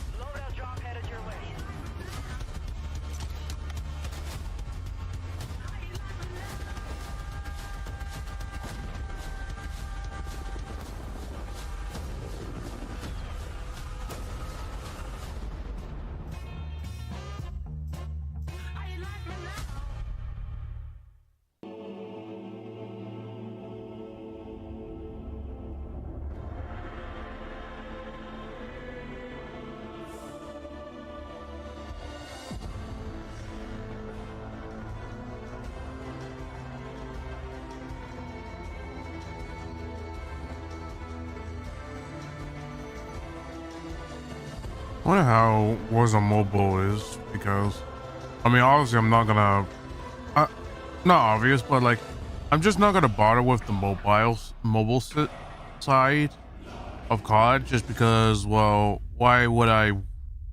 Because I like. Hello and welcome back. Just letting you know that the issue is still on. I'm just kidding. We're ready to hop into it. Map 2, ready to go. They fixed the problems. The search and destroy is loading up. 10 seconds away from the action continuing. You got a lot of time to think things through. Chat with the coaching staff and now fire it up in map 2. Yeah, away we go. I'm surprised you said it before they started running. That was ballsy on your part. Yeah, I know it was, but I've already lied about 10 times in a row. So I was thinking, does Interesting, one more hurt, you know? Maybe not. interesting smoking, interesting smoke push here placements. from New York on defense. Gonna get spotted for now, but I mean, I mean, we have rarely seen this. 3 players right around back DVD and broken. Nobody over towards A. As well, Carolina. Ooh. Nice shots from Civ. TJ trying to work up towards that A bomb to get the plant. And that's what he was doing throughout the search and destroys in the last series, man. Like, he got a line of sight. He wasn't really missing. Now, on the prowl, on the hunt, it is Hydra. Like a panther in the night looking for its food. Just can't get the timing. He's gone to wait for now. There, finally he's able to find him. Lost him for a second, and that's some shots with the rival fellow. See you later, all on Gwynny Poo. Yeah, he's able to find the first 30 seconds left. Bomb down, though, opposite side of the map. Trying to find something. Look at this. It is just a 3-body stack from subliners, but it starts with that first blood. And we really haven't seen a setup like that to sort of see the cross over towards A. I imagine if Sib doesn't get the kill, the play call is just sort of 3 hit the B street, allow them to plant, and then just sort of retake from the attacking side. But even better, Sib finds that with some great shots. Well, I mean, yeah, the problem versus FaZe was just they'd be down a man every time he found that kill. Down a man every time Skies found that kill. This time you get the first blood, you play well behind it. Didn't get to experience that too much in the game 5, but here you start out strong. Hydra with 2 as well as he got into the enemy back line. Now as the utility is exhausted, aggression is coming in pretty quick. It's going to be Gwyn pushing out one side, TJ looking for an angle on the other, just shouldering for information received in the way of bullets. Yeah, I mean, you have Clay all the way in the back, so he's going to be the lone man, maybe watching that crossover towards the bomb. TJ working the connector side alongside a Gwyn, but New York hasn't moved the bomb up quite yet, so 30 seconds off the clock. Still thinking about where they want to go with this. Here they start to go. Smoke's going to be the call. Trophy out for coverage here if you are Clay. See if they can get a pick when they try to move towards this bomb, but for now, okay, there we go. Start to rally across. Hydra gets to the pocket. Both players able to get through. Now it's through Dark Alley that a lot of these fights are going down. On the other side of it, Skies is starting to work up that A street, but he's going to need to make some progress because you lost a player in the form of Sib. Yeah, I mean, obviously, he's watching the flank, watching all these sight lines, but he is very much out of the play, so he's hoping the bomb goes down. But what is the timing like for Skies? You might wait on here. Him right here, and there we go. He's going to line up one till they find the second. The double chow's now in because Hydra gets aggressive. What a play call there from subliners. Woo! Double chow in yet again. They pick them apart, and after you lose Sib early, you're able to stay up really until Skies is there to make the play. I mean, that's it. You are waiting on this man, and he makes it happen. And then they go to get there with him because Carolina, they're thinking, all right, we haven't spotted him on the flank. Maybe he's over towards the tank. They're 3 stacking this. Let's not give this up, but they get aggressive. Not able to see him on the cross, and that's the round. It seemed like, I mean, at the point where you lost a player, they get to buy. It seemed like he was so far away. I'm like, no way are they going to buy time and not lose another player, but they're able to. And yeah, Skies is the closer in the round. It's fast, and it's up towards a 2-man attack here with bomb in hand. Repositioning will be Skies once again away from that A site. Yeah, and again, you have a 3-man setup right now towards B. It looks like Sib going to rotate back. Skies all the way back bridge. Just watching the cross towards bomb right now. And yeah, he's in a spot. TJ backs away. But here comes Hydra. We saw him do it here in round 1. And well, this time though, spotted by Fellow and Clay on the flank. Yeah, that's a little bit of a difference now in this round. Not worrying about Hydra putting in damage into your flank. Nice one to pick that up, but they still have to execute. Can they get bomb down clean? No, they cannot. Skies takes out another. Trade is there, though, so things don't unravel quite yet. On the other end of it, Kismet gets one and puts you into 2 versus 2. Now bomb will be planted. Kismet and Sib trying to get it done. Bring it back to 2 versus 3. Gwyn now out of it, and it's on Clay to make a play. Yeah, I think he's going to get pinched here. Kismet working quickly with the rival. When does that chow come in? Is even ready for it? Looks like he's just able to get around. Now it's time to finesse between these 2 players, but Kismet and Sib worked the 2-on-3 wonderfully. Great shots out of Kiz on the player who plants. That was Gwyn trying to get away from the bomb, but the rival connects. His spidey senses started to tingle. I thought maybe good enough that Clay was going to kind of split up the gut, maybe reposition to a heady and get one and get away, but the tingles weren't there quite fast enough. Couldn't get out of harm's way. Yeah, maybe you're just thinking Sib's pushing up the street. Instead, he kind of relocates towards mid-courtyard. Him and Kids go at the same time, have enough time for the defuse. But I like what I'm seeing here out of NYSL. You've obviously seen the way Carolina likes to play. Heavy on offense over towards A, and they have shut it down. The retakes looking good so far. 3 straight for Kiz. It's a 4-man wolf pack headed over towards B. You've got 2 players there in the way of TJ and Clay trying to slow this down, and to get there quickly through mid will be Gwyn. Flurry of kills. Hydra, nice job. Or it's just a hip fire cut, takes out TJ's face. Yeah, but even to take this angle to just jump top broken, able to work this alongside a Sib. The shots are in. They're able to find Clay, and now smoke down, trying to cross towards that bomb quickly is Kiz. Doesn't have a trophy. Again, I have to say, this I can tell the difference between 32 and 64 He tries bit. to set it, almost finds the timing. What do you mean? Because those are file type. Player, honestly, is the first kind of swung on by, but it's another round for subliners. They get the first blood. They get through on the smoke. Take advantage of the 3v2 and get the round win. Yeah, you saw TJ and Clay trying to work the two-man game, B Street. And most in, but then Clay file gets caught, type, just kind of leaves TJ all by his lonesome. And most then there's that actually no, inside of the Broken. 32 and 64 bit Gwyn stuff almost made are it mostly happen. driver stuff. Well, I think that two-man game, like, if it's a slower push, like Windows 32 and like nowadays Windows, it's mostly 64 very bits. aggressive through to that time. It's had numbers. 5 in a row now for Kiz. 2 in that round. 1 away from a cruise. Not sure you're going to need it because you blanked them right now. Not a round on the board yet for Royal Ravens. They've been stacking 3 towards B throughout the course of this. You've got them there again. TJ, though, nice opener. Yeah, you have the first blood, though, finally, for Carolina. Yeah, Kid's right. going to have to reposition. He knows he's on a 5. You do have So Hydra. sorry, but I know the game is very smooth. This round, Kid's trying to find the melee. Yeah, I think you meant refresh. I think you meant refresh. For Carolina has worked out. I think you meant refresh For a rate. sec, but he's sprinting around trying to catch it timing, hoping maybe he can get the cruise. But now around for Royal Ravens. Yep, for sure. Try to build off of this success. You had 3 people here on defense for New York, but TJ gives them numbers quickly. I mean, what was your old laptops? What were your specs on your old laptop? Working that B Street. And like, time and time again, A has not worked out. Fellow gets on. like board if you so remember, pivotal. what were the A old lot of specs on your times old laptop? offense I'm just for them curious. last match, but a slow start here.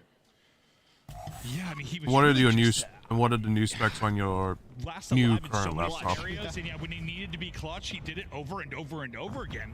Just reading the play well, biting the clock, doing a good job. But I will focus on this round as once again it's heavy-handed for subliners towards B Street.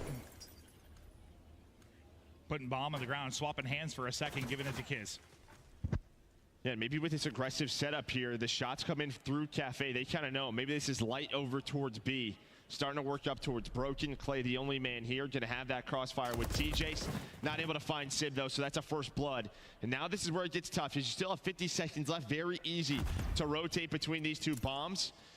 But it's been all about the B bomb site. The stun does connect, but I think it hits Hydra and not Kiz. Now nades are in. Nades not connecting, but Gwyn there with the gunny. Fellow bringing it back as well. The opener from subliners now disappeared. Bomb's gonna be down around the site. Oh, you try to get forward, think maybe you got a pick, but it's not gonna happen. The crossfire is there. Now Skies, 1 versus 3. 20 seconds to go, but it was such a slow build up the street. Just not any time to work on anything. Yeah, I think a big key there is the smoke gets eaten by the trophy. The trophy's a little bit more forward there out of Clay, and that stops the smoke going down. So as soon as they cross the coop, you have all the info in the world. You don't have that tactical to work with. They can't start the bomb plant, and then Fellow's able to find them as soon as Kiz goes for it. I mean, how often on that side is to smoke everything? Like, you throw a bad one or a trophy eats it, and suddenly your entire execution on the site unravels. Now back-to-back rounds for Royal Ravens. You're in an 0-4 hole. You're bringing it back, though. Making it competitive here in the map, too. Trying to answer the map 1 loss.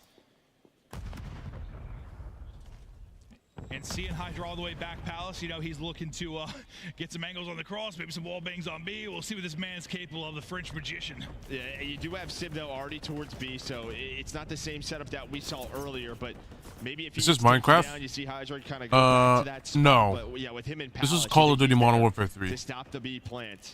But a very slow round for NYSL, and pretty much the same thing on the other side. Obviously, you have TJ working this up. is the You see and, Clay, number 8 all the way on the bottom and side this of is your the Call of mid-map, Duty watching League that fight. watch party. Just a question of when are you going to go?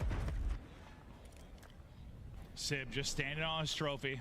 This is So no keep like an this eye is here to no stop this for subliners. this is nowhere near Minecraft. Minecraft is not shooty. It's a block game. They have to wrap this out. Tags in from Kiz. That's all the info. Now we try to get this down. 30 to go. Still need to plant. across the bomb, and now we got more. We have more wall bangs What? from Hydra. What? He's got it for B. He's got it for A. I don't know what's wrong with these windows, but they need to be stronger. Clay, though, able to find one, and now it's a 1 versus 3 for Hydra. Windows, walls. What? He doesn't care. He gives up the spot. What but yeah, the now he's got to get all the fuck? kills. Try to work the ace. 40 to go to try and work the defuse. No way. They just. Buildings, huh? Doesn't exist. No. Wall bangable. This is not good. The entire building's a window. It's a house made of glass, Joe. But They gotta patch. This would be 3 I'm rounds in a row. not. I'm not. 20 seconds Like left, and I this is would pretty much suggest that they should patch that He's shit gonna up. get spotted, and a nice Because comeback starting here for I the don't think Ravens. that would 3 happen. straight. I don't think that should You happen. deal with the cheeky spot. The kill from Hydra, the lone one in the round, and doesn't end up mattering. Now the crowd's starting to come alive. Not a lot of chances for them as we take a look at the wall bang yet again. Ultimately, doesn't matter in the scheme of So things this for is that round, but still literally fun to see that Vanguard damage and both. They just realized it's fucking 2 players. Oh yeah, Model he kills the Vtuber. bomb planner, but that's not it. Like, TJ what was still the there. hell But am I still, just, the first watching? blood comes in, but then it's 3 kills in a row for Ravens as they close the round out. Can they tie us up with 4 straight? But yeah, the crowd's starting to chant a bit for the Ravens off of the 3 straight. As they chip away at this moment by moment. It's a deep setup defensively on B. Really just Clay going to be the guy there. You get really aggressive on A if you're Carolina Royal Ravens. The guy's got to deal with that is Skies. He's the guy watching the flank always. They found that trophy that was forward this time through, so the smoke can be laid on B if they need it. Nade out from Clay, puts it on one side of the tank, but doesn't connect. Here comes Kiz, smoke down this time through. Wallbang does hit, but now you have some help here if you are Clay. Not able to get it through the wall. Plant is down. 4-on-4 retake situation to tie this up if you're Royal Ravens. 2 playing towards ice cream deep. 2 able to hit this through the mid-cut. A lot of the times this comes down to, does a defensive player have a smoke? Do they have a smoke to kind of start this? You're waiting on TJ and Fellow through connector. 25 seconds. You have to go. Starts with Gwyn. He's the first one through. Sip takes care of him. TJ's up next. It just feels like they had no response in the retake. In New York, they get one back. Yeah, waiting on a smoke or someone to commit, someone to make the play. It's like 20 seconds go by. It's like, who's going to go? Finally, Gwyn does. That's the first domino, but you usually need somebody to win a nutty fight, maybe. Yeah, you see Clay just trying to find it, but not able to find that spot. And I'm assuming you're waiting on a smoke through connector, but maybe there's a trophy down. Could have been. It up. Yeah, could have been.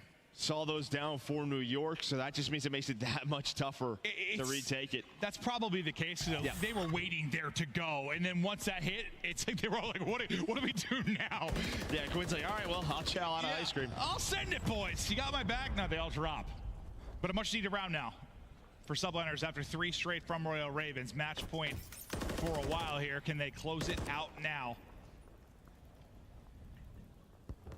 He's just trying to work up this B street or maybe isolate Hydra, who's lurking mid towards A. Yeah, he's kind of the only player there right now, and in a bit of a different spot. He's been playing Palace from time to time, so may not know he is there, but nobody really looking over him because this 2-man setup from Kismet and Sib. Sky's on that A Street bridge, and here we go. Could just come down to this man. If they can kill him, there's not really a trade opportunity. Gotta find him first. But how do you stop him from getting one? there you go. Okay.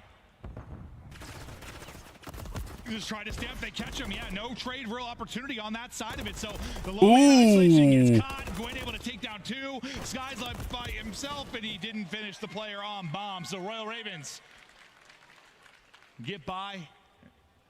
Not eliminated. Still up and down around. But that's the stepping to stun. Yeah, it's a heads-up stun, either by Fellow or Clay to check that spot. They clear everything. And then the 2-man game just gets shut down. B Street, Gwyn able to win both of those gunfights back red door. So big play out of Gwyn to stop the flank. Carolina's still alive, now back on defense. Yeah, just no one was really in a position to help Hydra, so like there had to be some movement to try and get into that after he got stunned, I'm sure, and everything sort of falls apart. Can he get it to around 11? Royal Ravens. TJ, very weak.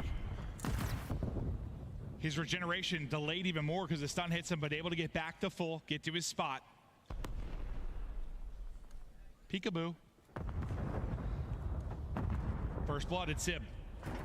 Well, this could come down to Gwyn. Ooh, that's so unfortunate. After the first blood, but it's just too many players. Now New York planting the bomb towards A. Fellow able to bring it back a bit. Sib trying to dodge these nades. He's getting hunted, though. This could quickly be a 2-on-2, and it is. Oh my God, he gets hit down to 25 with an 8, so yeah, they hunt him down. Fellow, what a moment from him. Brings it back to a 2 versus 2. TJ, though, has been spotted. He gets dropped. It's going to be Fellow for the ace to get this to around 11. Bit of information, a bit more. Fellow, 1v1 for the Ooh! Are you kidding? Ooh! This man on this map, on this bomb site, it is What his. an ace! Holy shit! Headed to around 11.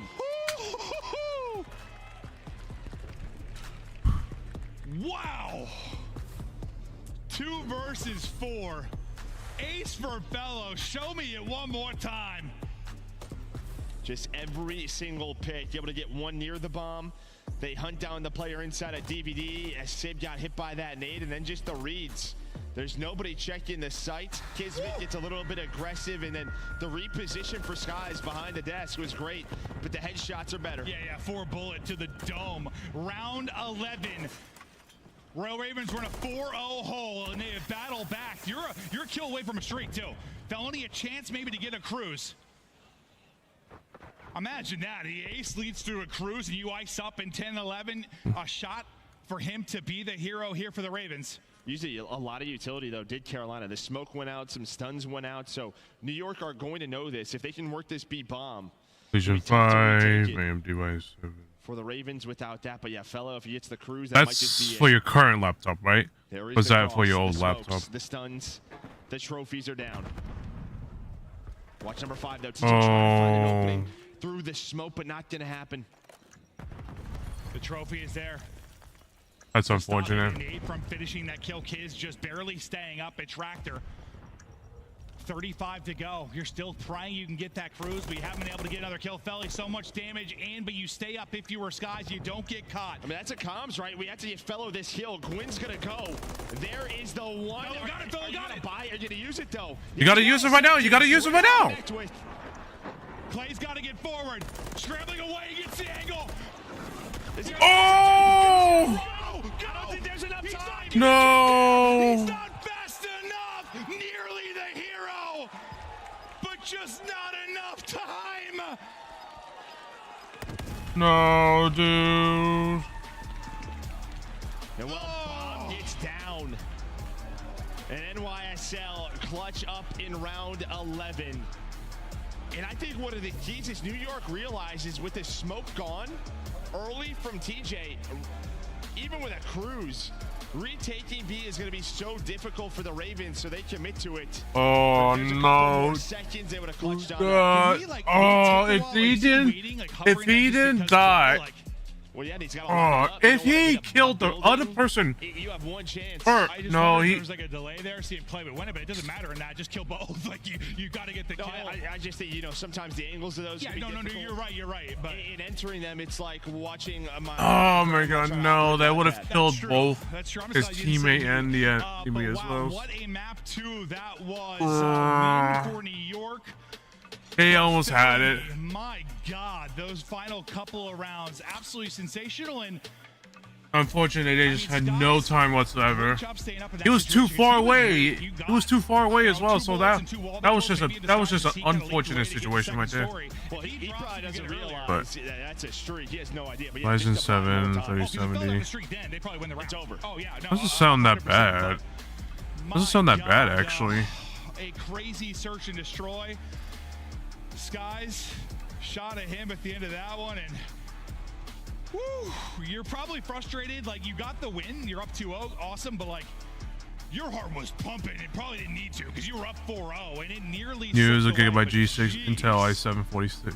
Yeah, and obviously discussing things with doesn't look that bad. Coach, that's right? Just kind of what went wrong. They were up 4-0. I mean, it's a 10th. What was It's a 10 series. to fix, but it's a Whoa, unbelievable. Little Crazy search and not- destroy. One of the more unbelievable rounds from A little less power than a when it comes down to it, 4070, simply not enough time. The ice is there but for subliners. They take the map. it's not too. bad. It's They not. go up 2-0, It's not and that now, bad. If you're Carolina, well, you got a reverse sweep once from New York that did it to you. Can you get a I mean, it's little definitely not revenge? better than my gaming laptop, my beefy ass laptop that I have.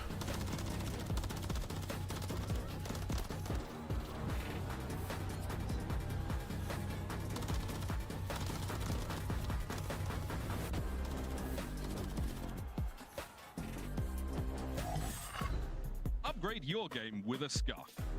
Save $30 on the official CDL collection at scuff.co/CDL. Get better with a Scuff, the first performance gaming controller. Visit scuff.co/CDL to change your game. The Call of Duty League is brought to you by Monster Energy, the official energy drink of the CDL.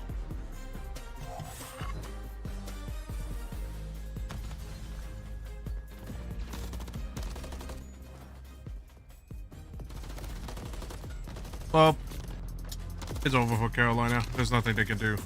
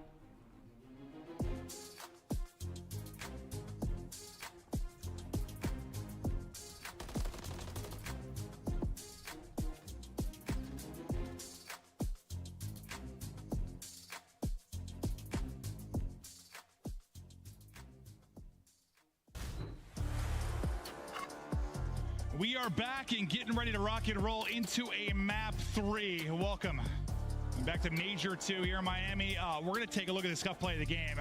And this is a little unusual for one of these plays, so we're going to take a look at kind of 2 rounds. I mean, the insane felony ace into the wild round 11. We're going to watch both. Yeah, I mean, Fellow just goes massive, but into this round 11, Sib finds that first blood.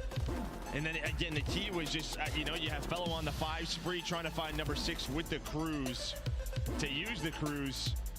But Sky stays alive, buys enough time. Fellow able to find it, but you see the clock, 20 seconds remaining.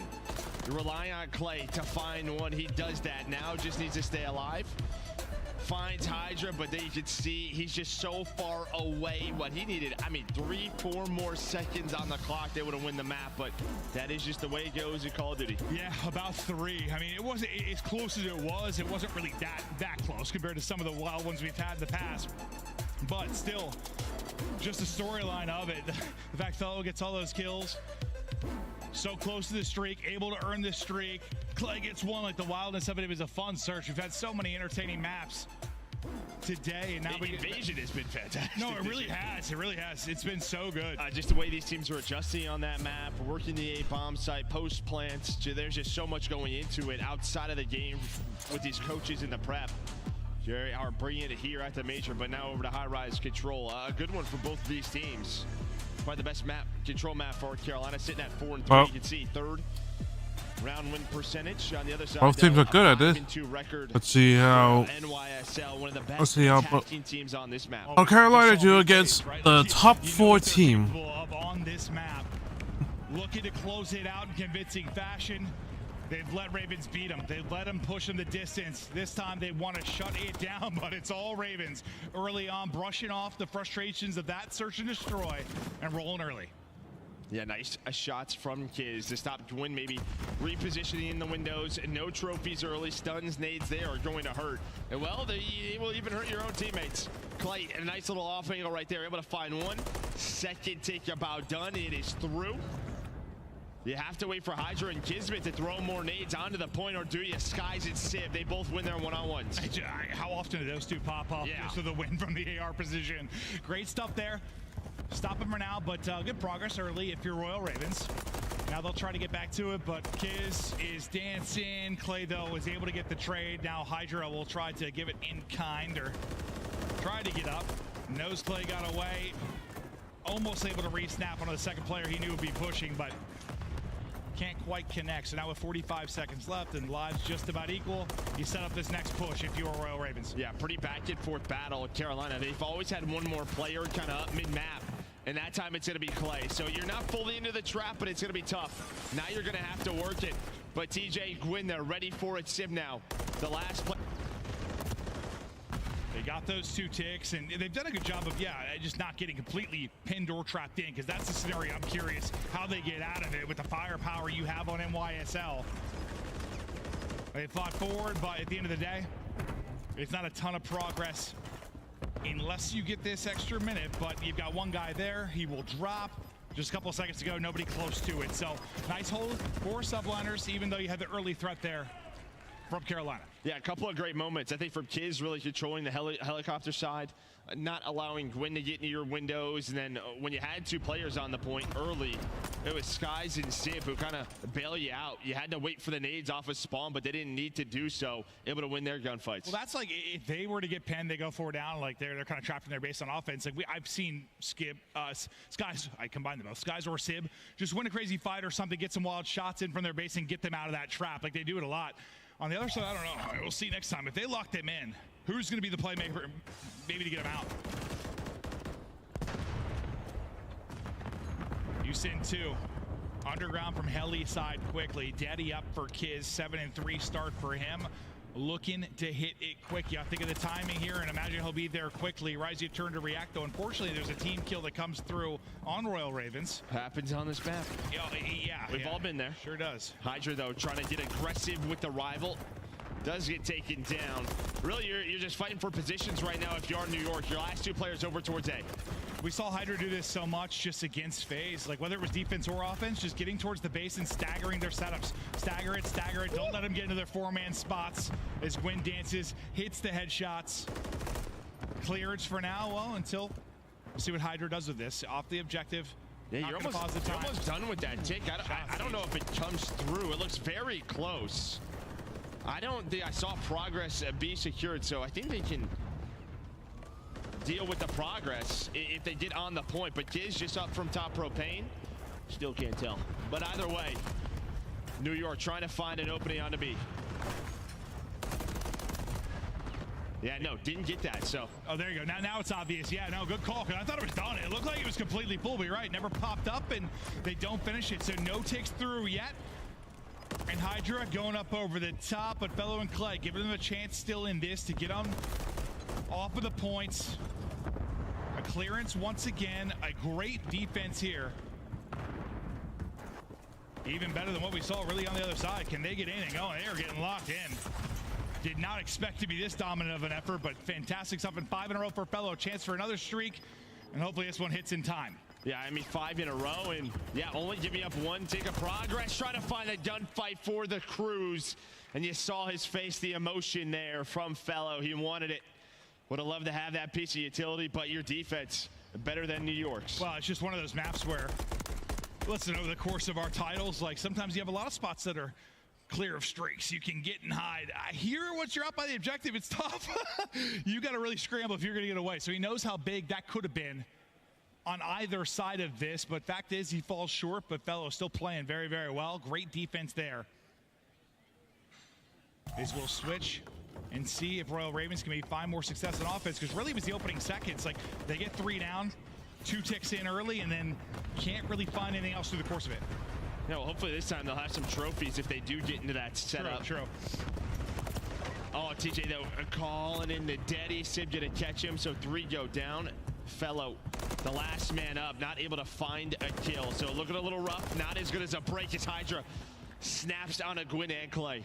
It's just so tough, because even if you have a trophy, sometimes like anywhere you spawn up, it's like 10 to 20 steps and you're able to toss utility onto it. It's like you can rip trophies away so fast, as we saw in that kind of phase in New York series. But you've got him pinned, and this is the moment I was a little worried about. Like what happens now? Oh boy, if you get trapped in a bit, is we haven't seen this really inside of a live match like this. You're all the way up in the heavens. No, not in a major. I mean, you can cover the entire map, and you are just going to waste so much time if you are Skies cosplaying as the Sky in this map, just taking them down one by one. We were just talking to Cap in the back, like Jake. Oh my, Coach of Thieves, as he gets ripped out of it, but like that you haven't seen in the match. That it happens. Yeah, it scrims all the time. Yeah, it happens. It scrims a lot. But in the next series, it happens. That's kind of funny.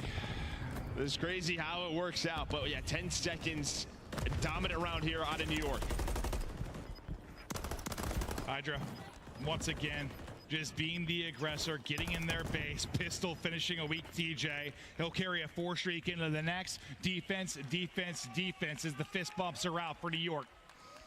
And this is what's been impressive watching NYSL on this map, has been their defense. I mean, even versus FaZe, you've given up B a couple of times, but besides that, they have just been so darn good.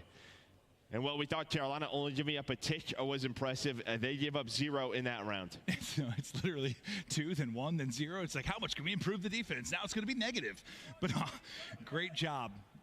But can they find some success on offense now? Can you get a streak maybe onto Hydra and finish this series behind that? Felony fell short on the other side. Royal Ravens, they were so good the last defense. Can they do it yet again and push this to a final round? Some awkward timing there for a moment as you back up if you're Royal Ravens. But you wait, the patience is there. Felony not letting Hydra get into their base. Yeah, nice patience out of Carolina. Almost like a retake over towards B. Now you Gwyn pushed on up through underground. Skies just trying to lurk, trying to find the timing. Able to do so. While that's going on, you're just kind of waiting on Gwyn. He was able to find Hydra and trying to reposition and finesse. So a good start here, a nice 40 seconds. But here comes the pressure, is unreal Renetti shots through that tower. You know your aim assist gets a little wonky there. Oh yeah, every gunfight seems difficult, and then suddenly someone just sticks on a head and it works out perfectly. Great stuff. You pause the clock with 49 seconds, so still some time to go. Nobody on it for a moment. Gwyn with some beamers, but the rest of the team is going to drop. TJ a chance to be the hero, but it's not going to happen, so the progress starts to go, starts to build. Try to guarantee, obviously, no that trophy, defense though, here. no Subliners, and they hit. They combine the nades. Things blowing up everywhere. TJ hits, Clay hits. 3 wiped off the board. Yeah, no trophy there. Skies the only player with one right now, and he was the player off a spawn, so he gets taken out. Propane, and now TJ with another double nade. So the nade's fantastic for Carolina. Get them back in the round. You give up 2 ticks, but not the point. Yeah, once you're trying to retake, it's like 2 kills with guns and 6 with your nades. Just great stuff there, but 24 now to go. 5 in a row and a chance now for a spree if you're Clay. I wouldn't be anywhere near the edge of the map if I was Clayster and close to a streak, but what do I know? Did he find a number 6 or a Cruise? Fellow tried to do a last defensive round. right around this time. This time, can Clay do it? He does. So you have that to work with. They're going to have a round 5 offense, but a little bit help from the Crews. I mean, it could be everything. We'll see. That Crews could be the difference. As it's maybe just to help them get out, you know, if they get trapped quickly, because, you know, calling it in. Yeah, true. Obviously, defense spawns in with a ton of cover. Can't really use it there, but maybe just to help you get out of a trap from New York. Well, yeah, which could be the difference, because that you can waste a minute just trying to battle out of your base. Maybe the Crews is what does it for you, but you're battling for your livelihood now. It's a loser's bracket match. Carolina lose this, they are done and out of the tournament. New York looking to continue on. Oh, he doesn't have it. Never mind. Oh, did we just lie to everybody? Oh, still. Oh, because the nade. Oh, okay. So still some work to do to get these kills. Thank you to our observing team. Yeah, I just sometimes see 6 and just the assumptions there, and now he falls 1 kill short. So take back everything that we said. That's Joe and I being idiots. Yeah, I mean, this is kind of the opportunity we were talking about, where you would love to have one in case it's happening. Oh boy, there goes a flank. Hello, Carolina. I'm in your base. I'm in your face. Trying to find the third. Not able to do so, but he is going to buy so much time for his team. Yeah, no, I mean, we would have set this up really well had the Crews actually been earned, Joe. So great 2-2. Despite us being idiots. Round 5 continues on. 40 to go now. Felony with some kills to get them out, get them set up. The nades will start to come in to try and clear them off with Dancing with Death. This guy's in the outskirts of the map, able to get up to the propane tank and try to hit his shots. You retake the defense. It feels like it's Felony really getting all the kills right now for Royal Ravens. Yeah, him and Gwyn staying alive. Gwyn got off the point for a moment to keep this forward position. And he's going to win the gunfight. The camera is in, and the nice movement. Now dodging the nades. A chance here for Carolina. Another contest. Back and forth, waiting for some help. Do you have a trophy? I'm so nervous. I don't think they do, but it doesn't matter. Skies and Propane has been so good. He does it again. You still have a body here, so at least you stop the clock. But yeah, was that play the moment here in the round 5 that maybe seals the deal? Back and forth. Yeah, but if you're back and forth, you'll take that if you're the defense, right? You need a wave of them. If you are Carolina, you go 1 for 1. You feel pretty good about your opportunity here to shut this down right now. If you are subliners, now TJ, now Clay, getting forward. Ooh. Drop. That's the moment you need maybe to get through. Now the nade's going to start to come in. Trophy on the point. Stacker. Minute extension. Bang it through. You got a minute to go, but at least the nade hits at the same time if you are New York, so kind of staggers you. Big gets back, but now to Clay's POV. His chance to mimic Hydra. Maybe some success inside the base. You pick it up if you're Skies, but so does your forehead. Pick up the bullets. Yeah, you can see now Sid watching this way. The problem is, though, while Clay got pushed forward, once the objective was captured, all 3 of his teammates died. So they have an idea sooner or later. They're going to look behind him, but now he's just got to wait for his team. Maybe he can help them get out of it, but not going to happen. 4 lives remaining. The last life here for Carolina here at Major 2. Nice one from Fellow, because he is weak. You get that kill. Just keeps you up. Just around the corner, another one. Felony, massive in the last map. Trying to do it again here. 20 seconds out to go. 6 versus 4. How this series can change if you get the map win, who the hell knows? On one side, Felony's gonna get caught. Clayster gonna drop. Yeah, nothing they can do. Is gone. Suddenly it's Gwyn, 2 HP, and he will be sent. Carolina sent home. New York with the 3-0. And you know what? Outside of map 1, it is a close battle on the control on S&D. I think for Carolina, you obviously win 2 matches here. You get top 6.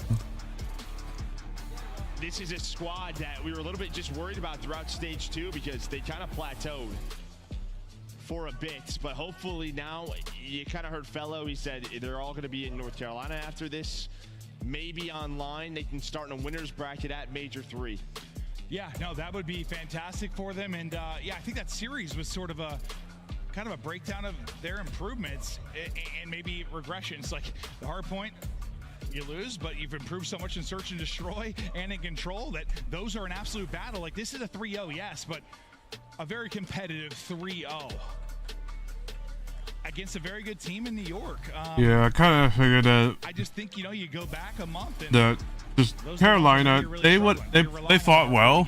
Unfortunately, they just the way I thought, just the way the control was going to happen was not going to be good at all. So there's nothing they can really do. A map out of fellow with 21 non-traded kills, but just a little bit too much. And now New York back into the top 4. They make it to Sunday.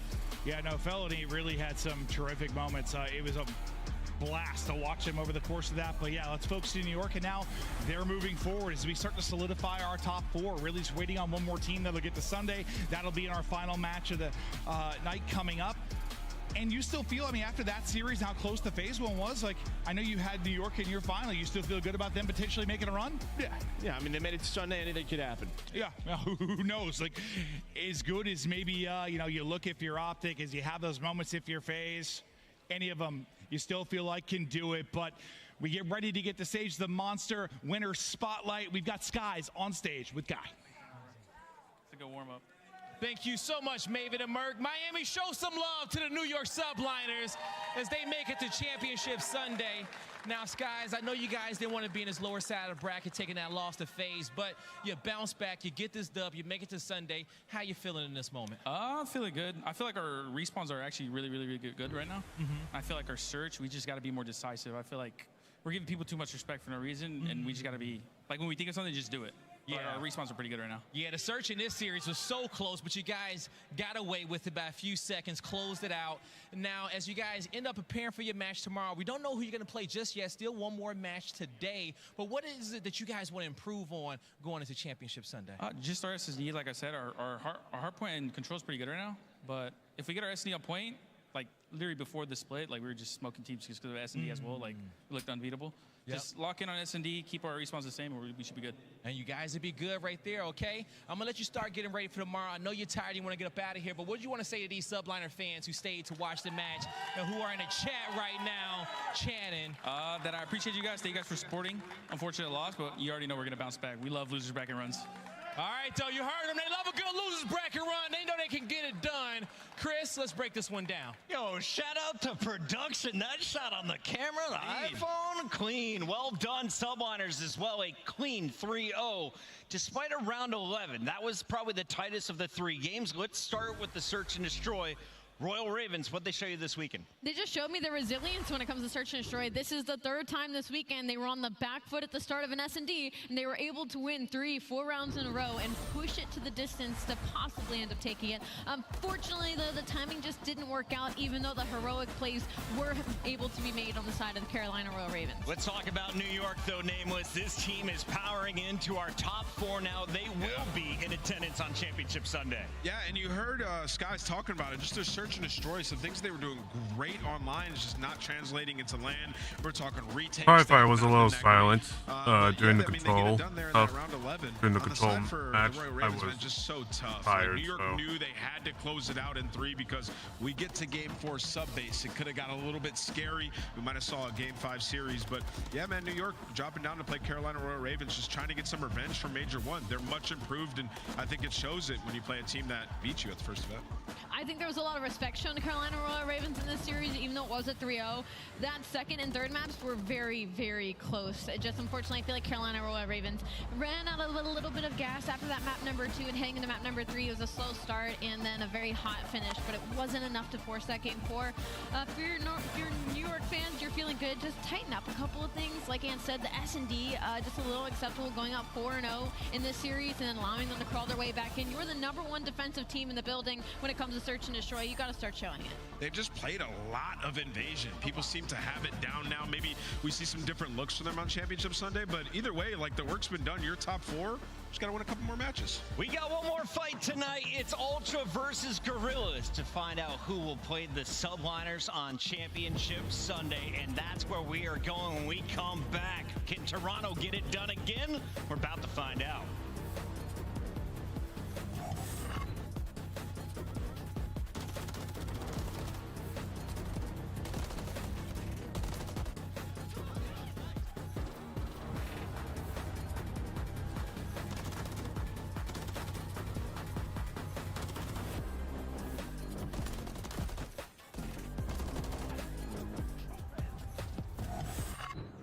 your game with a scuff. Save $30 on the official CDL collection at scuff.co/CDL. Get better with a Scuff, the first performance gaming controller. Visit scuff.co/CDL to change your game. Start the season strong with the Call of Duty League Pack. Grab yourself the CDL Operator, Weapon Blueprint, and so much more. Check out the Call of Duty store in-game now.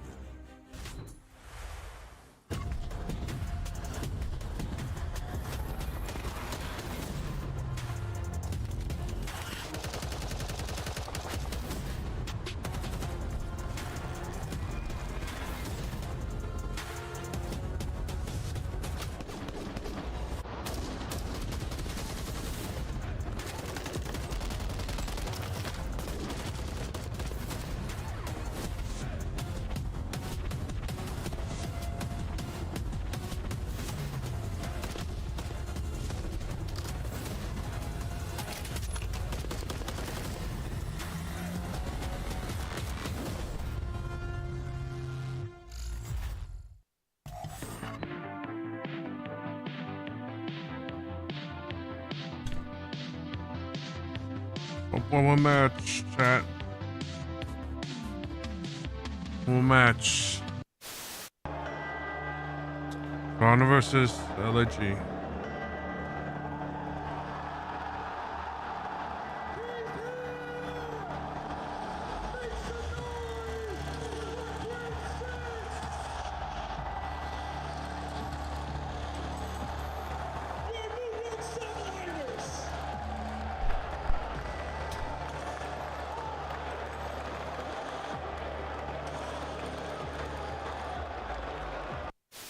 A retake from, but Dashy maybe just gets given a gift. No, Dashy didn't see him. If you open your eyes. Oh no, he didn't see the player Kleenex lying down in the alleyway. Oh my word, and oh, Kleenex.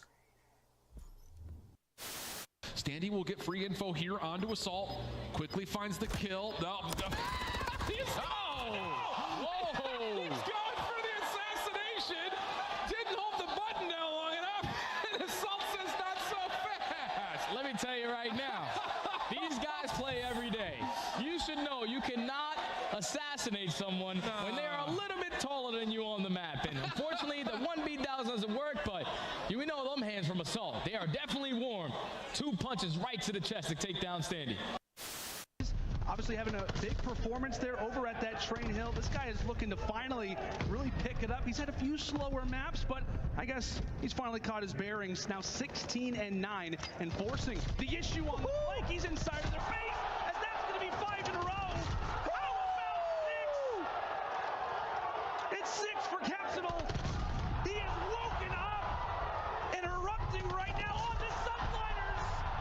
Make it 8 in a row.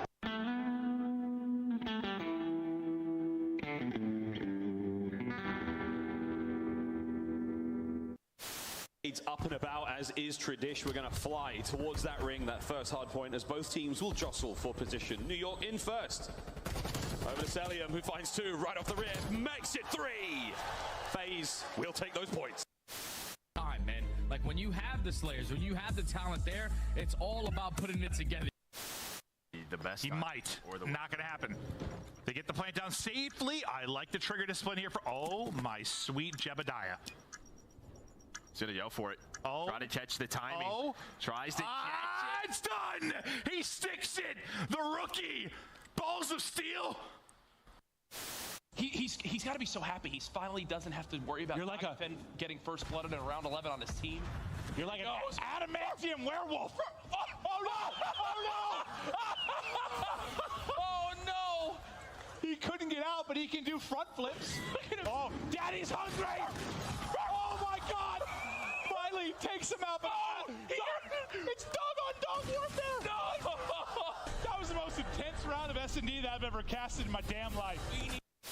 Stops the clock. You have to do a selling on the top side of the flat. Does indeed. That's good. Oh, the snap!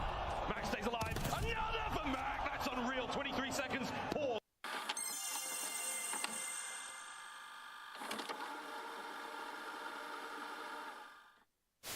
But early in our 7th circle here. There's still 30 teams left. You don't have any resources. Get to the zone if you can. Win your gunfight. Maze somehow sneaks through. You see a lone nuke. All shadows. Ground team is mobile. Keep them covered. Eyes watching for the opposition. How they crushing any competition. Long range, yeah, I got the vision. When I'm in the trenches, anyone can get me. I'm with the team when they need me. Or out on a dolo mission. Nigga rocky riding on this road to riches. If I catch you slipping, then it's over finished. War, ready, crew, coming through heavy. Aim steady, lights out as the gorillas. Not any winner, one out of many. Five talents, empty, lights out as the gorillas.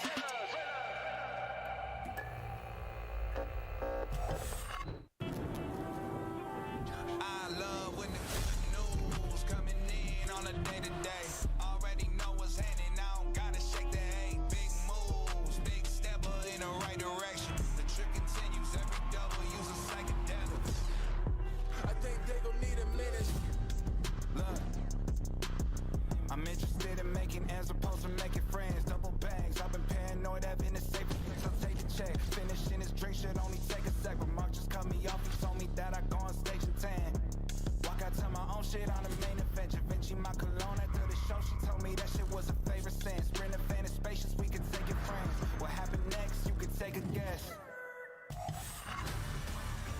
Welcome back to Florida, Call of Duty fam. We are gearing up for the final fight of a Super Saturday night. This is match number 5, and this will determine our final 4. Toronto facing LAG. It's a battle of the purple squads, and I have Alley Cat Nameless alongside me at the desk here. It's Chris Puckett, and it's time to break down our bracket. I wanted to take a look at this thing before we get into the match, just to tell the story of LAG, because this is a team that was 0-6 in their first 6 qualifier matches. They finally righted their wrongs, and they are on a run right now. Yeah, they beat Atlanta, and they somehow make it all the way to the last match, trying to decide the top 4. The issue, though, now is they're going to have to go up against the reeling Toronto Ultra. Now, they were able to take down Atlanta, as you mentioned. You are facing off against a similar squad in Toronto Ultra. Let's take a look and find out what maps and modes are being played, though, because in Atlanta's matchup, they could have been testing some game modes. Did we get game modes that you want if you're a Guerrillas fan? I mean, I think, you know, the Guerrillas have liked to play Karachi all year long. When you think about the search and destroy, Toronto has been prone to losing 2-3-5 to getting Nesloed. You got Karachi, highways, Karachi, something's Karachi. Sitting at 3-0. What is? I think they're extremely happy with this map set. This is gonna be. Comes in. Let's make it official. I'm gonna go first. This is gonna be neck and neck. Tonight, I'm gonna dedicate my Scuff Pick'em to an upcoming color caster. He's been nominated for an esports award about 6 times, but hasn't made it to the stage yet. And Chance, the caster, told me that it is going to be a 3-0 LAG. He's going to find another squad slipping. It's LAG with the upset powering into the Final 4. It's Chance's prediction, though. I just saw Chance steal a monster out of the fridge on the casting deck, so I don't know if I'm trusting his choices right now. I'm going to go with Toronto Ultra. Going Toronto Ultra. Nameless? I'm going with Toronto Ultra, but I think it could get a little ugly in this series. Can you give me a series score, then? 3-1. 3-1. Let's find out. Is Nameless right once again? We send it to the stage with Blaze. All right, Chris, we got one more matchup today before Championship Sunday, and I'm excited to get this one started. One more squad has to go home, and the first team coming to the stage, get ready to make some noise for your Major 1 champions. It's the Toronto Ultra. Make some noise for Kleenex, Insight, Envoy, and Scrap. With the strength of the North, Toronto ready to go plus Ultra. Listen, this is a championship team. They faced defeat earlier, but they're not trying to go to loose bracket and get sent home by LAG. They're confident, they're cocky, and they have the ability to make this run all the way to a final. It starts right now. Let's bring out the potential upset squad. Let's bring out the underdog. Before it's lights out, let's turn the lights up. Get ready. Here comes the Los Angeles Guerrillas. Diamond Con, Astro, Fame, and Assault. Ready to do it yet again. The Guerrillas ain't playing around. The purple in my hair might be fading, but the the W's for the side of the LA Guerrillas have not stopped since their win versus the Atlanta FaZe. With a lot to prove and certainly been the underdog in almost every series they've played, there is one more match on the day where they can force themselves into Championship Sunday. We're going to need all the energy you got, Miami. It's the last one. Let's go, Blaze. We're going to need all this energy, Miami, because Assault is ready to shake up his opponents into shaved ice. And I'm ready to get this one started. Miami, you ready to go? Miles, Chance, let's roll. Let's get ready to rock and roll the final match of the night. I'm very, very excited to get this one. Chance, how you feeling, brother? I'm feeling fantastic. I am close and ready for this action. It's an interesting series. I know the top four have really set themselves apart in this league, but LAG, they've proved they can beat the top squads. Now they're on land. The opportunity to prove themselves once again. One final match into the night deep we go, and it's full of terrors, and this time it's full of Toronto and LAG. We'll see who walks away with a big dub today. Again, pushing forward in the tournament. That's the goal right now. I'm trying to make sure we're still exactly where we should be. We have some fun news. I just met another gentleman whose birthday it was, because every day, apparently, I didn't know this, but there are birthdays every day. Wild. Another birthday we have is for our director, Mike Alu. Happy birthday, Mike. We love you. Mike from Columbus. That is Mike from Columbus. There's birthdays. Any more birthdays? Anyone else? Hands up. There's one. We'll give you a song later. Either way, though, we do have a very, very exciting matchup coming. I think the lobby's nearly ready to roll. Chance, I'm going to come forward and join you up. This camera shot lasted so much longer than I was expecting. There we go. We have a little bit of freedom here. It's perfect time. This is great. I was going to see how long we could keep this going. Toronto Ultra, Los Angeles Guerrillas, Karachi Hardpoint to kick things off. We're having way too much fun here up on the stage, and I'm sure you're having a good time wherever you are, whenever you are in the world, because who knows, you might be watching this on VOD. It could be weeks from now, months, you never know. How's the weather? This could be the team that wins or loses, being haunted by the mistakes they made in months' time, trying to figure out how to clean up the Karachi hard point. But either way, I know a player on the side of Ultra I'm paying a great deal of attention to is going to be Dylan Envoy. He struggled in hard point against Optic Texas. And on the flip side, I think Esriel is a good go-to to be that counterbalance of an SMG. Karachi, it is a fast-paced map. It is electric. And the energy at the end of the night, what can these teams bring to the table? The crowd's already feeling themselves, having a good time as well. So we haven't seen LAG play yet today. They've been warmed up by presumably a few of the teams still in the tournament. Esriel, inside there, two in the feed. So lovely opener here, but very even when it comes to the kills department. Ultra Lone managed to nick a little bit of seconds there. 8 to be sure. Yeah, not too shabby. Now you got Scrap overwatching, keeping these players at bay. Had the intel on DiamondCon very early on, and this is easy overlooking moments here for Scrap. He does get cleaned up, though, for Assault to Insight. Pressure now on him inside the time. A little flank coming through, and Esriel at least gets the kill before he falls, and the team kill from Kleenex maybe makes the job for LAG just a little bit easier. Decent chunk of time giving away on P1, but LAG may be happy to chalk it up and rotate over towards that new time. A close spawn, though. They're going to be worried about the flank. The LAG all over it. Can they set up now and try to slow down Ultra on the approach? Fame's got a sweet corner, but Insight's going to take the long way round. Nice tags there, Stu. This should force Fame into action. Envoy forward, he sends it. A quick contest. His teammates have found the kills all over the place, so Dylan Hanlon can sit in that hard point and be happy. Kleenex on point on that break, and now the SMG duo for Toronto getting to work together. Difficult spot, though, from Envoy. If DiamondCon goes up top, might have an angle, but for the moment, the Guerrillas not able to apply too much pressure. Kleenex comfortable here on the 4 spree. Final 2 lives remaining, though, for Ultra, at least on that hold. They do get broken down in 30 seconds. That is a good chunk of scrap time that you were able to collect, so Guerrillas going to be happy for it. A little bit of time to try to work on this rotation as well. Esriel going to be leading the charge, and, well, not for long. Led it as best he could valiantly. Assault there from top third, finding these kills, pushing over towards New. Big tags again across the map. See that big old protracted gunfight. As Insight manages to help out, but Kleenex flies forward. Assault, good coverage. Still not enough to really get the back spawns, though. That's what Envoy is right now. Sends it. Top rope. Not enough to get the kill. Envoy holds. DiamondCon's in, and there is going to be a bit of a trade now. Oh, he gets 2. Envoy didn't heal. Didn't heal before he went in for the chow. Unfortunate for DiamondCon, he is going to fall. His teammates quick enough to get towards the time. Esriel, the opportunity to make the play. Plenty of his teammates now looking down towards this crossing. This is a beautiful moment of a break right now for LAG if they can hold on. The kills, though, not flowing their way. Esriel and Fame doing the best they can and completely on point as well. What a moment right now for Guerrillas. They are fighting tooth and nail against Toronto. who might be wanting to square up at this hill. Just one more try. Always that fight for P3rd on the rotation as well. But Gorillas, it has been a beautiful 2 hills. Weren't joking. Estriel's putting up a real fight in that point. Up and down he flies. Just a couple of tags, helping his teammates find their skills if they can, but superb time gained from a tough hard point. Across the map we now go. New hard points on its way, and so far, so good for LAG. Now Assault trying to work for these power positions. Well, not going to get there for long. Envoy cuts him down immediately. Got Envoy top green and only got his teammate Insight going to be top 3rd. So you have LAG waiting for the flank to come through and trying to push through Coop at the exact same time. Assault at least going to be the presence that gets these guys away from the hill. But this is all about the set of gunfights coming through before either team can collect. Ultra a bit scattered in the moment.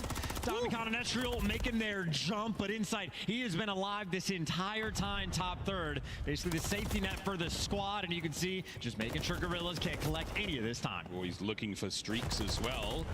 4 completed, 6 is the target. Estriel once again finding kills all over the place. That's kill number 5 as Insight stays alive. And he's playing for that cruise as well. Ultra, well, it's not going to be a lead going into new. They're going to be down by maybe not quite 20 seconds, give or take about 15, but over towards Junk, they're getting those entry kills. Set up on a rotation, and again, Insight can take his sweet time to play for this cruise. It is Money Hill, it is the Junkyard, a 15-point game as it pops, but at the end of it, Ultra might have built themselves a nice lead. Streaks gained, no problem. Kleenex and Scrap, they're going to do what they can over by the new hard point, soaking up quite happily. Scrap has that nice hill to work with, bit of defilade there to work with. Find these kills, now take the lead back. As the San Angeles Gorillas have been a little quiet. Now on the approach, Fame finds his first. Envoy, no help whatsoever. That's now the hit, a 4-man strong push from LAG. They should be able to get the break here. Scrap in the tactical retreat. Look for a nade or 2. Here's the push, number 1. No more in that life. His teammates looking for the trade. Kleenex from upstairs finds himself 2. Ooh. But the battle comes to a close, and Fame's the last man standing. I mean, hey, Fame just went on a 5 sprint to break this hill. That is a big moment to shut him down, because Ultra could have turned that into a full 60. And well, now for the cruise missile that Insight has, Fame might be able to match one himself. Awkward timing there, though, for good old Diamondcon. Kleenex just gives it away. Cruise secured there from Fame, and LAG still have the lead. Going over towards a P1. Might not be the worst time to call it in if you would like. Nades up. Exactly that. Here comes the hit. Toronto Ultra, the purple arrows on the minimap. One of them's gone. Scrap will fill that hole left by the cruise missile briefly.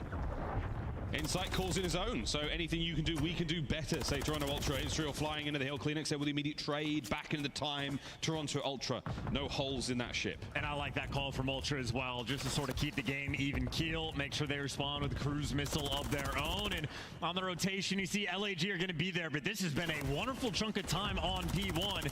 Honestly, as far as the game is concerned, this has been the hill where Toronto have just set themselves apart. They're going to get the final 10 seconds of scrap time as well. A decent little lead that Ultra have built. Ultra with a sweet lead so far. Pressure mounting towards noon. Let's sing the sweet lullaby that is the Toronto Ultra. Quick listen in.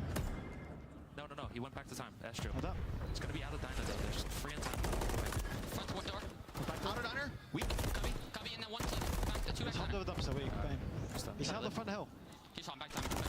Nice. One's front. Close to you. What's that bus? Yeah. Arches fame. Arches still weak. That's right. Still there, I think. 40 seconds. No, completed. He's just holding top window. Holding top right, Jimmy. Look for it. Extra one calf. Yeah, I'm just running at everybody. Out of our time, weak. One's calf. He's getting out. Too. I see calf. He's laying out calf. One shot. Just make sure you hold it. Right. Yep. We're getting left. We're getting deep. They love play pyramid, by the way. Hey, I'm going. I spawn out. Low bikes. He could have got through. Yeah, I spawn out. He's pushing through. Back dead. Nice. Yo, I have all the bridge, okay? I hear you. Yeah, top right, last one. Top right. And then one on. Yeah, he's literally laying now. All the fucking left to mid, right? I spawned up with. Dead to me. Might spawn next to you, bro. Dead for nade. Dead. Nice. Alright, one could be dead. One more. Top long. Close. Just play I'm in there. Yeah, alright. Top AC on me, bro. Mid lane. Top AC or something. Right side third. I'm fucking. I spawned. I have red. One can be third, yeah? No? You have it? Nothing right side One third. third, one. Like, low scat main bridge. I'm trying to get bikes right now. Yeah, one more low me. 2. I think there's 2 left. Nothing mid. Still dead. Could be more of me. Like, first. One could be top right. No, one top right. Assault still? Nothing red, boys. Assault Fame. Yo, top fucking Kuba me. Head up. Are you? I'm on Kub. I'm on top Nice. Kuba. Right in the back. Assault going, just holding. Yo, look Kub. He's ran out. Right to the Ooh. was the dulcet tones of late night radio Ultra, and they are singing pretty right now. The lead taken back in that little listen-in. They end Diamondcon spree without any problems, and Kleenex is one hell of an issue to deal with over by Chiku. It has been a super strong hill as well. Nice nade coming through from Fame to strip away a little bit of extra time, so maybe not quite a full 60 there from Ultra, but a good hill to at least build that lead. LAG, though, on that rotation. Diamondcon with the big 2, but funnily enough, Ultra actually get this spawn out, so they're going to be towards the new time just a little bit faster. LAG still have their work cut out for them, but they are soaring around this time trying to get these kills. Diamondcon from up top as well. Again, top 3rd power position keeps the other team out of time. Diamondcon is so hard to kill from up top there. A good nade might help out, but Fame roaming the lower levels of the map there with his rival 9 doing a magnificent amount of work. Not a lot of time gained from this hard point for now, but you would expect that to change. LAG finally getting themselves in there. There's so many Ultra players. They're so close, though. Well, Ultra are going to want this time as well, because you see LAG, they're already on that rotation over towards New, and they're trying to keep these guys out of time. Oh my God. Ooh, that's unfortunate. Final 20 seconds there from Toronto, and 2 of those players that he killed, well, they're going to spawn out. Diamondcon holding the line alone. There's a very awkward spawn above those Ultra boys. They better get in there quick. LAG hot on their heels. There's no way Envoy turns around for this one. Estriel now on the approach. Good shots. Able to get the second? No, the trades are there. Still, with that time gained, that is an LAG hard point. And this is the hold that LAG, they are going to need. Scrap, though, ripping players away. And now, unfortunately for Assault, if you're on time, 2 directions are going to have to look. Worried about the pinch. And Ultra, if they get this break, they'll get the map as well. Scrap's going to try to bully his way through the front. Envoy in insight now, backing him up. Kleenex there on the pinch. Oh, it might work out. Scrap was a huge one. That should be it. The break is on. Estriel from down low taken care of as well. Envoy in the hill, finding the time. Kleenex and Scrap might just be out here calling game. That is number 26 for Kleenex and Scrap on the 4 spree. The big break when they needed it the most. And, well, not that you necessarily need it, but wouldn't have gotten the cruise. Assault there to gun him down. So that extra bit of utility that could have been from the sky, you're not going to have. And it's just a very tough spot. Players coming off spawn and even on a rotation over towards B1. Ultra are here first again. Kleenex is simply not missing. No, not at all. Tobias Jonsson back at it again, still flowing. 3 in a row, that's 29 in total. New hard points up, P1 looking to grab it, doesn't quite get Assault. His teammates have got the hill. Stay alive, Envoy, keep soaking. Estriel, the last man here to get some pressure on. Reinforcements arrive. The cavalry is here. Better late than never. You've forced Ultra out. Is an interesting moment. Kleenex again, though, just back. He has been a walking 2-piece on these final 3 hills, and here we just go. Looking to finalize this game. 2 more seconds collected, and Ultra get it done on Karachi. Starting off their series right. A very strong start as well. LAG, plenty of life in the game there, but as we see in the game flow, once Ultra got going, there was no stopping them whatsoever. Huge bit of production there we saw from Insight, 26 and 14. Big work out of Kleenex as well, drops 31 in the end. Solid start, Chance. Over to the search we go. Yeah, that is an interesting scoreboard, though. That's a few games in a row now for the hard points where Envoy has been going double negative. So maybe today just hasn't been his day for the respawn, but in spite of that, you still walk away with the victory. But I think Kleenex and Scrap really were the 2 players that crank things up at the right time. If Kleenex doesn't get that 3-piece at old time, LAG could have been fully set up towards New, but 2 of those players spawn out and makes it that much more difficult. Now we saw the gunfights that Scrap was winning on that rotation. It was brutal to watch, but Ultra execute. They get it done. Yeah, LG had some good moments. Unfortunately, Toronto's just too strong. Business as usual. Highlights now. Plenty of pieces all aside. We saw many multi-kills. A ridiculous one from Kleenex in the bottom side of the Monster Energy Fountain room. Unbelievable stuff. So again, across the board, a lot of very strong multi-kills. Fame with a lot of great plays. Estriel was the great breaks, but not necessarily enough as a team effort when it comes to LAG. I mean, I can't really think of anything else that stood out too much. It was just solid effort from Ultra from start to finish. Happy to see that go their way. That truly just was a good back and forth game. I think anytime LAG had a bit of success, the cruise missile from Fame being a good example, always a response coming in from Ultra, obviously Insight with the cruise as well. That's the 3-piece though that really started to spiral the moment. Again, 2 players spawned out, makes that rotation that much more difficult. And instead of a potential full 60 on the Junkyard Hill, well, by the time they were finished with it, Ultra had about a 60-70 point lead. And Of course, P1 just going to be scrappy, so LAG not a bad fight, but couldn't capitalize on the 11-kill performance from Envoy. Yeah, big work there from Karachi. High-Rise S&D coming up next. We'll go back to Karachi for both our control and our final map of this series. Of course, that's Search and Destroy. Sub-base. If we can see a big old sign of life from LAG, because I think at this point in time, I mean, we're looking at the, coming into this tournament, Ultra, one of the clear-cut favorites to win the whole thing, alongside New York Subliners, alongside FaZe, alongside Optic Texas as well. What are we seeing differently this tournament, though? LAG, strong resurgence, maybe not necessarily enough. Ultra looking a little weaker in places. Vegas taking them down a notch. It's a weird series. I mean, bar LAG pulling off this upset, what we're seeing, though, is the top 4 teams just being a clear-cut step ahead versus everybody else. And then the bottom 8 teams, it is just chaotic in that situation where seemingly anybody can win on any given day. High-Rise S&D, though, an interesting map pick to see. Toronto have only played it twice. They're 0-2 on it. And the Gorillas, they're bread and butter. They love to play High-Rise. They'll do it for control. They'll do it for S&D. So much more of a comfort pick for the squad. Many more repetitions in the competitive environment as well. So if there's any opportunity to get back in the series, this is the map to do it. This is absolutely the map to do it. We'll see if that is the case. The monster pregame for the Los Angeles Gorillas. There it is. S&D second in the attack record. That is absolutely massive. And of course, those post-plant win positions, 100% chance if they get the bomb down, they're going to win. It's very, and for Major 2 only, so that means the homework they have done coming into the Major, they have been executing cleanly. I know throughout the Major 2 qualifying stage, they've had a few players, Diamond being a prime example of not looking quite as strong. He's been balling out on land. These guys have talked their smack and, well, backed it up as well. Different environment they have brought in the old Lanimal sort of situation. And again, for High-Rise S&D, Diamond one of the absolute star players to look out for. I know players like Scrap and Insight not exactly going to back down from the chow, but a deep bag of tricks the Gorillas have on this map. They love to mix things up. It's a late-night lobby full of shooters here at Major 2, and we're going to High-Rise. Long lines of sight. That man on your screen. We'll see if he can silence the haters.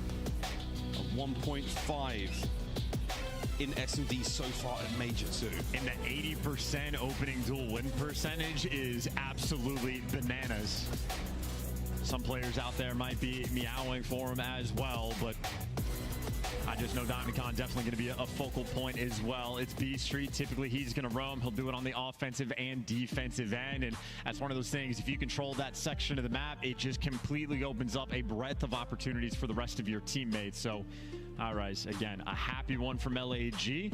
For Toronto, an 0-2 record. It's rare to see him on it, but they've been pretty consistent. These guys are going to be banning Terminal potentially the entire tournament. It's a few series in a row now. We're just waiting for the elevator to get down here and take us up to High-Rise. I got to fill the propane tanks. Please bear with us. Yeah, the propane tanks are empty after that absolute banger over control in the last series.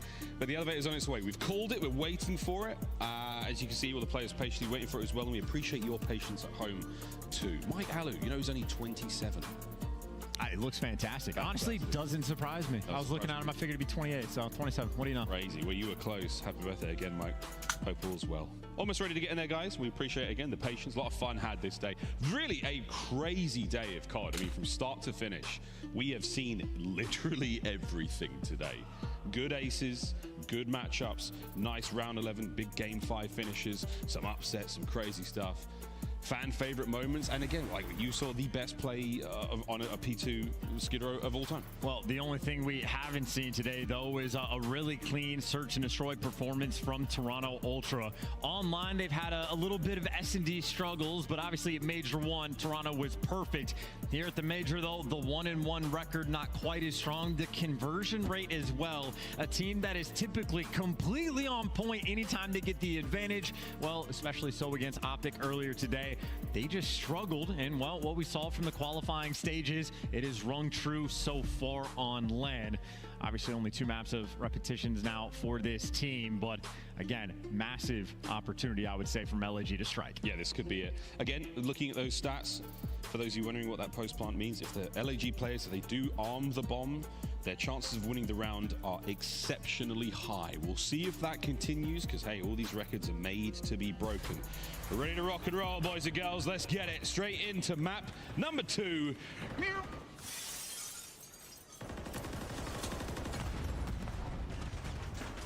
Man alive, what a hail of explosives, gunfire, you name it. 3 orbital barrage just got dropped right on top of that high rise, and nobody goes down, but everyone's ears are ringing. Yeah, waiting for every single nade to explode before you make any sort of approach down the map. A lot of barrels getting taken down as well. Scrap going to be responsible for the underground section of this map. Actually, that is a cheeky spot there from Kleenex. If anyone tries to go underground on the right side from LAG, they're going to meet their maker. And of course, the B3 domination, Diamond Con and Assault love working it together. Scrap, well, doing a little bit of pole dancing, backs away, gets out with his life. Hey, yo. Hey, man, even Jesus had a plan B. He was a carpenter. Oh, another point. Ooh, not enough for kills, though. Estriel's good teamwork there. Walk away with it. Plenty of space now to work with over by that bomb site. Scrap, though, he's going to check it. He is going to get checked. And Insight now in a 1v4. Bomb down as well, and nades landing at his feet. That was a perfectly played round there from LAG. They did not fall into any trap, and Assault doing a nice job watching the flank. No funny business here. No opportunity for the clutch, and that is a perfect round from LAG. They wait out all the tacks. They wait out all the nades. They make their approach, and no one gets caught planting either. They have plenty of time on their side. They let the kills come to them, and both Kleenex and Scrap just jumping into death. 100% post-plant win still counts. Perfect. Still counts. Swapping sides now. There's a dangerous look in that opening round. LAG exceptionally strong. Nice 2 from Estriel there. We're going to see what Ultra have got in store for this attacking round. And then it'd be interesting to see if Ultra are ever be able to take a commanding sort of front over on the B Street. You see a lot of emphasis here for LAG. All the nades landing out the windows. I see a trophy on the other side. And well, if you were looking for B Street domination, Insight gives you the first blood. A big win on Diamond Con, and almost immediately they take it over. Kleenex might fall, but man advantage as well with a minute left to play. We go back and forth just a little. Here's the plant. Envoy's going to get it down, man advantage.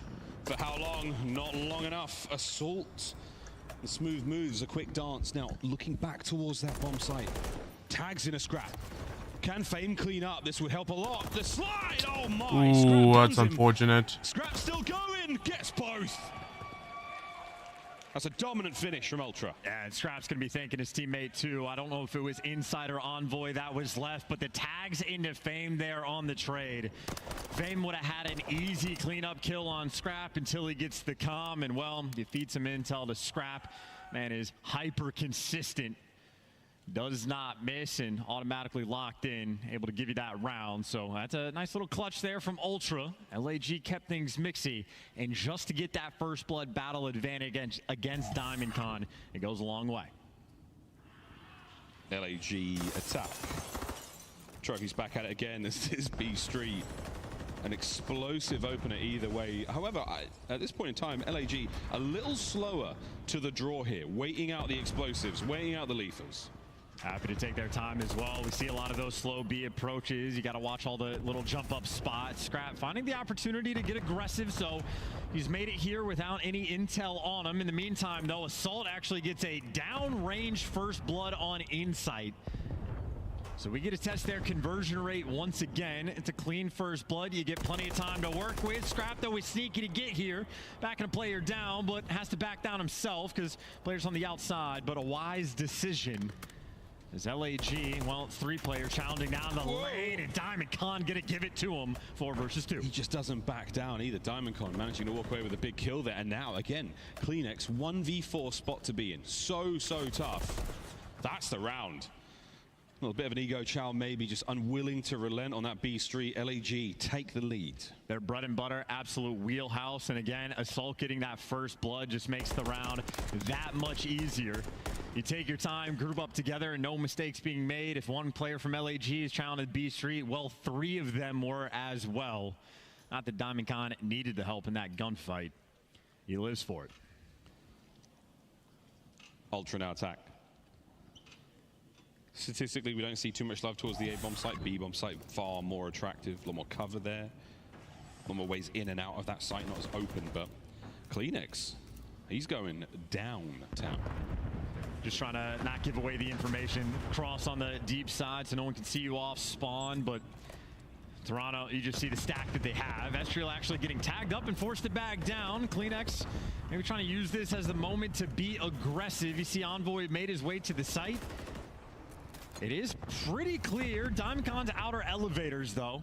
Maybe an opportunity to play spoiler, but no one's checking outer just yet. And in the meantime, Insight, I don't even know how he falls off the map in that situation, but he'll take that advantage. 3v2 now for LAG. Starting to close in around it. Oh, dear.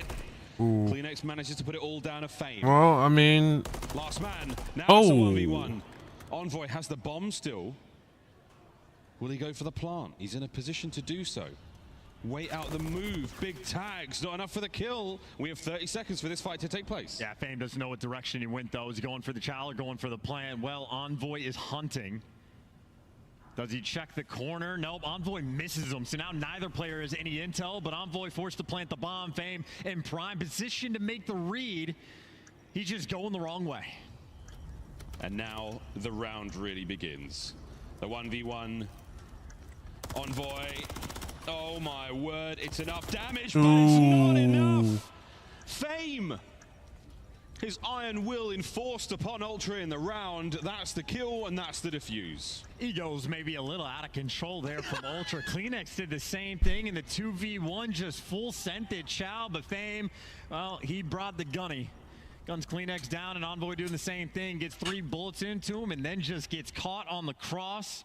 There's a wonderful play there from Fame, and again, on that 1v1, no intel between those two players, and I would see it from both POVs. Indeed. Well, the power position that Fame was in, if you could call it that, just held that iron up, expecting Envoy to re-challenge. Perfect play. Here it is from his perspective. Ooh, nice.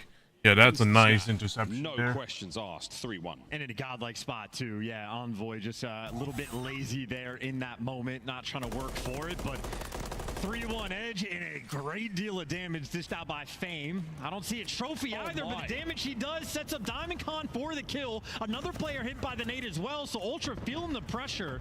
Kleenex aggressive down the B street, able to get one, but the trade looking like it's probably going to come through. Oh, and no. Assault able to get it he from just unfortunately killed I think it might be himself. the nade that actually helped out there. So sadly, Kleenex helps out a little too much. 3v2 now. LG with the advantage on Envoy. Looking to get one back on a Fame. Is this enough for the kill? No, he knows it's not. Stay hidden, son. Wait for the opportune moment, because here comes the bomb. Oh, the timing! Nothing can seemingly go right now. Estriel finds it. Oh, we're seeing a suicide by Semtex too. Make no mistake, this is an elimination match. Ultra not looking super clean, and LAG taking full advantage. Right from the jump, Fame has to dish out maybe 250 amount to 3 different players. A great deal to set up Diamondcon for the first blood. And again, Kleenex with the effective self-kill. Granted, he was trapped anyway, waiting for the trade to roll through, but Gorillas on high rise. Again, a map they are very happy to see. Well, are we seeing another team potentially about to get monked by the Gorillas? 4-1 thus far on high rise, looking to tie up the series. 2 more is all they need. Let's find out if we are going to go that way. Fame playing with an absurd level of confidence right now. Oh, this is also B Street, Ultra underground and down the street. They're looking for the chows. Diamondcon at least gives you the first blood. He's nice help. As trade though from Kleenex comes through, we do have a 2v2. What a nade trade. Looking for kill number 5 here, Fame. In a row, that is. Scrap cut down by Assault. All on a Kleenex. What can he do? Spots out Fame. Beautiful shots and a nice snap, but not necessarily enough. Grab that bomb and maybe be able to plant it over towards B, but he needs to take care of these players. Yeah, you can hear no covert sneakers either, so if he ever finds himself in close quarters, it would be a bad time, but even worse, Fame from top heli has been completely on point, and LA Gorillas, this is a cakewalk of an effort for them. Almost yet to be tested. The first blood's on point. The trade's rolling through in any clutch situation. It's almost like LAG are playing with their food. Playing with something on that table. 5-1. Map point for LAG to tie up the series. Ultra have been left wanting in S&D. And I'd assume Fame's going to be going for the long-range chow once again just to see if he can get the freebie. Damage rolling through, just a single tag. 2 players make it out. Ultra switching up the route, able to survive for just a little bit longer. They are indeed. I mean, it's still a lot of damage dealt. The nades were there as well. No kills this time, so DiamondKon doesn't get any freebies. Inside, he's going to be holding that far right-hand lane over by A, so no one's getting in that side. If they do, it's not without being spotted. Still close on that bomb site Envoy. He should be able to take care of a player or two. But if you get a cruise missile in this situation, that is curtains for you, Ultra. Well, you know, Insight's going to be in the back right window. See the spidey senses tingling of players around these sites, but a double stack right now effectively, or maybe Scrap gonna back down, but Kleenex, Scrap, and Envoy, everybody's nearby B. Yeah, usual spot there for Fame. He's been pushed now. An aggressive looks here from Ultra, trying to shake up the attack. Estriel still with that bomb in hand. 35 seconds, a lot of time has passed here. They really want that cruise. Scrap gonna back down as well. Insight has switched up the position, and Kleenex gets the first blood, but Insight, he's out there making the play, goes on the flank, and the timing is just right. Now Scrap knows DiamondKon's above him. Wait for the chow to roll through, and he can see it the entire way. It's Envoy that ends up getting the kill. 1 versus 3 from Estriel. Hello. Uh-oh. Really awkward. Time. He's got to get the bomb down. There's no time. Oh, no. He's making a fight of it. Estriel. Oh, no. An unfortunate timing moment. He jumps off the bomb plant where he conceivably could have got it down and take the fight from then on out. But either way, Ultra. Signs of life yet here on High Rise. Yeah, unlucky for Estriel in the end, but I just like the play from Insight. They spot him in the back window early on, and they just eventually gave it up. Fame thinking about the cruise for just a little too long, and Insight getting aggressive, making a big play. Many rounds to go, though, for Toronto. They want to try to win this map, too. Their S&D, well, certainly compared to Stage 1, been a bit of a pain spot. Oh, night and day. Absolutely. Still a bit of time to change that. DiamondKon back at it with Scrap here, over by this long line of sight, the B Street. Deep pocket of defense there by the A side of the map for Fame and Assault. But for now, a couple of rattling of gunfire. Just over a minute to go here, and that's a Kleenex right up in your face. That's what DiamondKon does. That first blood rate has been absurd this tournament. He delivers once again, but it does get traded out instantly, so it's a pure 3v3, and Scrap now going on the underground flank, and this has not been read.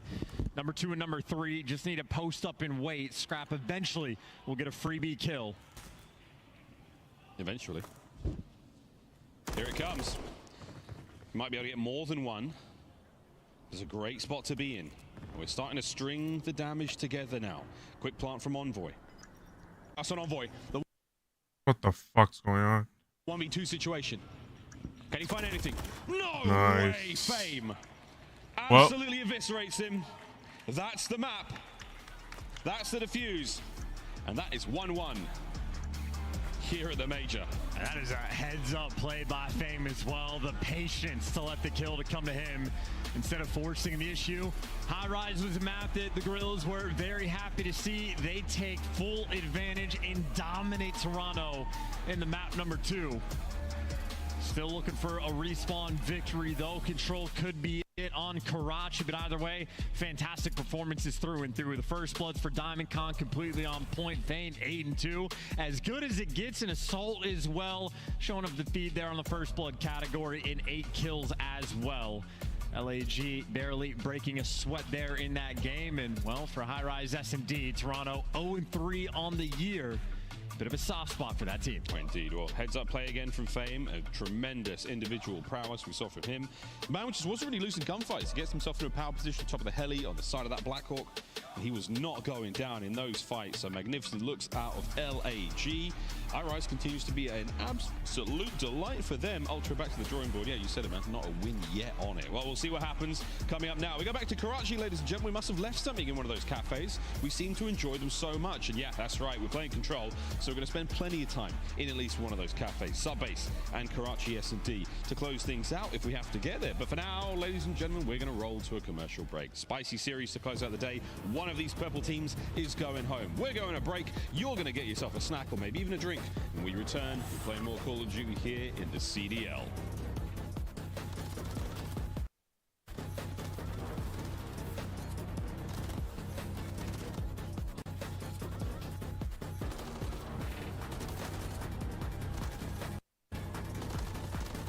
Sorry, chat. I don't know what is going on with YouTube.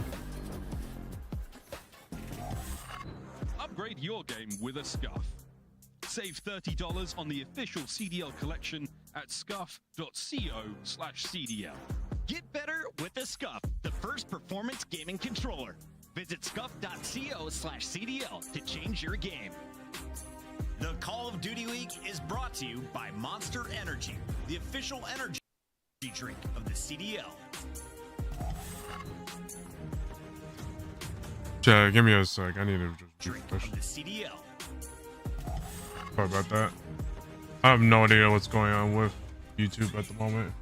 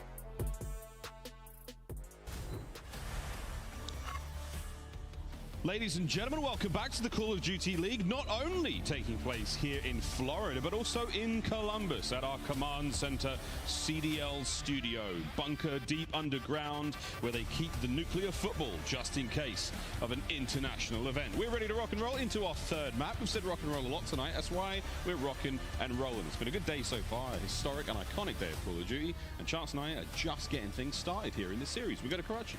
We go to Karachi, where LAG have the opportunity to do the funniest thing ever. They were lights out completely. We saw on the high rise, and they are just looking for that one spoiler in the respawn. I know for Toronto Ultra, they're incredibly confident with the final three maps. They're one of the best Karachi controlled teams in the game. We have seen them play literal perfect sub-base hardpoint, and even for the Karachi S&D, they have been nothing short of exquisite. So I know they're going to be confident if you're the fan of the squirrels, but LAG, they have been an incredibly incredibly dangerous team, especially so in the LAN format. They're just looking down and take another top 4 team added to the belt. Another brought down. We'll see if that can happen, but still scary stuff. LAG have brought the Thunder thus far in the week here. Looking at control, though, again, I mean, this is here in the tournament in Major 2. Both teams with big wins, both teams with solid KDs. It really is it's the attack and defending rounds, though. That's the big difference maker. Well, that's one team likes to play Karachi and high rise. One team has played a bit of invasion. So, Ultra, if you're dealing with invasion, that is why their defense is perfect and their offense is struggle point.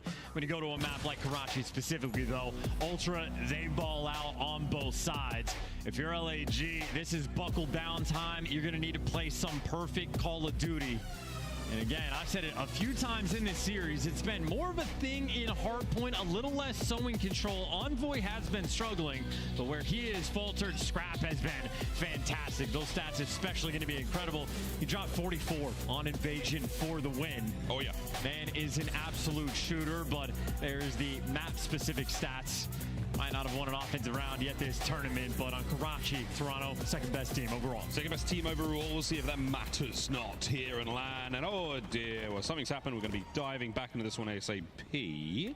It's a draw, boys and girls. Well, we'll find out why in a moment, and if not, we'll just roll on out. We'll find out why in a moment and get back into the matchup ASAP. Again, that's map number 3 if you've just joined us. As you can see on screen, tied up 1-1. God, I was excited for that one, I can't lie. You nailed that. Well done, Chance. Well done. Slight controller issue on stage there. Looks like one of the members of LAG is dipped out. This should be a quick and easy fix. We'll get back into this speedy like. I mean, quick and easy fix or incredibly difficult to fix. Really, we have no idea. Either way, though, I think the bigger point of concern from LAG, you saw overall 12th in round win percentage. So struggles on the attacking and defending side from LAG. But obviously in control, it's a homework situation. These guys have been going crazy in the small break that we've had in between the qualifying stage and the major to get ready for these very moments, because they have been going on a tear thus far in this tournament. Oh, speaking of this tournament, let's have a look how this tournament's been taking place. We've had one hell of a run so far. Our teams are still in it. This is to play the subliners in that lower bracket. Of course, Optic FaZe tomorrow. That winner's bracket final matchup will be a treat, I can assure you of that. Both teams looking very strong indeed. FaZe maybe a little shakier than we would have expected them coming into this tournament. Close matches against both the Thieves and the subliners got them here. But Optic, it's been very flashy, Chance, and very, very fun. They've had the pop-off moments, and that is the reason why Toronto is currently in the losers bracket, continuing to play and pushing us into the wee hours of the night. But I would say this has been a relatively predictable bracket. There's a couple of the losers bracket matches that could have gone either way, and maybe the Ravens upsetting the Legion, one of the bigger standouts. But again, LAN time is different. It is the opportunity for the vet to reign supreme.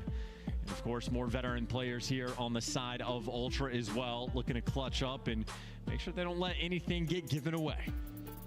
Quick station reset here on stage before we can get back into our Karachi control. And going back to the stats there, Chance, yeah, both teams have had a fair run of the game mode in the tournament so far. Those game threes have been kind to both of them. The means at which they are winning those game threes, though, very, very different.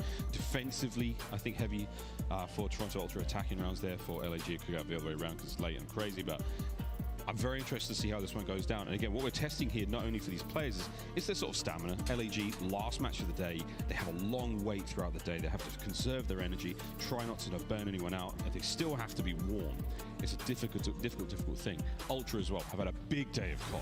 Massive series against Optic Texas. Now they find themselves in a similar situation. Well, with a 6-2 like that on high rise, Toronto Ultra do look a little bit vibe killed from their previous series. It was flat. There's a couple overchilds. They were making mistakes. It is not the sort of, characteristic perfect gameplay we're used to seeing from Toronto. So I think this is an opportunity for LAG to play spoiler, to crank up the heat and apply pressure. Don't get me wrong, on a map front, these final 3 are all phenomenal for Toronto. They have been all year, but I just know that the vibes are not exactly at an all-time high for Toronto Ultra. I mean, LAG, they've been coming out hot consistently, but there's just a look of solemnness, of deadness, of retribution and annoyance at their previous performance. Yeah, it's a mild, it's a bit of frustration as well. I mean, you really want to get into this one. A slight issue slowed that down even further. The mental game. Esports is all mental, especially card. I mean, it's, you know, reaction times are one thing, aim is one thing, but the decisions you make and how you play, how you react to your teammates or in-game stimuli, incredibly important as well. LAG, they have come into this series full of confidence. At the end of the day, I mean, they've got absolutely nothing to lose. The expectations for them are not necessary to win this series. A man like this on screen as well, Estriel, what a tournament he's had. Every single map has been a fun one. Some standout plays, some brilliant moments, and so far, this is it. He's one of the top damage dealers in Major 2 so far in the control mode. Look at that. I mean, he's been playing extremely well. I mean, I would say especially so for the fact that LAG, with the performance they had in the qualifying stages, it's been rough. They did not have a good time, and that is certainly a situation where the rookies, everyone on the squad is going to be feeling the hot seat. Roster changes are always out and about in the Call of Duty world, but these guys have overperformed and then some. They've been confident, they've stuck together, and I know a player like Estriel specifically, we have genuinely been watching improve from day one, so I've enjoyed watching him grow as a player so far this year, and I mean, still a big opportunity on the main stage. He has been dialed in. He basically doesn't blink. No, not at all. He's got his eyes on the prize. Not only playing for placement, of course, running up to champs, playing for pride, but also playing for prize money. Eyes on the prize here at the Major. One thing to lift the trophy, another thing to watch your bank account explode. There's a lot of cash on the line here for our players all year long. One of the perks of being a professional Call of Duty player is playing for great sums of money. However, the stress and the difficult lifestyle that comes along with it, any position of tremendous pressure, is exactly what you're looking at here. And for these boys, damn, at Major 2, 150,000 clams and 100 CDL points for first. We've already decked out the bottom three. We'll see how far this one goes.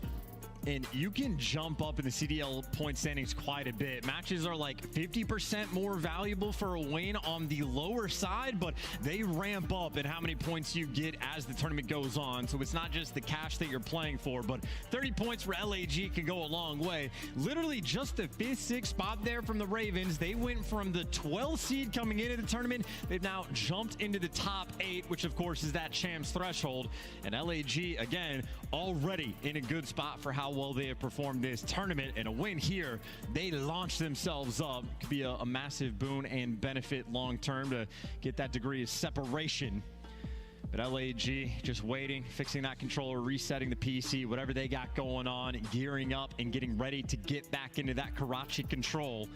Estriel's stats have been bonkers in the game mode. He's going to have to deliver that performance and then some to take down Ultra. Stakes just a little bit higher. Oh, the stakes are pretty high indeed. And again, we will be looking towards that road to champs. I mean, even though it's only Major 2, we should absolutely be thinking about it now. Getting out of the bottom 8, well, into the top 8 rather, the bottom side of the board, those 4 teams will not be going towards champs. Here we go, ladies and gentlemen, map number 3. We're going to Karachi, we're playing Control. This is for the lead in the series. You're going to have Ultra starting off on the defensive end as well.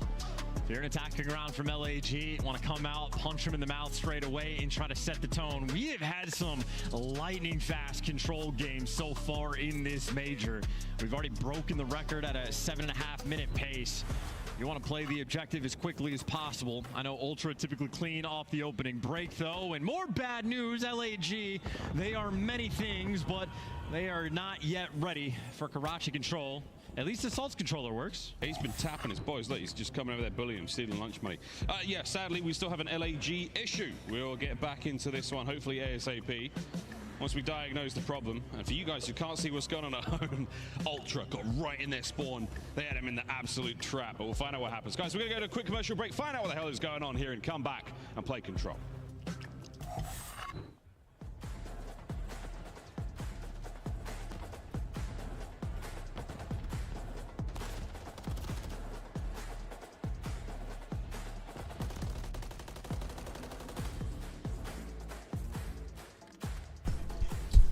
The technical issues. Awesome.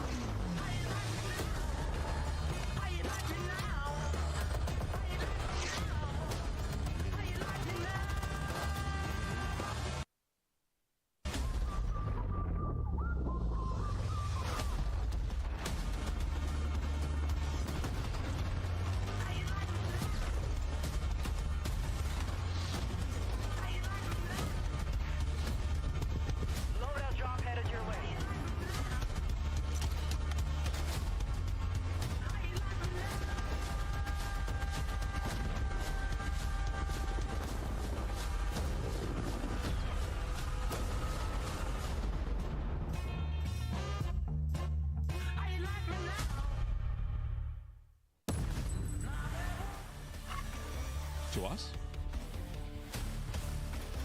Here we go, ladies and gentlemen. Welcome back to the Call of Duty League. Have you played a bit of Warzone Mobile, Chance? No, I don't play any mobile games. I know it's like it's the kids. They love it in their fingers so fast. Mine, not so much. I can't even play keyboard and mouse. I'm COD through and through, man. That's my guy right there. Well, we're almost ready to party. Scrap, get that yawn out, son. We got a game to play. Fist bumps are done. Synchronized as ever. With all the precision of a Swiss watch. I've no idea what... Oh, he's putting Gamer Grip on. I was like, I thought he was miming a phone call, calling an ambulance for the body bags they're going to need. Look, Adam Assault is a man of many talents. He keeps them most in the range. I don't know about how many mine per Mine a phone call for the body bags that we're going to need. What the hell? Over to the Monster Cafe, we'll be going in hardpoint, but not so much here in Control. Very much paying attention towards that cafe, the B zone, the A zone in the middle of the map. Adam Assault, also a red card player now. I saw the snakes he was throwing. Ooh! Started that game. Form honestly on point. In just a moment where I'm reminded, thank God for Zuma. Not even kidding. Getting that snaking GA through has been a massive benefit to this year. He's my MVP. Saint Zuma. The patron saint of no snakes. Speaking of Assault, flying into the feed. Looking for that map control before the boys of LAG get into the zone. I love them shots. He's right back in it. That new controller is spitting. Didn't have to mime that one. Just bullets straight lead down the lane. And, well, 2 players underneath them. There's trade number 1. Doesn't read the next player underneath, but Scrap, well, gonna have to take his time, or Adam Assault making moves. That's 4 in a row. Unfortunate for him, all of his teammates are dead, but maybe an opportunity to swing things over, get a bit of map control, play for some spawn kills, and look for number 5. That's a freebie. Next guy off spawn, well, hey, he gets away. A cruise missile can go a long way in this game. It does go a long way, all the way from the sky to the ground. LAG, though, first segment at A gone. Assault still going his little run around, trying to find these last few players. That's it, 6-0. It's perfect. He has streaks. Ooh. Yeah, no, he's still going, but his team right now combined are what, 1 in 10. Someone right now from LAG needs to get a kill just to get out. Adam Assault laying waste to Ultra. Finally, he gets dropped in LAG. At least now get towards the time. But Fame gonna have to stay alive. I mean, no one's earning trophies but Assault right now in this moment. So Fame gonna have to do his very best to dodge every nade. Gets down to about half HP, but able to heal on up. Problem is, well, Scrap and Kleenex are coming. Here comes that monkey wrench to ruin their game plan. It's a flying Kleenex, gets it. Stops them for now. Estriel win it with a pistol. Capture the zone. Oh my God, what is this? Whack-a-mole in the zone. DiamondCon gets involved a little late. Can he get a second? Kleenex. God, he's hard to kill. I mean, they're wasting a beautiful Adam Assault performance right now. 15 seconds left. Someone's got to get on the objective.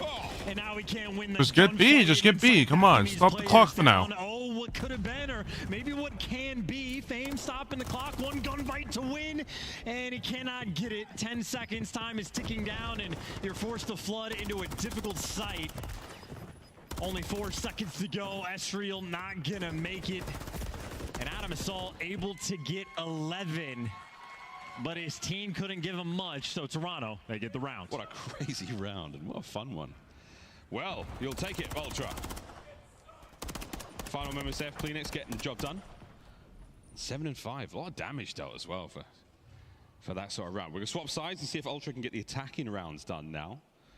A little bit more calm, a little more composed after that little bit of technical issues. The shenanigans are over, and Assault, that 11-4 looks very unusual, doesn't it? I mean, controller's certainly working, so he was clearly not the player with the issue. Maybe one of his teammates should have taken a bit more time. Again, the struggle point the whole way around, but Ultra back to business. Trophies out, 3 through mid. 2 players going to be out and around this time. Kleenex rolling up top, but from LAG, nobody home. They were stacking the B zone.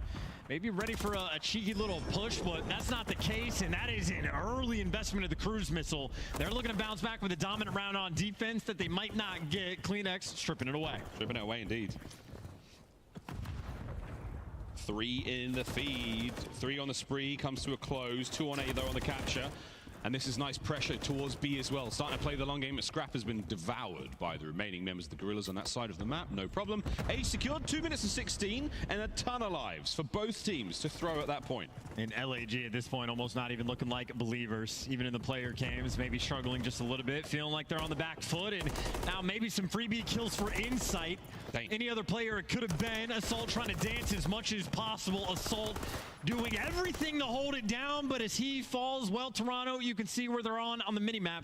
2 players near that B zone, setting themselves up for some spawn kills. It looked like Toronto Ultra taking a page out of Trey Zero's book. They're pistols only on the approach towards the point. Here's the cap, though. Halfway through it. Estriol slowed down Diamond. Heavy damage there. Scrap, good work. Envoy, though, all cut down through the window as Kleenex now on a 4 spree. Keeping the capture going. There's the contest. Can he win at least 1 here?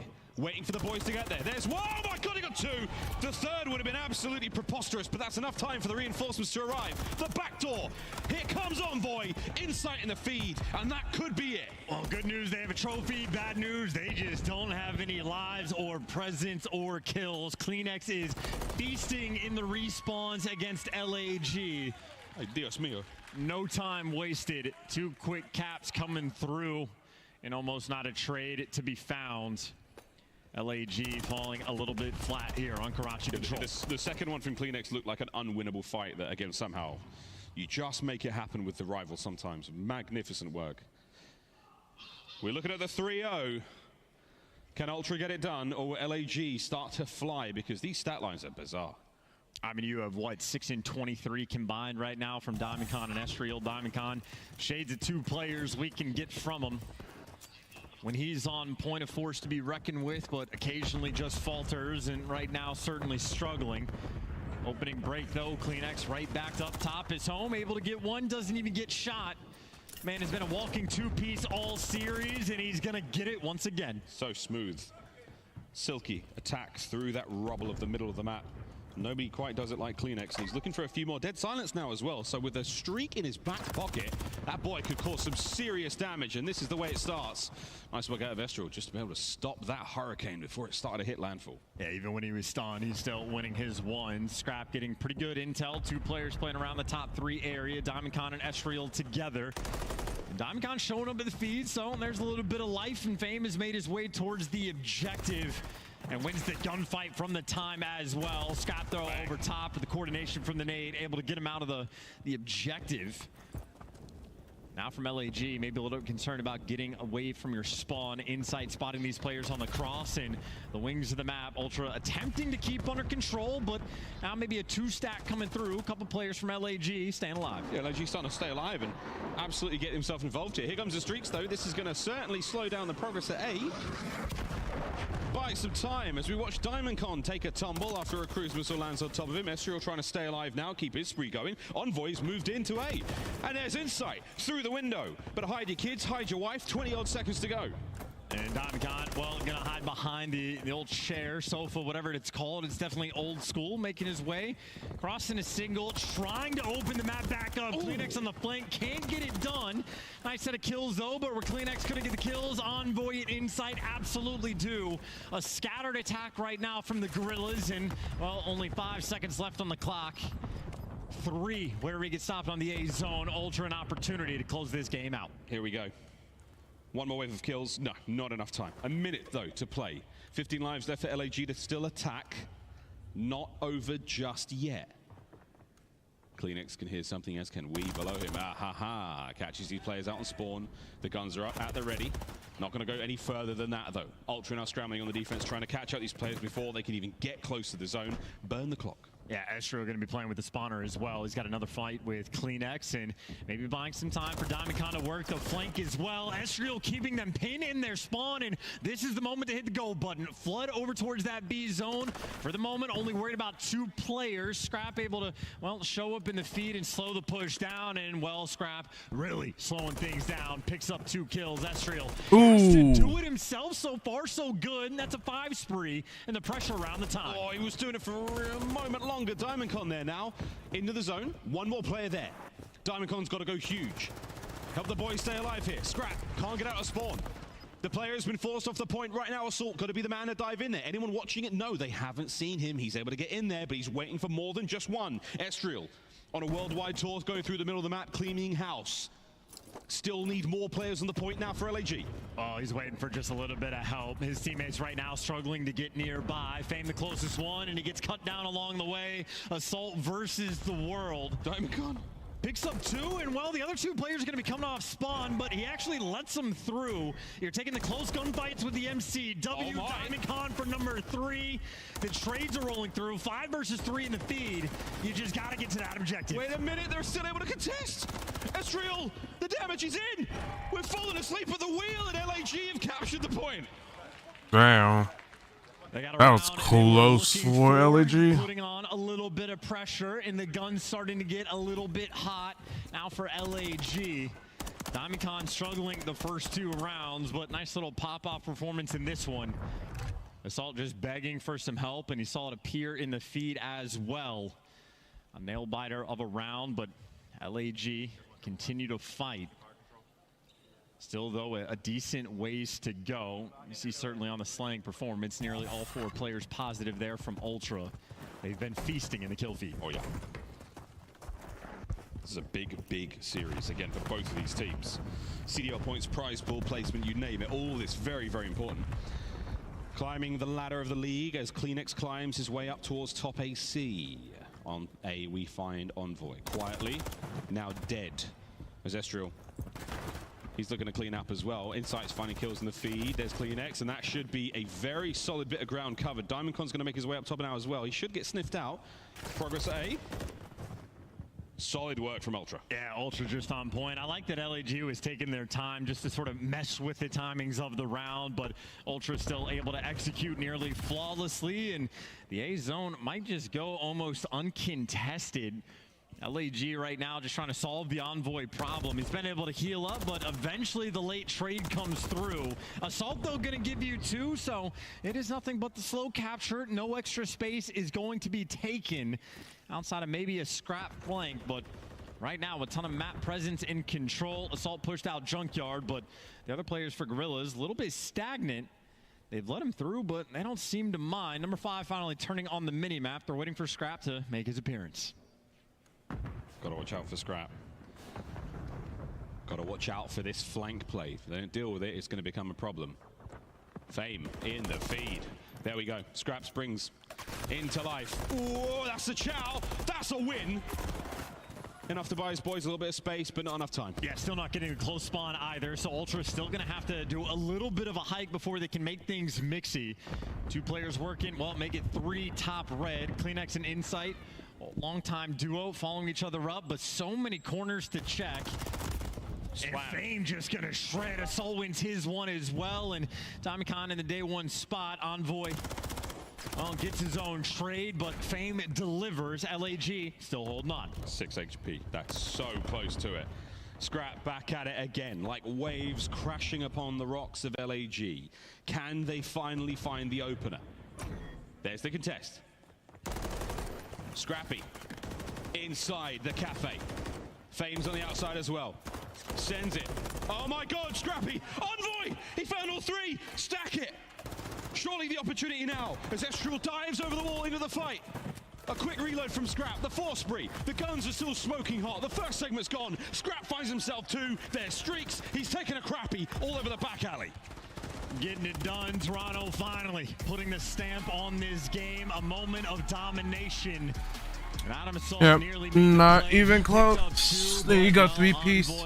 And yeah, they just got absolutely slammed at the back of Ellie. Oh well. The Americans for Ultra able to pop off on Karachi. All right, mate. All right. But strong showing there. 3-1. An incredibly slow start from the Gorillas in the beginning of that map. I mean, the first 2 rounds looked very dire. If not for that one turnaround, this would have been a faster game indeed. But kudos again to Ultra. They managed to close it out in the end. And again, it's just one window. You find it, you punch on through, you get enough bodies onto that point. But it takes a lot of coordination. It takes a lot of team kills. You can't necessarily get it done alone. You have to get 2, maybe 3 down for that opportunity to push in and actually, convincingly capture the zone. They get it done in the end, though. And now we look at our stats. Yeah, I mean, Kleenex absolutely feasting. 5,100 damage. He was a walking two-piece. You see, he was able to pick up 20 non-tradeds as well. So he was an absolute machine in both of the respawns that we had. I gotta say, from LAG, though, it quite literally was just a round one being wasted. Assault got 11 kills, started off 7-0, but his 3 teammates were just struggling to get out of their spawn. And again, we've seen it time and time again from Ultra. Unless you are playing perfectly, you are going to be punished. You make one mistake of a round or one poor performance, and it is almost a certainty that you are not going to win. High-level game, that's what we do. We punish these teams who make the mistakes. Highlights once again, folks, as we close out Karachi here. We still have one more Karachi left in the series, and that's the final map in the series. That's the S&D. We have to go the distance here. But Ultra have put themselves in a strong position. The advantage is there. They have had the edge in the respawn game modes, and now the next hard point could well and truly be theirs. Sub-base, I do believe, my friend. That is the good old snow map. It has been a sort of backbone for LAG, at least early on, but as the year has gone on and the hill/spawns have changed, they've struggled just a little bit more. And I know Ultra, a team that has thrived in that new chaotic environment of sub-base, but I think the highlights, again, Kleenex was just a walking 2, if not 3-piece, and just a very difficult player to deal with. And even towards the end, it's just those very quick pop-off plays. Scrap finding the routes through, and his shot just looks absurdly clean. We talk about how the energy feels a little bit low on the main stage, but if you're just watching this man's POV, you're not feeling it. Is all absolutely electric stuff there from Scrap. And again, him and Envoy, wonderful coordination in the end. Oh yeah, that was the last round in his magazine to pick up that player just jumping over the fence line. So there we go. For Ultra now, yeah, it's a sigh of relief there. It's a little bit of sweat off the brow for Insight.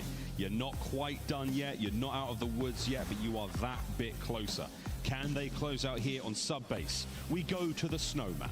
And early on, I would be singing the same story that I was on High Rise, but the Guerrillas incredibly happy to be here. But I know the last time we saw Ultra on this map, it has been one of the very few teams that we have seen handle rotations perfectly, completely on point with blocking spawns as well. This is a team that operates like machinery.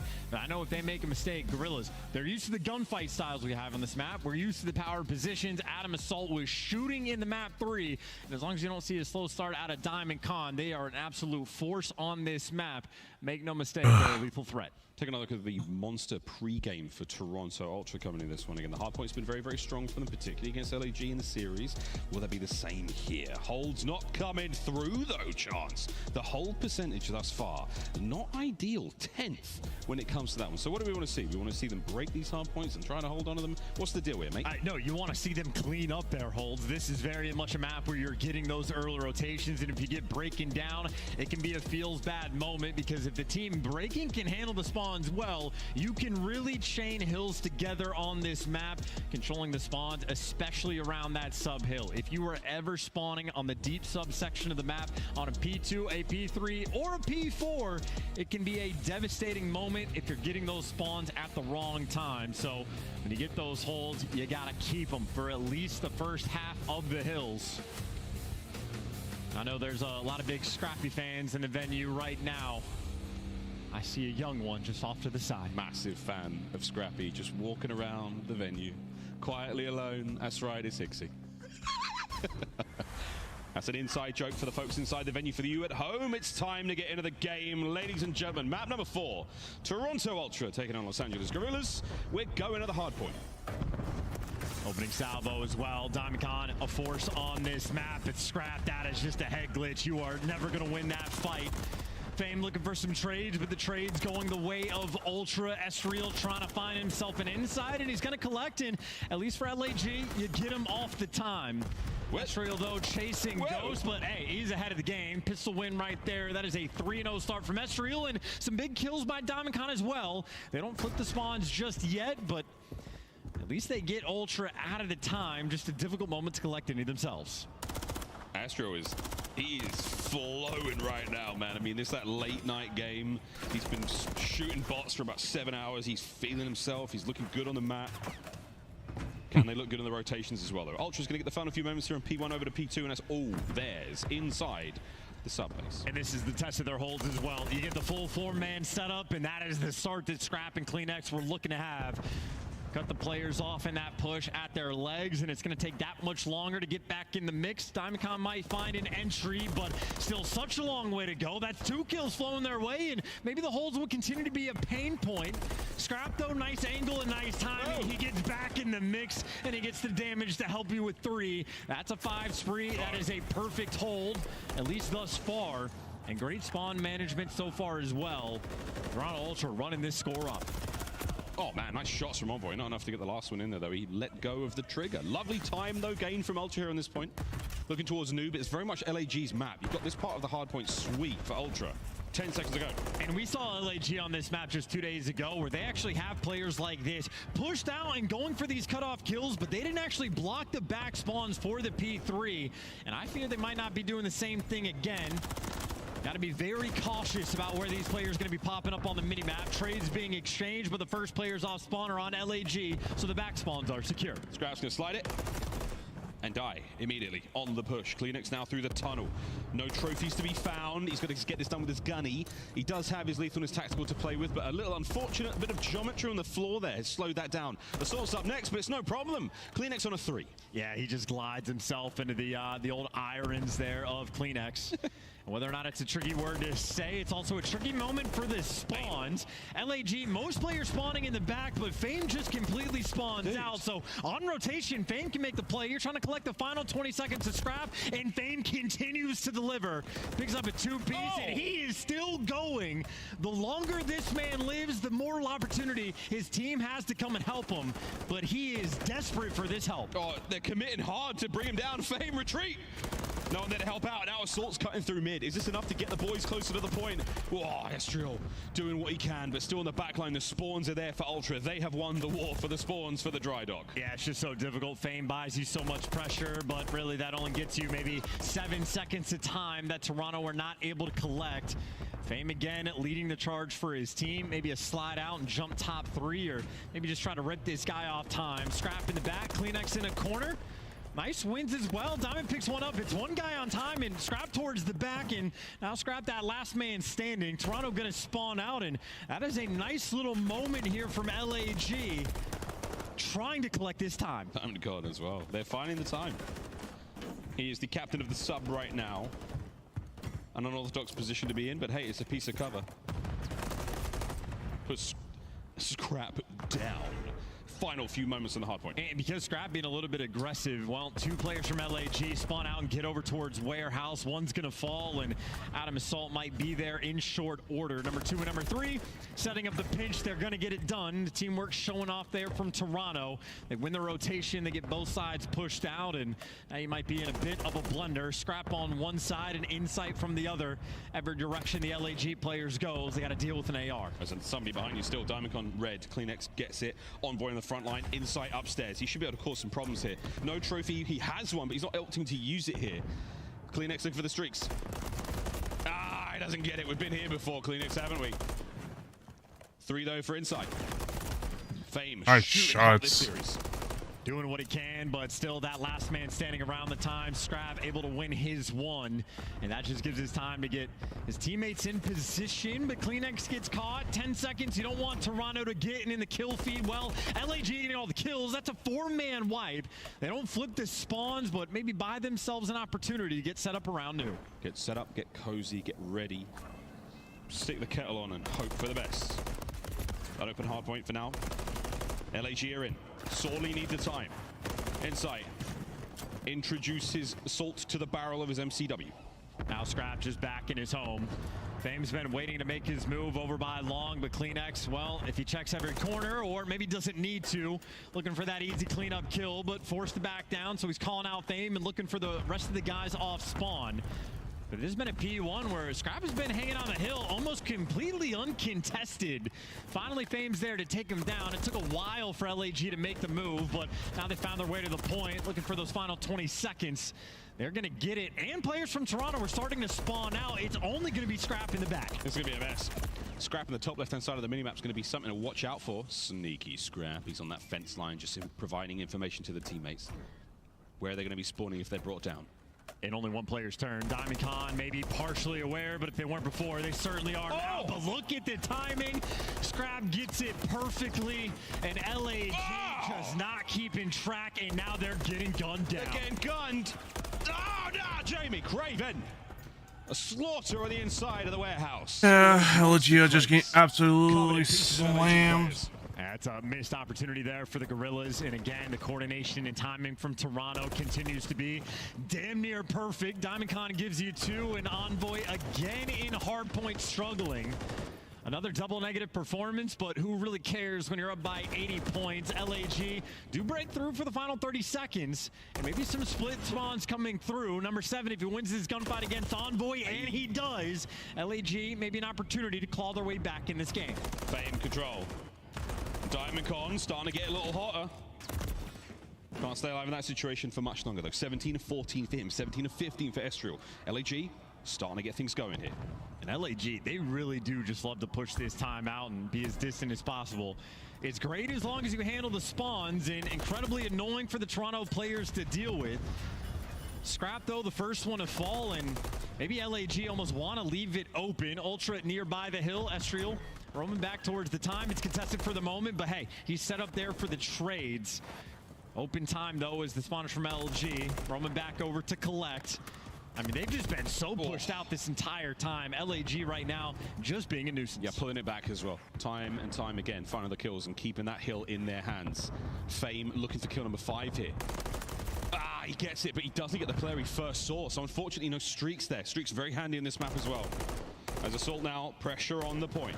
15 seconds to go. Doink. And we Scrap now. It's 21 and 18. He and CleanX are driving Toronto Ultra forward, trying to close the series out here. Rotation's complete. Ultra will have control of the new hard point now. Moment of the game. If you can't get this break, you will not get the game, and you need to make it fast as well. They got the intel on Scrap, but it's Envoy that I think that might end up being the gotta play spoiler. CleanX gets the first kill, and you can see they're just waiting for these players to roam out of P2. Ooh. That is last man standing. He's gonna fall in Toronto. Again, they put the pressure in the right spots. Sub-base, they are making this their home. Not winning the game here, but they're doing a damn good job of getting close to that finish line. Hard point still in the hands of Ultra. Slow hit now through the front from the Gorillas. Here comes Fame. Oh. Tagged. Estriel from up high. Nice work on the teamwork there. Assault brought down. Envoy holds the front. Yep, that's all dead. Even thinking appropriately about these trades, the teamwork just simply not there. In a victory lap from Ultra, spawn kills from Envoy, trying to get those stats back up, but unfortunate for him, Estriel gonna trade him out. As we start this new time, Ultra just going to be 8 seconds away from closing out the series and really sealing the fate of the top 4. Time to throw bodies towards that BTR, get over towards that broken down tank. Scrap's going to be the man up top. Stun connects, but not enough to really get these players off of it. Ultra are far away. Lots of time to be had here for LAG. A matter of moments, though, as the end of their tournament looms. If Envoy can poke a hole in this defense. Absolutely no rush. You can let the kills come to you, but Diamond Con, well, he takes the fight nice and aggressive. And that's going to be another 4 down there from Ultra. LAG holding on. They haven't actually pushed anything out, and more importantly, they don't have a trophy. Players getting cut down along the way. No trophy, no time. Ultra, they've made it through. Hope fades. Into the point, gotta get going. LAG trying to contest. There's trophies, there's players, there's everything. You name it, it's done. Toronto Ultra survive the onslaught of the Gorillas. They will not be monkeyed. As LAG fought their hardest late into the night, they were not able to close it out. Admirable performance, but at the end of the day, Ultra just too strong. They will advance to Sunday. Death, taxes, and the top 4 teams owning the rest of the league. Oh, we called it that LG was not going to be able to win. It's just the skill gap is way different for both Ultra and LG. So it is whatever at this point. But yeah, at least Optic are still in. That's for sure. Hopefully they could be able to at least get a top 2 or top 2, or at least win the whole bloody thing. Opportunity to get some revenge on the teams that knock them down, but tomorrow is going to be a very dangerous day. Oh, indeed. Well, a huge day of COD tomorrow, as if today wasn't enough. Bright and early card fans will see you all again, same time, same place. Unless, of course, you're one of those people watching in the distant future, in which case, I hope your team won. We didn't forget about you. When you're rewatching this VOD, we know who you are. And if you stuck around this long, kind of impressed, I would turn it off after the map ends. Unless I'm checking the stats. Oh, you want to check those stats, because remember, time's a flat circle. All right. We'll see you all tomorrow. Very exciting time, though, to be had here in the CDL Major 2. Shout out to Miami Heretics. They took an early exit from the tournament, but they put on a real fun show indeed. Stats there on your screen, ladies and germs. The damage dealers there, Scrap and Kleenex. Every time we changed over to Kleenex's POV, it does seem like he's doing something horrible and profane to his opponents. The gunfights look so dangerous, but that's the series. Strong showing on that high-rise search and destroy, but apart from that, the respawns were absolutely the damage dealers there for Toronto. That's it for us, Charles. We're going to say goodnight. We're going to say hidely ho to who's out on stage. It's Scrap for our Monster Energy Winner Spotlight. Thank you so much, Miles and Chance, for that. Miami, show some love to Toronto Ultra as they will make it to Championship Sunday. Scrap, I know you guys didn't want to be here in a lower bracket, but how you feeling after, you guys take that loss? Did you guys feel like you worked on what you wanted to after taking that loss and coming into the series as you guys move forward? Yeah, honestly, I didn't think we played that bad. It was a couple hills that we kind of choked, and if we held them, we'd probably win both hard points. So honestly, they could have all the props they want. They won, you know what I mean? But that shit was closer than they think, and we'll be back. Exactly. Tomorrow is where the real tournament starts. All the top 4 teams will be there. You guys are looking to go back-to-back. I know it's been a long day, and you're ready to get ready for it, but, what do you want these Toronto Ultra fans to know that's in the chat, that stayed all night in the venue to watch you guys play as you get rested for tomorrow? Yeah, shout out everyone here. I mean, you guys are actually godlike for being here. Appreciate everyone online. Appreciate everyone tuned in. And, let's come win shit tomorrow. It was a grueling series, but Toronto Ultra got it done today, and we'll see them tomorrow. Chris, let's wrap this one up and get to Championship Sunday. Thank you, Blaze. Thank you, Scrap. And thank you, Toronto, for not going to a Game 5. They get it done in the second hard point, and that means we have our Final 4. And it's the same 4 we had in our winter semifinals. No surprise here for us at the desk. We all kind of went the same direction. Chance thought LAG had a chance, and they kind of did in Search and Destroy, though, Allie. Listen, if it did go to that Game 5, maybe it's a little bit of a toss-up simply because of how Toronto Ultra Search and Destroy has been looking. Let's talk about that Toronto team after falling 3-1 to Optic. They got the job done tonight. What'd they show you, Nameless? Yeah, I mean, just general improvement. I feel like Kleenex, once again, just absolutely dominant throughout this series. He's the guy they're really going to need to, play like that versus the top 4 teams in the world to get it done tomorrow.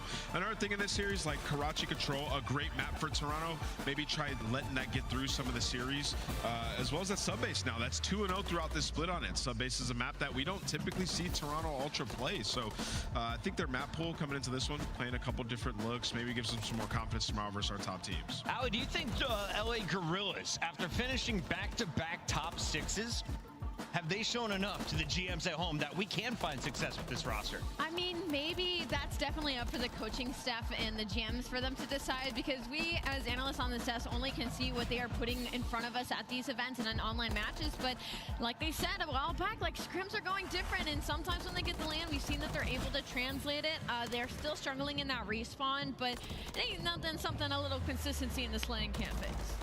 LA Gorillas done for now, but it's Toronto powering forward, and the player to watch, well, he goes by the name of Tobias, and here he is in your scuff play of the game, hard point. His triple was nasty, but this man was lighting it up from start to finish. Yeah, for Kleenex, this might have been a series where it felt like he was playing with his food a little bit. I mean, one of the most consistent and aggressive SMGs that we have. That map 1 was a little bit tight in the beginning, but then it was Kleenex going on these sprees to start pulling away with that lead in. Yeah, he's needed to fry. I mean, especially in this series, because Envoy's been off. Yeah. I don't know if you guys noticed it. This is probably the worst day I've ever seen Envoy have ever. If he comes tomorrow, and I mean, he's just even 25% better, I think they can make a run all the way to the finals. So Kleenex sort of picking up for his buddy there and having a good one.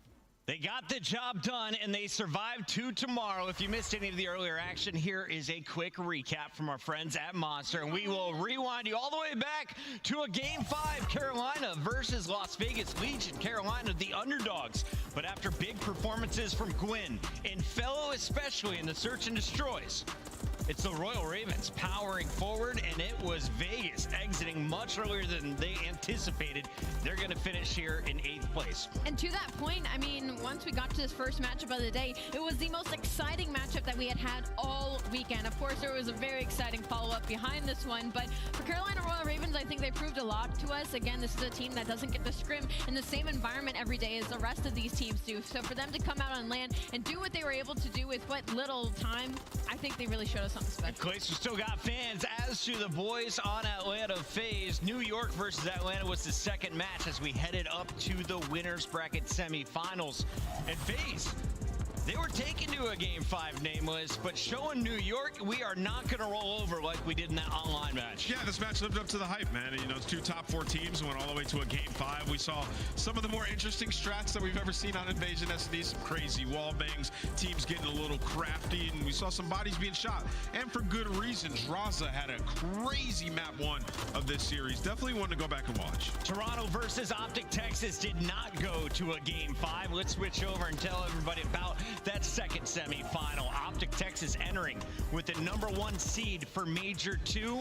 After 7-0 run in the qualifiers, they were able to best Scrap in the Ultra in just 4 games. How'd they do it? I can definitely agree with Scrap in the sense of they beat themselves on a couple of hills in these respawns, but respawns at the end of the day aren't the only modes in the series. Optic has looked incredible in Search and Destroy, and they continued to in this series against Toronto Ultra, and they're easily looking like the favorite after this series to possibly take home that championship at the end of tomorrow. New York stepped up their game as well, and after falling to FaZe, we saw the Subliners match up against the Royal Ravens, and Kismet and crew, they didn't let it go to a Game 4. They win all 3 to send themselves into the top 4. Yeah, you know, it would have been a little worrying, too, if we got to that Game 4. That sub-base is a map that Carolina really likes. You know, when Carolina goes back and watches this, they're going to be very frustrated with how that round 11 went. You think, oh, yeah, 2 more seconds with that streak. Yep. Fellow potentially clutches it. You know, a great feel-good tournament for Fellow. He bounced back here. But for New York Subliners 3-0, you get it done. Top 4 teams headed into Sunday. It's anybody's game.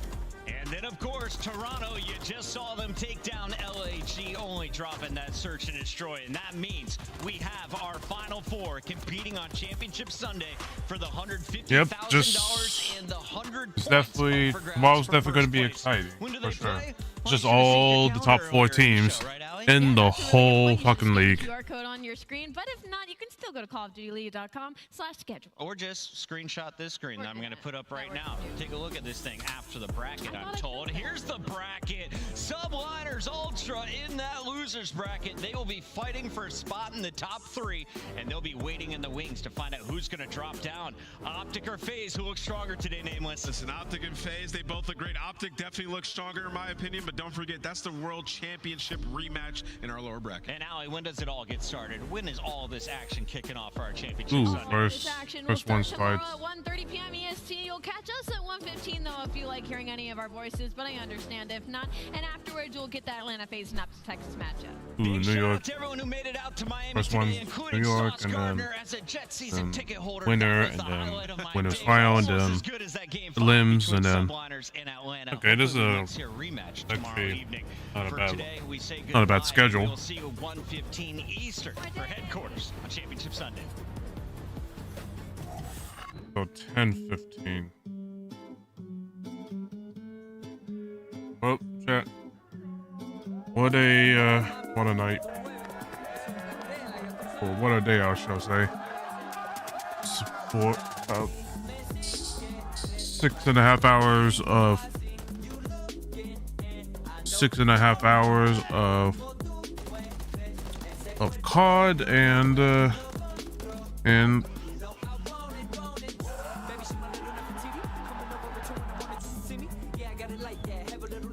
like it definitely didn't go with the way I thought it would on some of those matches, but you know it is what it is, and I really do hope that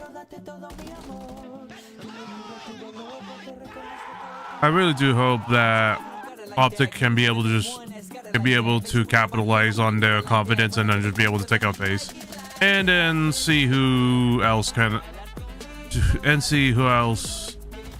whoever is left in an elimination finals will hopefully take out FaZe, or whoever gets eliminated in the winners finals. But we will have to see, chats. It's definitely gonna be hard.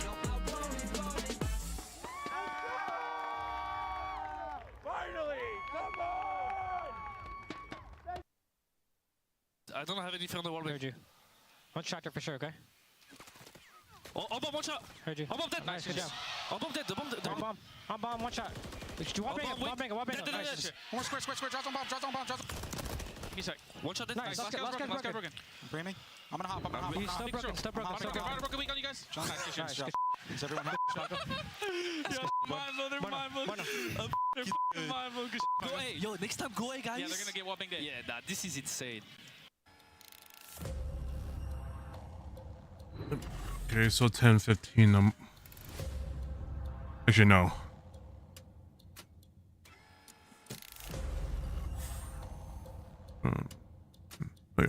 Yeah, no, 10-15 on my end. No. Okay, well, I'm very tired, chat. Been almost a long day, even though we didn't get to the first match of the day. You know, still love the matches. They were definitely hype as hell, and yeah.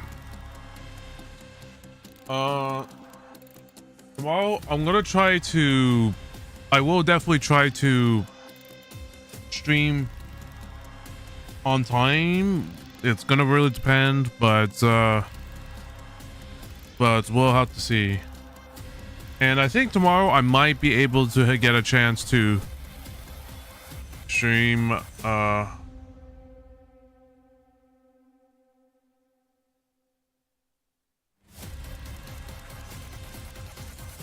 I might be able to stream some, might do an aftermath stream and such, but we'll have to see. All right. Anyways, y'all, that's we all for tonight, everyone. Don't forget to check out my socials right here, everyone. If you like the stream, make sure you, for those that are new here, if you like the stream, make sure you subscribe to, make sure you like the video, like the stream, and subscribe to my subscribe to my for future VTuber content and watch parties. Make sure you all follow me on Twitter as well, where I mostly interact at, and if you want to join my Discord, it's my Discord server. Link is down below as well. And do make sure to check out my Twitch as well, where I mainly stream at. Follow me over there. And check out the sponsors. Check out the sponsors that my esports org, Godslayers, that I'm a part of, Godslayers Sport Supply, and the merch line as well. Make sure you check their esports merch as well. Anyways, y'all, I'm tired as hell. Hopefully tomorrow will go the way I think it'll go. Anyway, y'all. Y'all stay frosty, and y'all have a good rest of your Saturday. Peace.